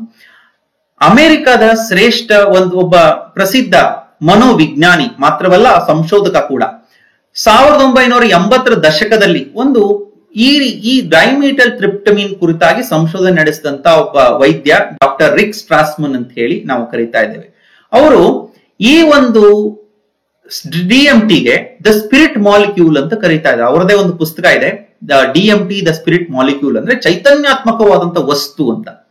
ಇಲ್ಲಿ ಯಾಕೆ ಚೈತನ್ಯಾತ್ಮಕವಾದಂತ ವಸ್ತು ಅಂತ ಇಲ್ಲಿ ಕರೀತಾ ಇದ್ದಾರೆ ಅಂತಂದ್ರೆ, ಇದನ್ನ ಆತ ಬಹಳಷ್ಟು ಸಂಶೋಧನೆಗಳನ್ನ ಕೈಗೊಂಡ್ರು 80ರ ದಶಕದಲ್ಲಿ ಅಮೆರಿಕ ದೇಶದಲ್ಲಿ. ಈ ಅದ ಕೆಮಿಕಲ್ ಸ್ಟ್ರಕ್ಚರ್ ಅನ್ನ ನಾವಿಲ್ಲಿ ಗಮನಿಸಬಹುದು. ಇದು ಕೆಮಿಕಲ್ ಸ್ಟ್ರಕ್ಚರ್ ಆಫ್ DMT. ಇಲ್ಲಿ ಅನುಭವ ಮತ್ತು ವರ್ಸಸ್ ಅನುಭಾವ ಅನ್ನುವಂಥದ್ದು ನಾವು ಏನ್ ಹೇಳ್ತೀವಿ, ಲೌಕಿಕವಾಗಿ ಸಂಭವಿಸುವಂತ ನಮ್ಮ ಬಾಹ್ಯ ದೃಷ್ಟಿಗೆ ಇಂದ್ರಿಯಗಳಿಗೆ ಗೋಚರವಾಗುವಂತದ್ದು ಅನುಭವ ಆದ್ರೆ, ಅಲೌಕಿಕವಾಗಿರುವಂತಹ ಮಿಸ್ಟಿಕ್ ಎಕ್ಸ್ಪೀರಿಯನ್ಸ್ ಅಂತ ನಾವೇನ್ ಕರಿತೀವಿ, ಅದು ಅನುಭಾವ. ಈ ಅನುಭಾವ ಅನ್ನುವಂತ ಪರಿಕಲ್ಪನೆ ಸಾಧ್ಯ ಆಗೋದೇ ಈ ಒಂದು DMT ಮುಖಾಂತರವಾಗಿ ಅನ್ನೋದು ಅವರ ಒಂದು ಅಭಿಪ್ರಾಯ. ಜೊತೆಗೆ ಕೆಲವರಿಗೆ ಅತೀಂದ್ರಿಯವಾದಂತ ಶಕ್ತಿ, ಅದ್ಭುತವಾದಂತ ಮಾನಸಿಕ ಶಕ್ತಿ ಇರುವಂತದ್ದು, ಅಥವಾ ನಾವೇನು ಪ್ರಾಫೆಸಿ ಅಂತ ಏನ್ ಕರಿತೀವಿ, ಕಾಲಜ್ಞಾನ ಅಂತ ಏನ್ ಕರಿತೀವಿ, ಎಲ್ಲ ನಮ್ಮ ಶರಣರಿಗೆ ಹೇಗೆ ಸಾಧ್ಯ ಆಯ್ತು ಅನ್ನೋದನ್ನ ಕಾಲಜ್ಞಾನ ವಚನಗಳಲ್ಲಿ ನಾವು ಗಮನಿಸಿದಾಗ, ಹೌದಲ್ಲ ಇದು ಯಾವತ್ತೋ ಆಗುವಂತದ್ದನ್ನ ಯಾವಾಗೋ ಅವರು ಅದನ್ನ ಹೇಳಿದ್ದಾರೆ ಅಂತಂದ್ರೆ ಏನೋ ಒಂದು ವಿಶೇಷವಾದಂತ ಅದ್ಭುತವಾದಂತ ಮಾನಸಿಕ ಶಕ್ತಿ ಇದೆ ಅಂತ ನಮಗೂ ನಿಮಗೂ ಭಾಸವಾಗೋದು. ಇಲ್ಲಿ ಇದಕ್ಕೆ ಉತ್ತರವಾಗಿ ಈ ಡೈಮೀಥೈಲ್ ಟ್ರಿಪ್ಟಮಿನ್ ಅನ್ನುವಂತ ಒಂದು ಹಾರ್ಮೋನ್ ನ ಸ್ರವಿಸುವಿಕೆ ಅಥವಾ ಅದರ ನಿಯಂತ್ರಣದ ಮುಖಾಂತರವಾಗಿ ಅದು ಏನು ವ್ಯವಸ್ಥಿತವಾಗಿ ಒಂದು ಬ್ಯಾಲೆನ್ಸ್ ರೀತಿಯಲ್ಲಿ ನಮಗೆ ಅದು ಸ್ರವಿಸುವ ಮುಖಾಂತರವಾಗಿ ನಮ್ಮಲ್ಲಿ ಆ ಒಂದು ಮಿಸ್ಟಿಕ್ ಎಕ್ಸ್ಪೀರಿಯನ್ಸ್ ಅಥವಾ ಅನುಭವದ ಒಂದು ಚಿಂತನೆ ಮತ್ತು ಈ ರೀತಿಯಾಗಿರುವಂತಹ ಅದ್ಭುತ ಶಕ್ತಿ ನಮಗೆ ನಿಮಗೆ ಬರಬಹುದು ಅನ್ನುವಂಥದ್ದನ್ನ ಅಮೆರಿಕಾದಲ್ಲೇ ಪಬ್ಲಿಷ್ ಆಗಿರುವಂತ DMT the spirit molecule by doctor Rick Strassman ಅನ್ನುವಂತ ಒಂದು ಗ್ರಂಥದಲ್ಲಿ ಈ ಕುರಿತಾಗಿರುವಂತಹ ಕೆಲವೊಂದಿಷ್ಟು ಅಂಶಗಳನ್ನು ಇರುವುದನ್ನ ನೀವು ಗಮನಿಸ್ತಾ ಇದ್ದೇವೆ. ಹಾಗಾಗಿ ಇಲ್ಲಿ ಮೆಲಟೋನಿನ್ ಮತ್ತು ಡೈಮೀಥೈಲ್ ಟ್ರಿಪ್ಟಮಿನ್, ಮತ್ತೊಂದು ಸೆರಟೋನಿನ್ ಅನ್ನುವಂಥದ್ದು ಇದೆ. ಮತ್ತು ಆದ್ರೆ ಈ ಎರಡು ರಾಸಾಯನಿಕ ಹಾರ್ಮೋನ್ಗಳಲ್ಲಿ ಇರುವಂತ ಮಹತ್ವವನ್ನ ನಾವು ಇವತ್ತು ಚೆನ್ನಾಗಿ ಅರ್ಥ ಮಾಡ್ಕೊಳ್ಬೇಕು. ಈ ಎಲ್ಲವನ್ನ ನಾವು ಈ ಇಷ್ಟಲಿಂಗದ ಎರಡನೇ ಹಂತವಾದ ನೋಟಕ್ಕೆ ನಾವು ಯಾಕೆ ಸೀಮಿತಗೊಳಿಸ್ತಾ ಇದ್ದೇವೆ ಅಂತಂದ್ರೆ, ಇಲ್ಲಿ ಕಣ್ಣಿನ ದೃಷ್ಟಿಗೂ ಈ ಒಂದು ಪೀನಿಯಲ್ ಗ್ರಂಥಿ ಅಥವಾ ಮೆಲಟೋನಿನ್ ಅಥವಾ DMTಗಾಗ್ಲಿ ಏನ್ ಸಂಬಂಧ ಅಂತಂದ್ರೆ, ಕಣ್ಣಿನಿಂದ ಹೊರಟಂತ ನರಸಮೂಹಗಳು ಕೊನೆಗೆ ಅದು ಮೆದುಳಿನ ಹಿಂಭಾಗದಲ್ಲಿ ಪ್ರೈಮರಿ ವಿಜುವಲ್ ಕಾರ್ಟೆಕ್ಸ್ ನಲ್ಲಿ ಅದು ಕೂಡ್ತಾ ಇರುವಂತದ್ದು ನಾವಿಲ್ಲಿ ಗಮನಿಸ್ತಾ ಇದ್ದೇವೆ. ಎರಡೂ ಕಣ್ಣಿಂದ ಹೊರಟಂತ ನರಸಮೂಹಗಳು ಈ ರೀತಿಯಾಗಿ ಇಲ್ಲಿ ಆಪ್ಟಿಕ್ ಕಯಾಸ್ಮದಲ್ಲಿ ಕೂಡಿ ಅಂದ್ರೆ ಕ್ರಾಸ್ ಓವರ್ ಆಗಿ ಕೊನೆಗೆ ಪ್ರೈಮರಿ ವಿಜುವಲ್ ಕಾರ್ಟೆಕ್ಸ್ ಏರಿಯಾದಲ್ಲಿ ಅದು ನಮಗೆ ಹೋಗಿ ನಮಗೆ ದೃಷ್ಟಿಯನ್ನ ಗೋಚರ ಮಾಡ್ತಾ ಇರುವಂತದ್ದನ್ನ ನೀವು ಗಮನಿಸ್ತೇವೆ. ಆದ್ರೆ ಇಷ್ಟು ಮಾತ್ರವೇನು, ಪೀನಿಯಲ್ ಗ್ರಂಥಿ ಎಲ್ಲಿ ಬಂತು ಇಲ್ಲಿ ಅಂತ ನಾವು ಕೇಳಿದಾಗ, ಇಲ್ಲಿ ಒಂದು ಪ್ರಸಿದ್ಧ ವೈದ್ಯಕೀಯ ಟೆಕ್ಸ್ಟ್ ಬುಕ್ ಆದಂತ ಗೆನಾಂಗ್ ರಿವ್ಯೂ ಆಫ್ ಫಿಸಿಯಾಲಜಿಯಲ್ಲಿ ಈ ಒಂದು ಚಿತ್ರ ಕಣ್ಣಿನ ಮತ್ತು ಪೀನಿಯಲ್ ಗ್ರಂಥಿಯ ನಡುವಿನ ಸಂಬಂಧವನ್ನ ಬಹಳ ಚೆನ್ನಾಗಿ ವಿವರಿಸ್ತಾ ಇದ್ದಾರೆ. ಕಣ್ಣಿನಿಂದ ಹೊರಟಂತ ನರಸಮೂಹಗಳಲ್ಲಿ ಕೆಲವು ಈ ಸುಪ್ರಾಕಯಾಸ್ಮೆಟಿಕ್ ನ್ಯೂಕ್ಲಿಯಸ್ ಅನ್ನುವಂತ ಒಂದು ನರಸಮೂಹದಲ್ಲಿ ಅದು ಕೂಡಿ ಅಲ್ಲಿಂದ ಸ್ವಲ್ಪ ಕೆಳಭಾಗದ ಬ್ರೈನ್ ಸ್ಟೆಮ್ ಇಂದ ಇಳಿದು ಸ್ಪೈನಲ್ ಕಾರ್ಡ್ ಮುಖಾಂತರವಾಗಿ ಸುಪೀರಿಯರ್ ಸರ್ವೈಕಲ್ ಗ್ಯಾಂಗ್ಲಿಯಾನ್ ಮುಖಾಂತರವಾಗಿ ಅದು ಪೀನಿಯಲ್ ಗ್ರಂಥಿಯನ್ನು ತಲುಪ್ತಾ ಇದೆ ಅನ್ನುವಂಥದ್ದನ್ನ ನಾವಿಲ್ಲಿ ಗಮನಿಸಬೇಕು. ಅಂದ್ರೆ ಕಣ್ಣಿಗೂ ಮತ್ತು ಪೀನಿಯಲ್ ಗ್ರಂಥಿಗೂ ಎಲ್ಲೋ ಒಂದು ರೀತಿಯ ಒಂದು ಸಂಬಂಧ ಇರೋದನ್ನ ನಮ್ಮ ಶರಣರು ಗುರುತಿಸಿದ್ದ ಕಾರಣಕ್ಕೋಸ್ಕರವಾಗಿಯೇ ಈ ಒಂದು ನೋಟ, ಪೀನಿಯಲ್ ಗ್ಲ್ಯಾಂಡ್, ಮೆಲಟೋನಿನ್, ಈ ನಮ್ಮ ಡೈಮೀಥೈಲ್ ಟ್ರಿಪ್ಟಮಿನ್ ಮತ್ತು ಈ ಅನುಭಾವಿಕ ಒಂದು ಚಿಂತನೆ, ಅನುಭಾವ ಅನ್ನುವಂತ ಒಂದು ಪರಿಕಲ್ಪನೆ ಯಾವ ರೀತಿಯಾಗಿ ಬಂತು ಅನ್ನೋದನ್ನ ನಾವು ಗಮನಿಸ್ತಾ ಹೋಗ್ತೇವೆ. ಅದೇ ರೀತಿಯಲ್ಲಿ ಮತ್ತೊಂದು ಈ ಸ್ಲೀಪ್ ಮೆಡಿಸಿನ್ ರಿವ್ಯೂ ಅಂತ ಒಂದು ಜರ್ನಲ್ ನಲ್ಲಿ ಈ ರೀತಿಯಾಗಿರುವಂತಹ ಕಣ್ಣಿನಿಂದ ಹೊರಟಂತ ನರಸಮೂಹಗಳು ಯಾವ ರೀತಿಯಾಗಿ ಪೀನಿಯಲ್ ಗ್ಲ್ಯಾಂಡ್ ಅನ್ನು ತಲುಪ್ತಾ ಇದೆ, ಆ ಮೂಲಕವಾಗಿ ಬೆಳಕು ಕತ್ತಲೆಯ ಒಂದು ಜ್ಞಾನವನ್ನ ಪೀನಿಯಲ್ ಗ್ಲ್ಯಾಂಡ್ ಪಡೆದು ಮೆಲಟೋನಿನ್ ಸೆಕ್ರೀಷನ್ ಏರುಪೇರನ್ನ ಉಂಟು ಮಾಡುವಂತದ್ದನ್ನ ನೀವು ಗಮನಿಸ್ತಾ ಇದ್ದೇವೆ. ಇದುವೇ ನಮ್ಮ ಜೈವಿಕ ಗಡಿಯಾರದ ನಿಯಂತ್ರಣವೂ ಕೂಡ ಅದು ಕಾರಣ ಅನ್ನುವಂಥದ್ದನ್ನ ಈ ಒಂದು ಜರ್ನಲ್ ನಲ್ಲಿ ಅದು ಬಂದಿರುವಂತದ್ದು. ಆಧುನಿಕ ವೈದ್ಯಕೀಯ ಸಂಶೋಧನೆಗಳು ಏನ್ ಹೇಳ್ತಾ ಇದ್ದಾವೆ ಈ ಕುರಿತಾಗಿ ಅಂತಂದ್ರೆ, ಈ melatonin is a principal neuro immuno regulatory and anti stress hormone. ಸಮಾಜದಲ್ಲಿ ಒಂದು ಪರಿಸರದಲ್ಲಿ ನಮಗೆ ಅನೇಕ ಒತ್ತಡಗಳಿದಾವೆ. ಆ ಒತ್ತಡದಿಂದಲೇ ನಮ್ಮಲ್ಲಿ ಅನೇಕ ಈ ರೋಗ ರುಜಿನಗಳು ಉಂಟಾಗುವಂಥದ್ದು. ಆದ್ರೆ ಮೆಲಟೋನಿನ್ ಆಂಟಿ ಸ್ಟ್ರೆಸ್ ಹಾರ್ಮೋನ್ ಅಂದ್ರೆ ಒತ್ತಡವನ್ನು ನಿಯಂತ್ರಿಸುವಂತ ಒಂದು ಹಾರ್ಮೋನ್ ಆಗಿ ಕೆಲಸ ಮಾಡ್ತಾ ಇರೋದ್ರಿಂದ ಈ ರೀತಿಯಾಗಿರುವಂತ ಒಂದು ಯೋಗದಿಂದ ಒತ್ತಡವನ್ನ ನಿಯಂತ್ರಣವನ್ನ ಮಾಡ್ಕೊಳ್ತಾ ನಮ್ಮ ಆರೋಗ್ಯವನ್ನ ಸುಸ್ಥಿತಿಯಲ್ಲಿ ಇಟ್ಕೊಳ್ಬಹುದು ಅನ್ನುವಂತ ಒಂದು ಚಿಂತನೆಯನ್ನ ನೀವು ಅರ್ಥ ಮಾಡ್ಕೊಳ್ಬೇಕು. ಅದೇ ರೀತಿಯಾಗಿ ಅನೇಕ ಒಂದು ವೈದ್ಯಕೀಯ ಚಿಂತನೆಗಳು ಆ ಒಂದು ವೈದ್ಯಕೀಯ ಜರ್ನಲ್ ನಲ್ಲಿ ಅಂದ್ರೆ ಪತ್ರಿಕೆಗಳಲ್ಲಿ ಅನೇಕ ಸಂಶೋಧನೆಗಳು ಕೂಡ ಈ ಮೆಲಟೋನಿನ್ ಮತ್ತಿತರ ಅದರ ಒಂದು ಸ್ರವಿಸುವಿಕೆಯ ಕೆಲವೊಂದು ಹಾರ್ಮೋನ್ಗಳಲ್ಲಿ ಉಂಟಾಗುವಂತ ಒಂದು ಉತ್ತಮ ಆರೋಗ್ಯದ ಒಂದು ಲಕ್ಷಣವನ್ನ ಇಲ್ಲಿ ಅವರು ಹೇಳ್ತಾ ಇರುವಂತದ್ದು. ಜೊತೆಗೆ ಮೆಲಟೋನಿನ್ ಮತ್ತು ಅದನ್ನ ನಾವು ಯಾವ ರೀತಿಯಾಗಿ ಆರೋಗ್ಯ ಸುಧಾರಣೆಗೆ ಬಳಸಬಹುದು, melatonin in promotion of health ಅನ್ನುವಂಥದ್ದು ಕೂಡ ಪುಸ್ತಕಗಳು ಕೂಡ ಲಭ್ಯವಿದ್ದಾವೆ. ಅದನ್ನು ಕೂಡ ಆಸಕ್ತರು ಗಮನಿಸಬಹುದು. ಇನ್ನ ಚನ್ನಬಸವಣ್ಣನವರ ಒಂದು ವಚನ ಇಲ್ಲಿ ಬಹಳ ಸ್ವಾರಸ್ಯಕರವಾಗಿರುವಂತ ಒಂದು ಅಂಶವನ್ನ ಇಲ್ಲಿ ನಮ್ಮ ಮುಂದೆ ತೆರೆದಿಡ್ತಾ ಇದೆ. ಅದೇನಪ್ಪಾ ಅಂತಂದ್ರೆ, ಲಿಂಗಮೂರ್ತಿಯನ್ನು ನಿತ್ಯವೂ 3 ಬಾರಿ ತಪ್ಪದೇ ಅರ್ಚಿಸುವುದು ಉತ್ತಮ, 2 ವೇಳೆ ಅರ್ಚಿಸುವುದು ಮಧ್ಯಮ, 1 ಸಲ ಪೂಜಿಸುವುದು ಕನಿಷ್ಠ. ಈ ತ್ರಿವಿಧವನ್ನರಿಯದೇ ಭಕ್ತರಾದವೆಂದು ಯುಕ್ತಿಗೆಟ್ಟು ನುಡಿದಡೆ ಮುಕ್ತಿಯ ನೀವನೇ ನಮ್ಮ ಕೂಡಲ ಚನ್ನ ಸಂಗಮ ದೇವ. ಅಂದ್ರೆ ದಿನನಿತ್ಯ 3 ಬಾರಿ ತ್ರಿಕಾಲ ಲಿಂಗ ಪೂಜೆಯನ್ನ ಚನ್ನಬಸವಣ್ಣನವರು ಇಲ್ಲಿ ಹೇಳ್ತಾ ಇದ್ದಾರೆ.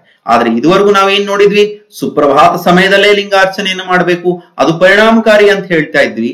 ಹಾಗಾದ್ರೆ ಇಲ್ಲಿ ಚನ್ನಬಸವಣ್ಣನವರು ಯಾಕೆ 3 ಬಾರಿ ಇಷ್ಟು ಲಿಂಗಾರ್ಚನೆ ಮಾಡಬೇಕು ಅಂತ ಹೇಳಿದ್ರು ಅಂತಂದ್ರೆ, ಇದಕ್ಕೆ ಉತ್ತರವಾಗಿ ನಾವು ಮತ್ತಷ್ಟು ಸಂಶೋಧನೆಗಳನ್ನ ಕುರಿತು ನೋಡೋದಾದ್ರೆ, ಮೆಲಟೋನಿನ್ ಸೆಕ್ರೀಷನ್ ಅನ್ನ ಅಥವಾ ಮೆಲಟೋನಿನ್ ಸ್ರವಿಸುವಿಕೆಯನ್ನ ನಾವು ಮ್ಯಾನ್ಯುಪುಲೇಟ್ ಮಾಡಬಹುದು. ಆಸ್ಟ್ರೇಲಿಯಾದ ಅಡಿಲ್ಯಾಡ್ ಯೂನಿವರ್ಸಿಟಿನಲ್ಲಿ ಅವರು ಒಂದು ಸಂಶೋಧನೆಯನ್ನ ಮಾಡಿದ್ರು. ಅದು ಪ್ರೀ ಕ್ಲಿನಿಕಲ್ ಸ್ಟಡಿ ಆಗಿತ್ತು. ಆ ಸಂಶೋಧನೆಯ ಪೇಪರ್, ರಿಸರ್ಚ್ ಪೇಪರ್ನ ಕೊನೆಯ ಭಾಗವನ್ನ ನಾನಿಲ್ಲಿ ನಿಮ್ಮ ಮುಂದೆ ಇಲ್ಲಿ ಪ್ರೊಜೆಕ್ಟ್ ಮಾಡ್ತಾ ಇದ್ದೇನೆ. True research found that yoga techniques, alternative breathing and particularly gazing or tratak, ನಮ್ಮ ಇದರಲ್ಲಿ ದೃಷ್ಟಿ ಯೋಗ ಅಂತ ಏನ್ ಕರಿತೀವಿ, has a dramatic effect on melatonin production. The results indicate that pineal melatonin production can be manipulated in a classical conditioning paradigm when an appropriate conditional stimulus is used. ಅಂದ್ರೆ ಒಂದು conditional stimulus, ಒಂದು ವ್ಯವಸ್ಥಿತವಾಗಿರುವಂತ ಒಂದು ಸಾಧನ ಕ್ರಮದಿಂದ, ಅದರಲ್ಲೂ ಮುಖ್ಯವಾಗಿ ಈ alternative breathing ಅಥವಾ ನಾವು ಏನು ಉಶ್ವಾಸ ನಿಶ್ವಾಸಗಳನ್ನ ಬಹಳ ನಿಯಮಿತವಾಗಿ ಅನುಲೋಮ್ ವಿಲೋಮ್ ಅಂತ ಕರಿತೀವಿ, ಅದನ್ನ ಮಾಡ್ತಾ ಅದ್ರ ಜೊತೆಗೆ ಈ ರೀತಿಯಾಗಿರುವಂತ ಒಂದು ತ್ರಾಟಕ ಯೋಗ ಅಥವಾ ದೃಷ್ಟಿಯೋಗವನ್ನ ಮಾಡ್ತಾ ಇದ್ದಾಗ ಈ ಮೆಲಟೋನಿನ್ ಸೆಕ್ರೀಷನ್ ಒಂದು ನಿಯಂತ್ರಣ ಬಹಳ ಚೆನ್ನಾಗಿ ನಾವು ಮಾಡಬಹುದು ಅನ್ನುವಂಥದ್ದು ಪ್ರೀ ಕ್ಲಿನಿಕಲ್ ಸ್ಟಡೀಸ್ ಅಲ್ಲಿ. ಅಫ್ಕೋರ್ಸ್ ಇದು ಜರ್ನಲ್ ಆಫ್ ನ್ಯೂರೋ ಟ್ರಾನ್ಸ್ಮಿಷನ್ 1994 ಅಲ್ಲಿ ಅವರು ಮಾಡಿರುವಂತದ್ದು. ಇದಾದ್ಮೇಲೆ ಸಾಕಷ್ಟು ಸಂಶೋಧನೆಗಳು ನಡೀತಾ ಇದ್ದಾವೆ ಇನ್ನು ಕೂಡ. ಆದ್ರೆ ಇದು ಎಲ್ಲೋ ಒಂದ್ ಕಡೆ ಇದು ನೈಸರ್ಗಿಕವಾಗಿ ಆಗುವಂತ ಏರುಪೇರನ್ನ ಹೊರತಾಗಿಸಿ ನಮ್ಮ ಒಂದು ಕ್ಲಾಸಿಕಲ್ ಕಂಡೀಷನಲ್ ಸ್ಟಿಮ್ಯುಲಸ್ ನ ಉಪಯೋಗಿಸಿ ನಾವು ಈ ರೀತಿಯಾಗಿರುವಂತ ನಿಯಂತ್ರಣವನ್ನ ಸಾಧಿಸಬಹುದು ಅಂತಂದ್ರೆ, ಆ ಒಂದು ಕ್ಲಾಸಿಕಲ್ ಕಂಡೀಷನಿಂಗ್ ಸ್ಟಿಮ್ಯುಲಸ್ ಯಾವುದು ಅಂತಂದ್ರೆ ಇಷ್ಟಲಿಂಗದ ಒಂದು ದೃಷ್ಟಿಯೋಗ, ನೋಟ ಅನ್ನುವಂಥದ್ದನ್ನ ಇಲ್ಲಿ ನಾವು ಗಮನಿಸಬಹುದು. ಈ ಇಷ್ಟಲಿಂಗವನ್ನ ಅದು ಸುಮ್ಮನೆ ಯಾವುದೋ ಒಂದು ಕಲ್ಲಿನಿಂದ ಅಥವಾ ಏನಾದ್ರೊಂದು ತಯಾರಿಸಿಲ್ಲ. ಇದಕ್ಕೆ ಶಾಸ್ತ್ರೀಯವಾಗಿರುವಂತ ಕೆಲವೊಂದಿಷ್ಟು ಅಷ್ಟಬಂಧ ಅನ್ನುವಂತ ಒಂದು ಕಂತೆ ಮುಖಾಂತರ ಅದನ್ನ ತಯಾರಿಸ್ತಾ ಇದ್ದಾರೆ. ಬಹಳಷ್ಟು ವಚನಗಳಲ್ಲಿ ಇಷ್ಟಲಿಂಗವನ್ನ ಶಿಲೆ ಅಂತ ಹೇಳಿ ಸಂಬೋಧಿಸಿರುವುದು ಕೂಡ ಉಂಟು. ಆದ್ರೆ ಎಲ್ಲೋ ಒಂದ್ ಕಡೆ ಶಿಲೆಯೂ ಕೂಡ ಅನೇಕ ವಸ್ತು ಧಾತುಗಳಿಂದನೇ ಆಗಿರ್ತವೆ. ಆದ್ರೆ ದುರದೃಷ್ಟವಶಾತ್ ನಮಗೆ ಈ ಯಾವ ಒಂದು ಅಂಶಗಳು ಕೂಡ ಇಷ್ಟಲಿಂಗ ತಯಾರಿಸುವಂತ ಯಾವ ಒಂದು ಯಥಾವತ್ತಾದಂತ ಇದೇ ರೀತಿಯಲ್ಲಿ ಮಾಡಬೇಕು ಅನ್ನುವಂಥದ್ದು ಯಾವುದೇ ವಚನಗಳಲ್ಲಿ ಲಭ್ಯವಾಗಿಲ್ಲ. ಪ್ರಾಯಶಃ ನಮ್ಮ ಕಲ್ಯಾಣ ಕ್ರಾಂತಿಯ ಸಂದರ್ಭದಲ್ಲಿ ಅನೇಕ ತಾತ್ವಿಕವಾಗಿರುವಂತ ವಚನಗಳ ಒಂದು ನಾಶ ಆಗಿರಬಹುದು. ಹಾಗಾಗಿ ಇನ್ನಷ್ಟು ಸಂಶೋಧನೆಗಳು ನಡೆದಾಗ ಈ ಒಂದು ತಾತ್ವಿಕ ಆಚರಣೆಗೆ ಸಂಬಂಧಪಟ್ಟಂತ ವಚನಗಳು ನಮಗೆ ದೊರಕಬಹುದು. ಆದ್ರೆ ಅಷ್ಟು ವರ್ಷಗಳ ಪರ್ಯಂತವೂ ಕೂಡ ಈ ಒಂದು ಕಂತೆಯುಕ್ತವಾಗಿರುವಂತ ಲಿಂಗವೇ ನಿಮಗೆ ಎಲ್ಲರೂ ಮಾಡಿ ಕೊಡ್ತಾ ಇದ್ದಾರೆ, ಅದನ್ನ ಮಾಡಿ ತೋರಿಸ್ತಾ ಇದ್ದಾರೆ. ಅದೇ ರೀತಿಯಾಗಿ ಸಾಧನೆಯನ್ನ ಮಾಡ್ತಾ ಇರೋದನ್ನ ನಾವು ಗಮನಿಸಿದಾಗ ನಾವು ಅದರಲ್ಲಿರುವಂತ ಅಂಶಗಳು ಏನು, ಅದರಲ್ಲಿರುವಂತ ಉತ್ತಮ ಅಂಶಗಳನ್ನ ಗಮನಿಸಬೇಕೇ ಹೊರತು ಈ ಕಂತೆ ಯಾಕೆ ಬಂತು, ಹೇಗೆ ಬಂತು ಅನ್ನೋದನ್ನ ಅದಕ್ಕೆ ಪೂರಕವಾಗಿ ನಮಗೆ ಯಾವುದೇ ಉತ್ತರ ಇಲ್ಲದಲೇ ಕೇವಲ ಒಂದು ಊಹಾಪೋಹದ ಒಂದು ವಿತ್ತಂಡವಾದದಿಂದ ಈ ಕಂತೆನೇ ಇರಲಿಲ್ಲ ಅನ್ನುವಂತ ಒಂದು ಅಂಶವನ್ನ ಯಾರು ಕೂಡ ಭಾವಿಸಬಾರದು ಅನ್ನುವಂಥದ್ದು ನನ್ನ ಒಂದು ಅಭಿಪ್ರಾಯ. ಇನ್ನು ಅಷ್ಟಬಂಧಗಳಲ್ಲಿ ಬಳಸುವಂತ ವಸ್ತುಗಳು ಅದು ಆಯುರ್ವೇದದಲ್ಲಿ ಬಳಸುವಂತ ಅನೇಕ ಔಷಧಿಗಳ ಒಂದು ಸಾರವೇ ಆಗಿದೆ.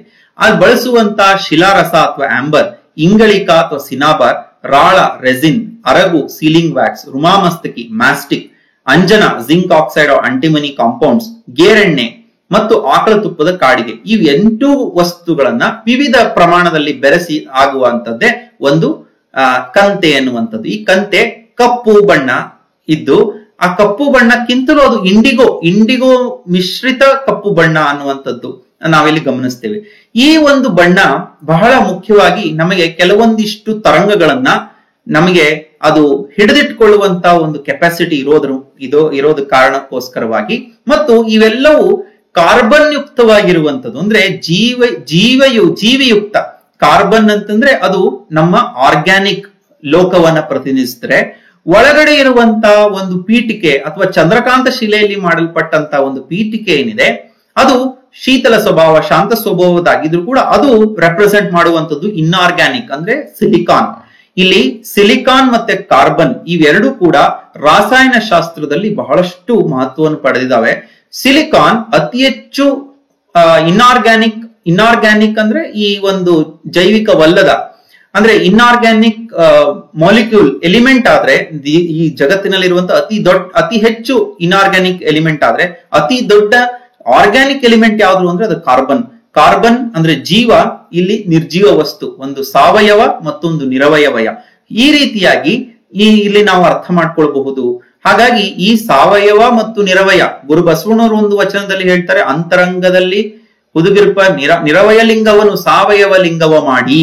ಅಲ್ಲಿ ಸಾವಯವ ಮತ್ತು ನಿರವಯ ಇವೆರಡರ ಒಂದು ಒಗ್ಗೂಡುವಿಕೆಯಿಂದ ಆಗಿರುವಂತ ಇಷ್ಟಲಿಂಗವನ್ನ ತಯಾರಿಸುವುದು ಕೂಡ ಅದು ಒಂದು ಶ್ರೇಷ್ಠವಾದಂತ ಒಂದು ಕಾಯಕ. ಕಂತೆ ಕಾಯಕವೇ ಬಹಳಷ್ಟು ಜನ ಅದನ್ನ ಮಾಡಿಕೊಂಡು ಇಲ್ಲಿವರೆಗೂ ಅದನ್ನ ಆ ಒಂದು ತತ್ವವನ್ನ ಇಂದು ಬೆಳೆಸ್ತಾ ಬರ್ತಾ ಇದ್ದಾರೆ.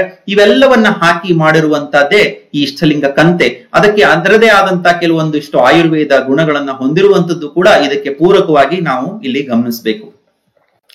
ಇಲ್ಲಿ ಮುಂದುವರೆದು ಈ ಒಂದು ಇಷ್ಟಲಿಂಗದ ಅನುಸಂಧಾನದಿಂದ ಈ ಮೆಲಟೋನಿನ್ ನಿಂದ ಆಗುವಂತ ಪರಿಣಾಮಗಳು, DMT ಇಂದ ಆಗುವಂತ ಪರಿಣಾಮಗಳನ್ನ ಗಮನಿಸಿದ್ವಿ.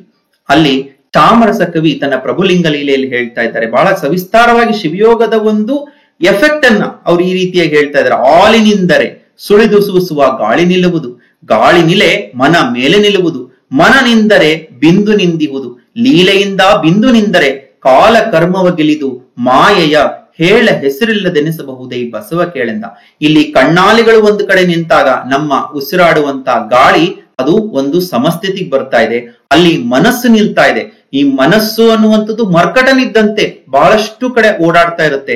ಆದ್ರೆ ಅದನ್ನ ನಿಲ್ಲಿಸಬೇಕು ಅಂತಂದ್ರೆ ಕಣ್ಣಾಲಿಗಳ ಮುಖಾಂತರ ನಿಲ್ಲಿಸಿದಾಗ, ಆ ರೀತಿಯ ಮಾಡಿರುವಂತ ಸಾಧನೆ ಪರಿಣಾಮಕಾರಿಯಾದಾಗ ಮುಂದೆ ನಾವು ಅದರಿಂದ ನಾವು ಗಳಿಸಿಕೊಂಡಿರುವಂತ ಒಂದು ಆತ್ಮಬಲದಿಂದ ಮಾಡುವಂತ ಸಾಧನೆ ಅಷ್ಟೇ ಪರಿಣಾಮಕಾರಿಯಾಗಿ ಹೊರಹೊಮ್ಮೋದ್ರಿಂದ ಅದು ಖಂಡಿತವಾಗಿಯೂ ಅದು ಆ ಮೂಲಕವಾಗಿ ಒಂದು ಪವಾಡ ಸದೃಶ ರೀತಿಯಲ್ಲಿ ನಮ್ಮ ಸಾಧನೆಗಳು ನಡೀತಾ ಇರುವಂತದ್ದನ್ನು ನಾವು ಗಮನಿಸಿದಾಗ ಅದು ನಿಜವಾಗಿಯೂ ಅದು ಮಾಯೆ ಹೇಳೆ ಹೆಸರಿಲ್ಲದಂತೆ ನೀವು ಮುಂದುವರಿತಾ ಇದ್ದೇವೆ ಅನ್ನೋದನ್ನ ಚಾಮರಸ ಕವಿ ಪ್ರಭುದೇವರ ಮುಖಾಂತರವಾಗಿ ಈ ರೀತಿಯಾಗಿರುವಂತ ಶಿವಯೋಗದ ಒಂದು ಪರಿಣಾಮವನ್ನ ಈ ರೀತಿಯಾಗಿ ವಿವರಿಸ್ತಾ ಇದ್ದಾರೆ.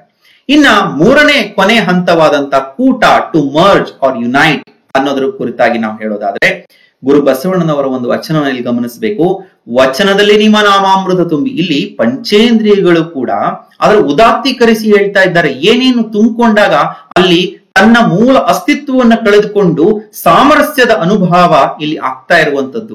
ವಚನದಲ್ಲಿ ನಾಮಾಮೃತ ತುಂಬಿ, ನಯನದಲ್ಲಿ ನಿಮ್ಮ ಮೂರತಿ ತುಂಬಿ, ಕಿವಿಯಲ್ಲಿ ನಿಮ್ಮ ಕೀರುತಿ ತುಂಬಿ, ಮನದಲ್ಲಿ ನಿಮ್ಮ ನೆನಹು ತುಂಬಿ, ಕೂಡಲ ಸಂಗಮ ದೇವ ನಾನು ನಿಮ್ಮ ಚರಣ ಕಮಲದೊಳಗಾನು ತುಂಬಿ.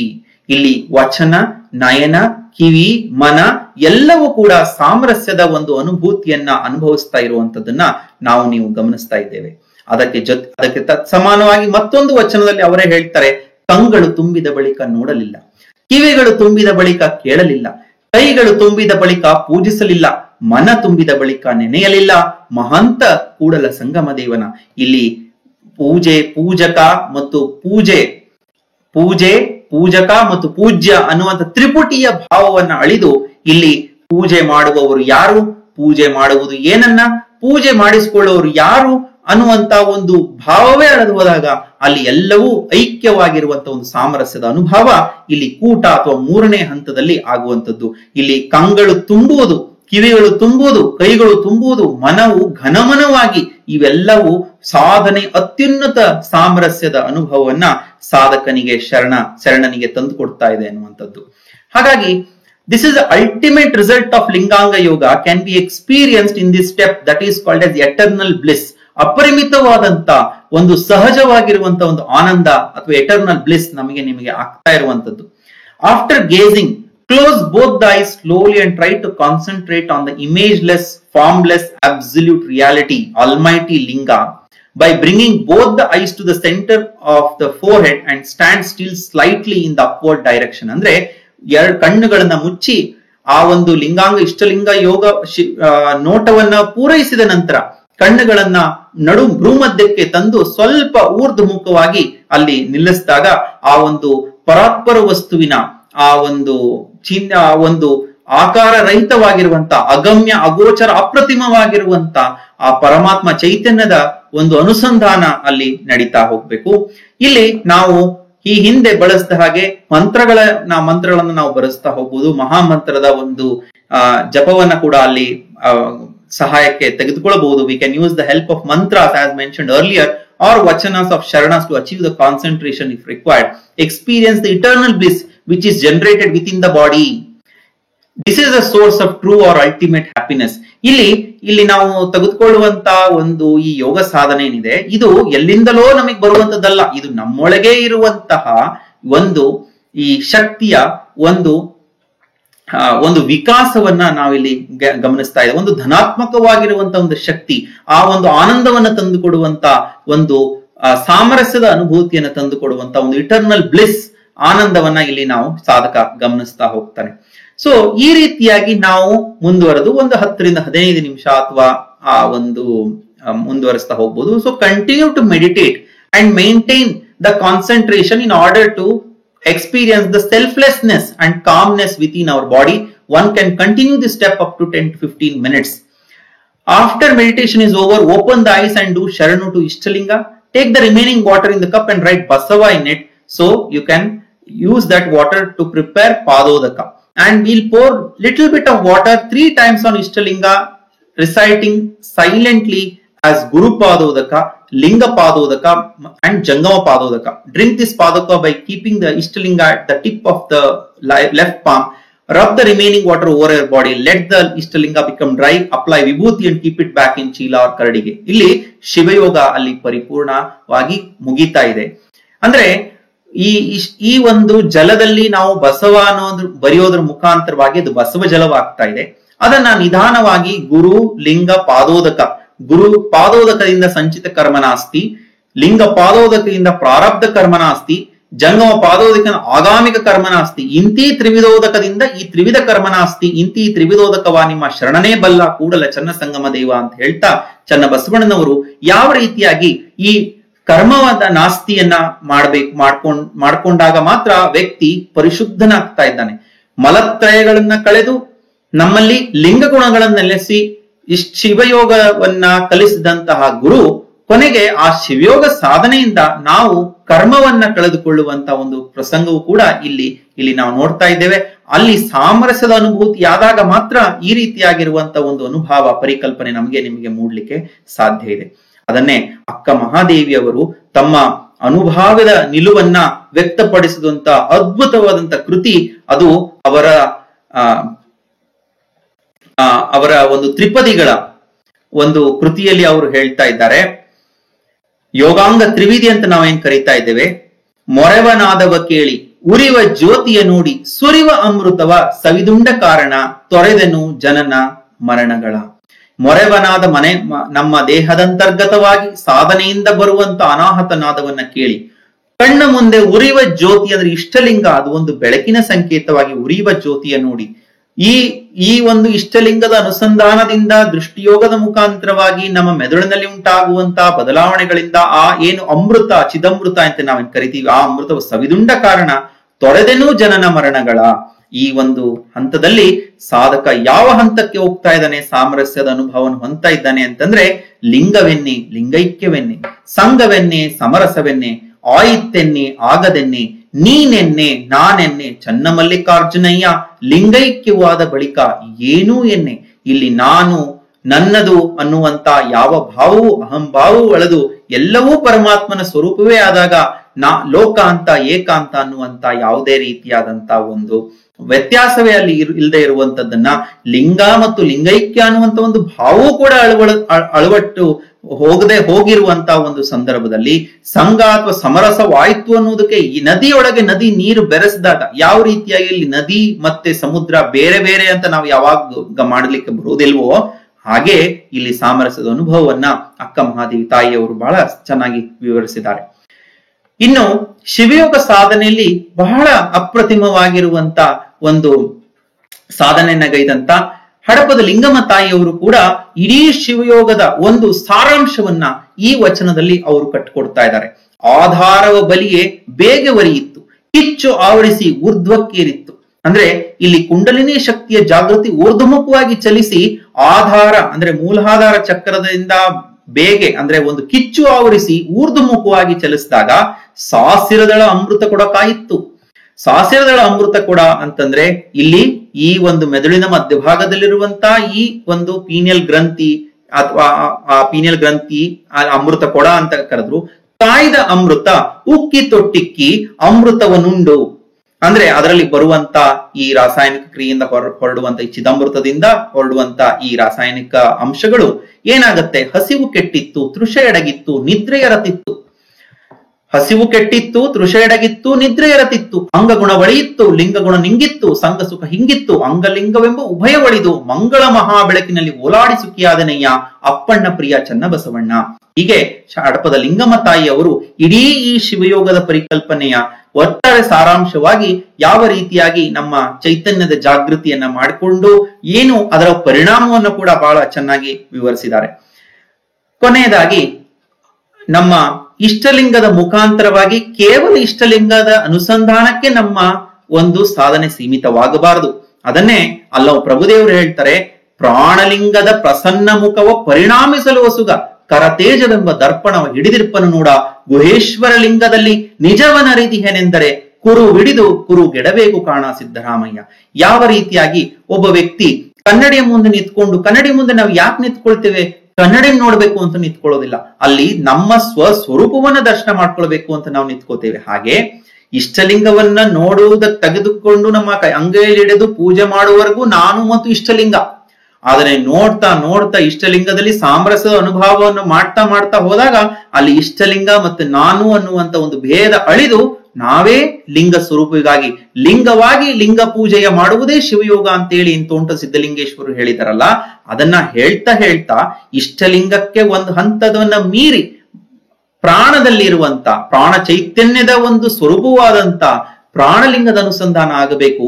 ಇಲ್ಲಿ ಕುರು ಹಿಡಿದು ಅಂದ್ರೆ ಇಷ್ಟಲಿಂಗ ಅನ್ನುವಂತ ಕುರು ಹಿಡಿದು ಆ ಕುರುವಿನ ಒಂದು ಹಂತವನ್ನ ದಾಟಿ ನಾವು ಅರಿವಿನತ್ತ ಸಾಗಬೇಕು ಅನ್ನುವಂತ ಒಂದು ಚಿಂತನೆಯನ್ನ ಅಲ್ಲವ ಪ್ರಭುದೇವರಿಲ್ಲ ಹಂಚಿಕೊಳ್ತಾ ಇದ್ದಾರೆ.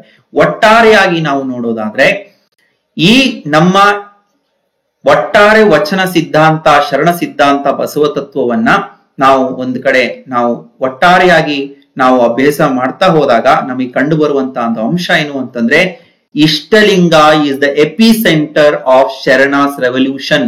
ಇಷ್ಟಲಿಂಗವನ್ನ ಜೊತೆಯಲ್ಲಿ ಇಟ್ಟುಕೊಂಡು ನಾವು ಬಸವ ತತ್ವಕ್ಕೆ, ಶರಣ ತತ್ವಕ್ಕೆ, ಅದಕ್ಕೆ ಅಪಾರವಾದಂತ ಒಂದು ಅರ್ಥ ವ್ಯಾಪ್ತಿಯನ್ನ, ಅನುಭಾವಿಕ ನೆಲೆಯನ್ನ ನಾವು ಕಂಡುಕೊಳ್ಬಹುದು. ಇಷ್ಟಲಿಂಗ ವಿರಹಿತವಾಗಿ ನಾವು ಏನನ್ನೂ ಮಾಡ್ಲಿಕ್ಕೆ ಸಾಧ್ಯ ಇಲ್ಲ. ಏಕೆಂದ್ರೆ ಇಷ್ಟಲಿಂಗ ಎಲ್ಲದಕ್ಕೂ ಮೂಲ. ಇಷ್ಟಲಿಂಗ is the epicenter of entire revolution and the religion founded by Sri Vishwaguru Basavana, that is Lingayatism.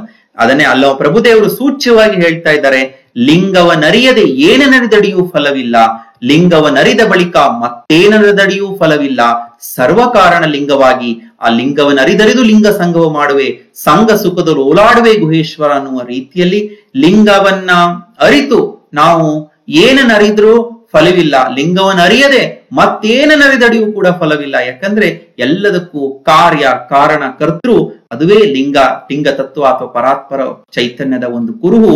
ಅಂತ ಒಂದು ಪರಾತ್ಪರ ಚೈತನ್ಯದ ಕುರುವೇ ಅರಿವಿನ ಕುರುಹಾಗಿ ನಮ್ಮ ಅರಿವನ್ನ ಸಾಕ್ಷಾತ್ಕಾರ ಮಾಡಿಕೊಳ್ಳುವಂತ ಒಂದು ಕುರುಹಾಗಿ ಇಷ್ಟಲಿಂಗವಾಗಿ ಗುರು ಬಸವಣ್ಣನವರು ನಮಗೆ ಕೊಟ್ಟಿದ್ದಾರೆ. ಆ ಇಷ್ಟಲಿಂಗವನ್ನ ಹಿಡಿದು ನಮ್ಮಲ್ಲಿ ಅಂತರ್ಗತವಾಗಿರುವಂತ ಪ್ರಾಣಲಿಂಗದ ಒಂದು ಅನುಸಂಧಾನ ಮುಂದುವರೆದು ಭಾವಲಿಂಗದ ಅನುಸಂಧಾನವನ್ನ ಮಾಡ್ತಾ ಮಾಡ್ತಾ ಹೋದಾಗ ನೀವು ಕೂಡ ಆ ರೀತಿಯಾಗಿರುವಂತ ಒಂದು ಸಾಧನೆಯ ಮಹಾಮಾರ್ಗದಲ್ಲಿ, ಬಸವ ಮಾರ್ಗದಲ್ಲಿ ನಡೀಲಿಕ್ಕೆ ಸಾಧ್ಯ. ಹಾಗಾಗಿ ಇಂದಿನ ಯುವ ಜನರಲ್ಲಿ ಈ ಒಂದು ಸಾಧನೆ ಬಹಳಷ್ಟು ಕಡಿಮೆ ಆಗ್ತಾ ಇರುವಂತದ್ದನ್ನು ನಾವು ಗಮನಿಸಿದಾಗ ಪ್ರಾಯಶಃ ಇದನ್ನ ಸ್ವಲ್ಪ ಸರಳೀಕರಿಸಿ ಅವರಿಗೆ ಈ ಒಂದು ಇಷ್ಟಲಿಂಗ ಯೋಗದ ಒಂದು ಪರಿಚಯವನ್ನ ಮಾಡಿಕೊಡಬೇಕು. ಅದಕ್ಕೆ ಸ್ವಲ್ಪ ಹಿನ್ನೆಲೆಯಲ್ಲಿರುವಂತ ಸಾಧ್ಯವಾಗಿರುವಂತ ಒಂದು ಸಾಂದರ್ಭಿಕವಾಗಿರುವ ಕೆಲವೊಂದಿಷ್ಟು ವೈಜ್ಞಾನಿಕ ಅಂಶಗಳನ್ನ ನಾನಿಲ್ಲಿ ಪರಿಚಯ ಮಾಡಿಕೊಡೋದ್ರ ಮುಖಾಂತರವಾಗಿ, ಅಂದ್ರೆ ಇಲ್ಲಿ ಸರ್ಕಮ್ಸ್ಟಾನ್ಸಿಯಲ್ ಎವಿಡೆನ್ಸ್ ಅಂತ ನಾನು ಕರಿತೀನಿ. ಇದು 100% ಇದು ಇಷ್ಟಲಿಂಗವನ್ನ ಹಿಡದೆ ಮಾಡಿರುವಂತ ಯಾವುದೇ ಸಂಶೋಧನೆಗಳಲ್ಲ. ಆದ್ರೆ ಸರ್ಕಮ್ಸ್ಟಾನ್ಸಿಯಲ್ ಎವಿಡೆನ್ಸ್ ಅಂದ್ರೆ ಮೆಲಟೋನಿನ್ ಉಪಯೋಗಗಳನ್ನ ಹೇಳ್ತಾರೆ, DMT ಉಪಯೋಗಗಳನ್ನ ಹೇಳ್ತಾರೆ, ಇಷ್ಟಲಿಂಗದ ಉಪಯೋಗವನ್ನ ನಮ್ಮ ಶರಣರ ವಚನಗಳಲ್ಲಿದೆ. ಸೊ ಇದನ್ನ ಎಲ್ಲೋ ಒಂದ್ ಕಡೆ ಹೊಂದಿಸಿ ನೋಡುವಂತ ಒಂದು ಪ್ರಯತ್ನವನ್ನ ಮಾತ್ರ ನಾನು ಇಲ್ಲಿ ಮಾಡಿದ್ದೇನೆ. ಇಲ್ಲಿ ಮಾಡುವ ಉದ್ದೇಶ ಇಷ್ಟೇ. ಇದರ ಉದ್ದೇಶ ಇಷ್ಟಲಿಂಗ ತತ್ವ ಇದು ಬೃಹತ್ ಆಗಿರುವಂತ ಒಂದು ತತ್ವ. ಇದಕ್ಕೆ ಅನೇಕ ಆಯಾಮಗಳಿದ್ದಾವೆ. ನಾವು ಬಹಳಷ್ಟು ಸಂಕುಚಿತವಾಗಿ ಕೇವಲ ಧಾರ್ಮಿಕ ಆಯಾಮದಲ್ಲಿ ನೋಡುವಂತ ಪ್ರಯತ್ನವನ್ನು ಮಾಡಬಾರದು. ಕೇವಲ ಅಧ್ಯಾತ್ಮ ಕೂಡ ಬಹಳಷ್ಟು ದೊಡ್ಡ ಅಂಶವೇ ಆಗಿದ್ರು ಕೂಡ, ಆದ್ರೆ ಇಂದಿನ ಆಧುನಿಕ ಜಗತ್ತಿಗೆ ಬೇಕಾಗಿರುವಂತ ಆರೋಗ್ಯದ ಪರಿಕಲ್ಪನೆಯು ಕೂಡ ಇಷ್ಟಲಿಂಗದ ಒಂದು ಅನುಸಂಧಾನದಿಂದ ಆ ಒಂದು ಮನಸ್ಸಿನಲ್ಲಿ ಉಂಟಾಗುವಂತ ಶಾಂತಿಯ ಒಂದು ತೆರೆದುಕೊಳ್ಳುವಂತ ಒಂದು ಅಂಶವೂ ಕೂಡ ಅಲ್ಲಿ ಅಡಕವಾಗಿರೋದ್ರಿಂದ ಇಷ್ಟಲಿಂಗಕ್ಕೆ ಆರೋಗ್ಯದ ಆಯಾಮ ಇದೆ, ತತ್ವಜ್ಞಾನದ ಆಯಾಮ ಇದೆ, ಆಧ್ಯಾತ್ಮಿಕತೆ ಆಯಾಮ ಇದೆ ಮತ್ತು ಧಾರ್ಮಿಕ ಮತ್ತು ನೈತಿಕ ಆಯಾಮವೂ ಕೂಡ ಇಷ್ಟಲಿಂಗಕ್ಕೆ ಇದೆ. ಈ ಒಂದು ಇಷ್ಟಲಿಂಗವನ್ನ ರೂಪಿಸಿದಂತಹ ಒಬ್ಬ ಶ್ರೇಷ್ಠ ಸಮಾಜೋ ಧಾರ್ಮಿಕ ಆಧ್ಯಾತ್ಮ ವಿಜ್ಞಾನಿ ವಿಶ್ವಗುರು ಬಸವಣ್ಣನವರು. ಅಂಥ ಗುರು ಬಸವಣ್ಣನವರು ನೀಡಿದಂತ ಇಷ್ಟಲಿಂಗವನ್ನ ನಾವೆಲ್ಲರೂ ಕೇವಲ ಅದರ ಬಗ್ಗೆ ಕೇಳೋದು ಮಾತ್ರ ಅಲ್ಲ, ಅದನ್ನ ಧರಿಸಿಕೊಂಡು ಸಹಜವಾಗಿರುವ ರೀತಿಯಲ್ಲಿ ಗುರು ಬಸವಣ್ಣನವರ ನೀಡಿದಂತ ಒಂದು ತತ್ವ ಸಿದ್ಧಾಂತದಡಿಯಲ್ಲಿ ಮಾಟ ನೋಟ ಕೂಟ ಅನ್ನುವ ರೀತಿಯಲ್ಲಿ ಇಷ್ಟಲಿಂಗದ ಒಂದು ಪೂಜೆ, ಪ್ರಾರ್ಥನೆ ಮತ್ತು ಅದರ ಅನುಸಂಧಾನ, ಧ್ಯಾನ, ಅನುಭಾವದಿಂದ ನಿಮ್ಮ ಜೀವನವನ್ನ ಇನ್ನಷ್ಟು ಉದಾತ್ತೀಕರಿಸಿಕೊಳ್ಳಲು ಪ್ರಯತ್ನವನ್ನ ಮಾಡೋಣ ಅನ್ನುವಂತ ಒಂದು ಸದಾಶಯವನ್ನ ವ್ಯಕ್ತಪಡಿಸ್ತಾ ಕಲಬುರಗಿಯ ಬಸವ ಸಮಿತಿ ವತಿಯಿಂದ ಆಯೋಜಿಸಿರುವಂತ ಈ ಅಂತರ್ಜಾಲದಲ್ಲಿ ಅರಿವಿನ ಮನೆ ಕಾರ್ಯಕ್ರಮದಲ್ಲಿ ಈ ಇಷ್ಟಲಿಂಗದ ಕುರಿತಾಗಿ ಚಿಂತನೆಯನ್ನ ಹಂಚಿಕೊಳ್ಳಲಿಕ್ಕೆ ಅವಕಾಶವನ್ನ ಮಾಡಿಕೊಟ್ಟಂತ ಶರಣೆ ವಿಲಾಸವತಿ ಕೂಬಾ ತಾಯಿಯವರಲ್ಲಿ, ಶರಣರಾದಂತ ಅರವಿಂದ ಜತ್ತಿ ಅಣ್ಣನವರಲ್ಲಿ, ಅದೇ ರೀತಿಯಲ್ಲಿ ಬಸವ ಸಮಿತಿಯ ಶರಣ ಡಾಕ್ಟರ್ ವೀರಣ್ಣ ದಂಡೆಯವರು, ಡಾಕ್ಟರ್ ಜಯಶ್ರೀ ದಂಡೆಯವರು ಆದಿಯಾಗಿ ಎಲ್ಲ ಶರಣೆಯರಲ್ಲಿ ಮತ್ತು ಪದಾಧಿಕಾರಿಗಳಲ್ಲಿ ವಂದಿಸಿ ನನ್ನ ಮಾತಿಗೆ ವಿರಾಮವನ್ನ ಕೊಡ್ತಾ ಇದ್ದೇನೆ. ಶರಣು ಶರಣಾರ್ಥಿಗಳು.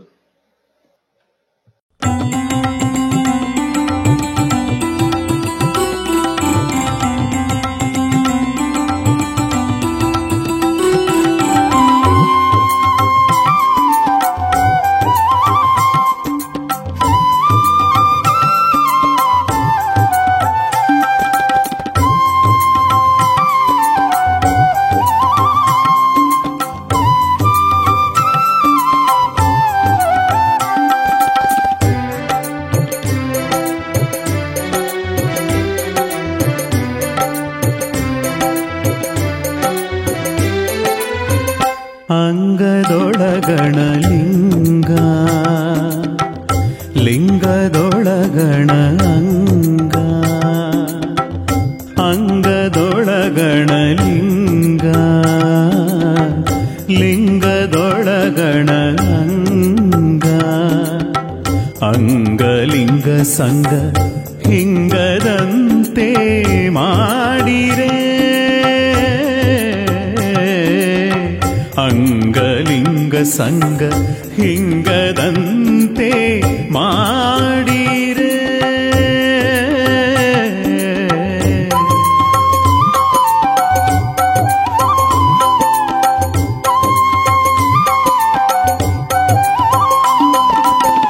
ದೇವದೇವ ಎಂಬಿರಿ ಬಲ್ಲವರು ದೇವದೇವ ಲಿಂಗವ ಬಲ್ಲವರು ಹಿಡಿದುಕೊಳ್ಳರೆ, ಲಿಂಗವ ಬಲ್ಲವರು ಹಿಡಿದುಕೊಳ್ಳರೆ. ತಾಸತ್ತು ಲಿಂಗವ ಕೂಡಿಗೆನೆಂದರೆ, ತಾಸತ್ತು ಲಿಂಗವ ಕೂಡಿಗೆನೆಂದರೆ. ಗುಹೇಶ್ವರಂಗೆ ಬೇರೊಂದು ಠಾವುಂಟೆ ಹೇಳಿರೆ, ಗುಹೇಶ್ವರಂಗೆ ಬೇರೊಂದು ಠಾವುಂಟೆ ಹೇಳಿರೆ.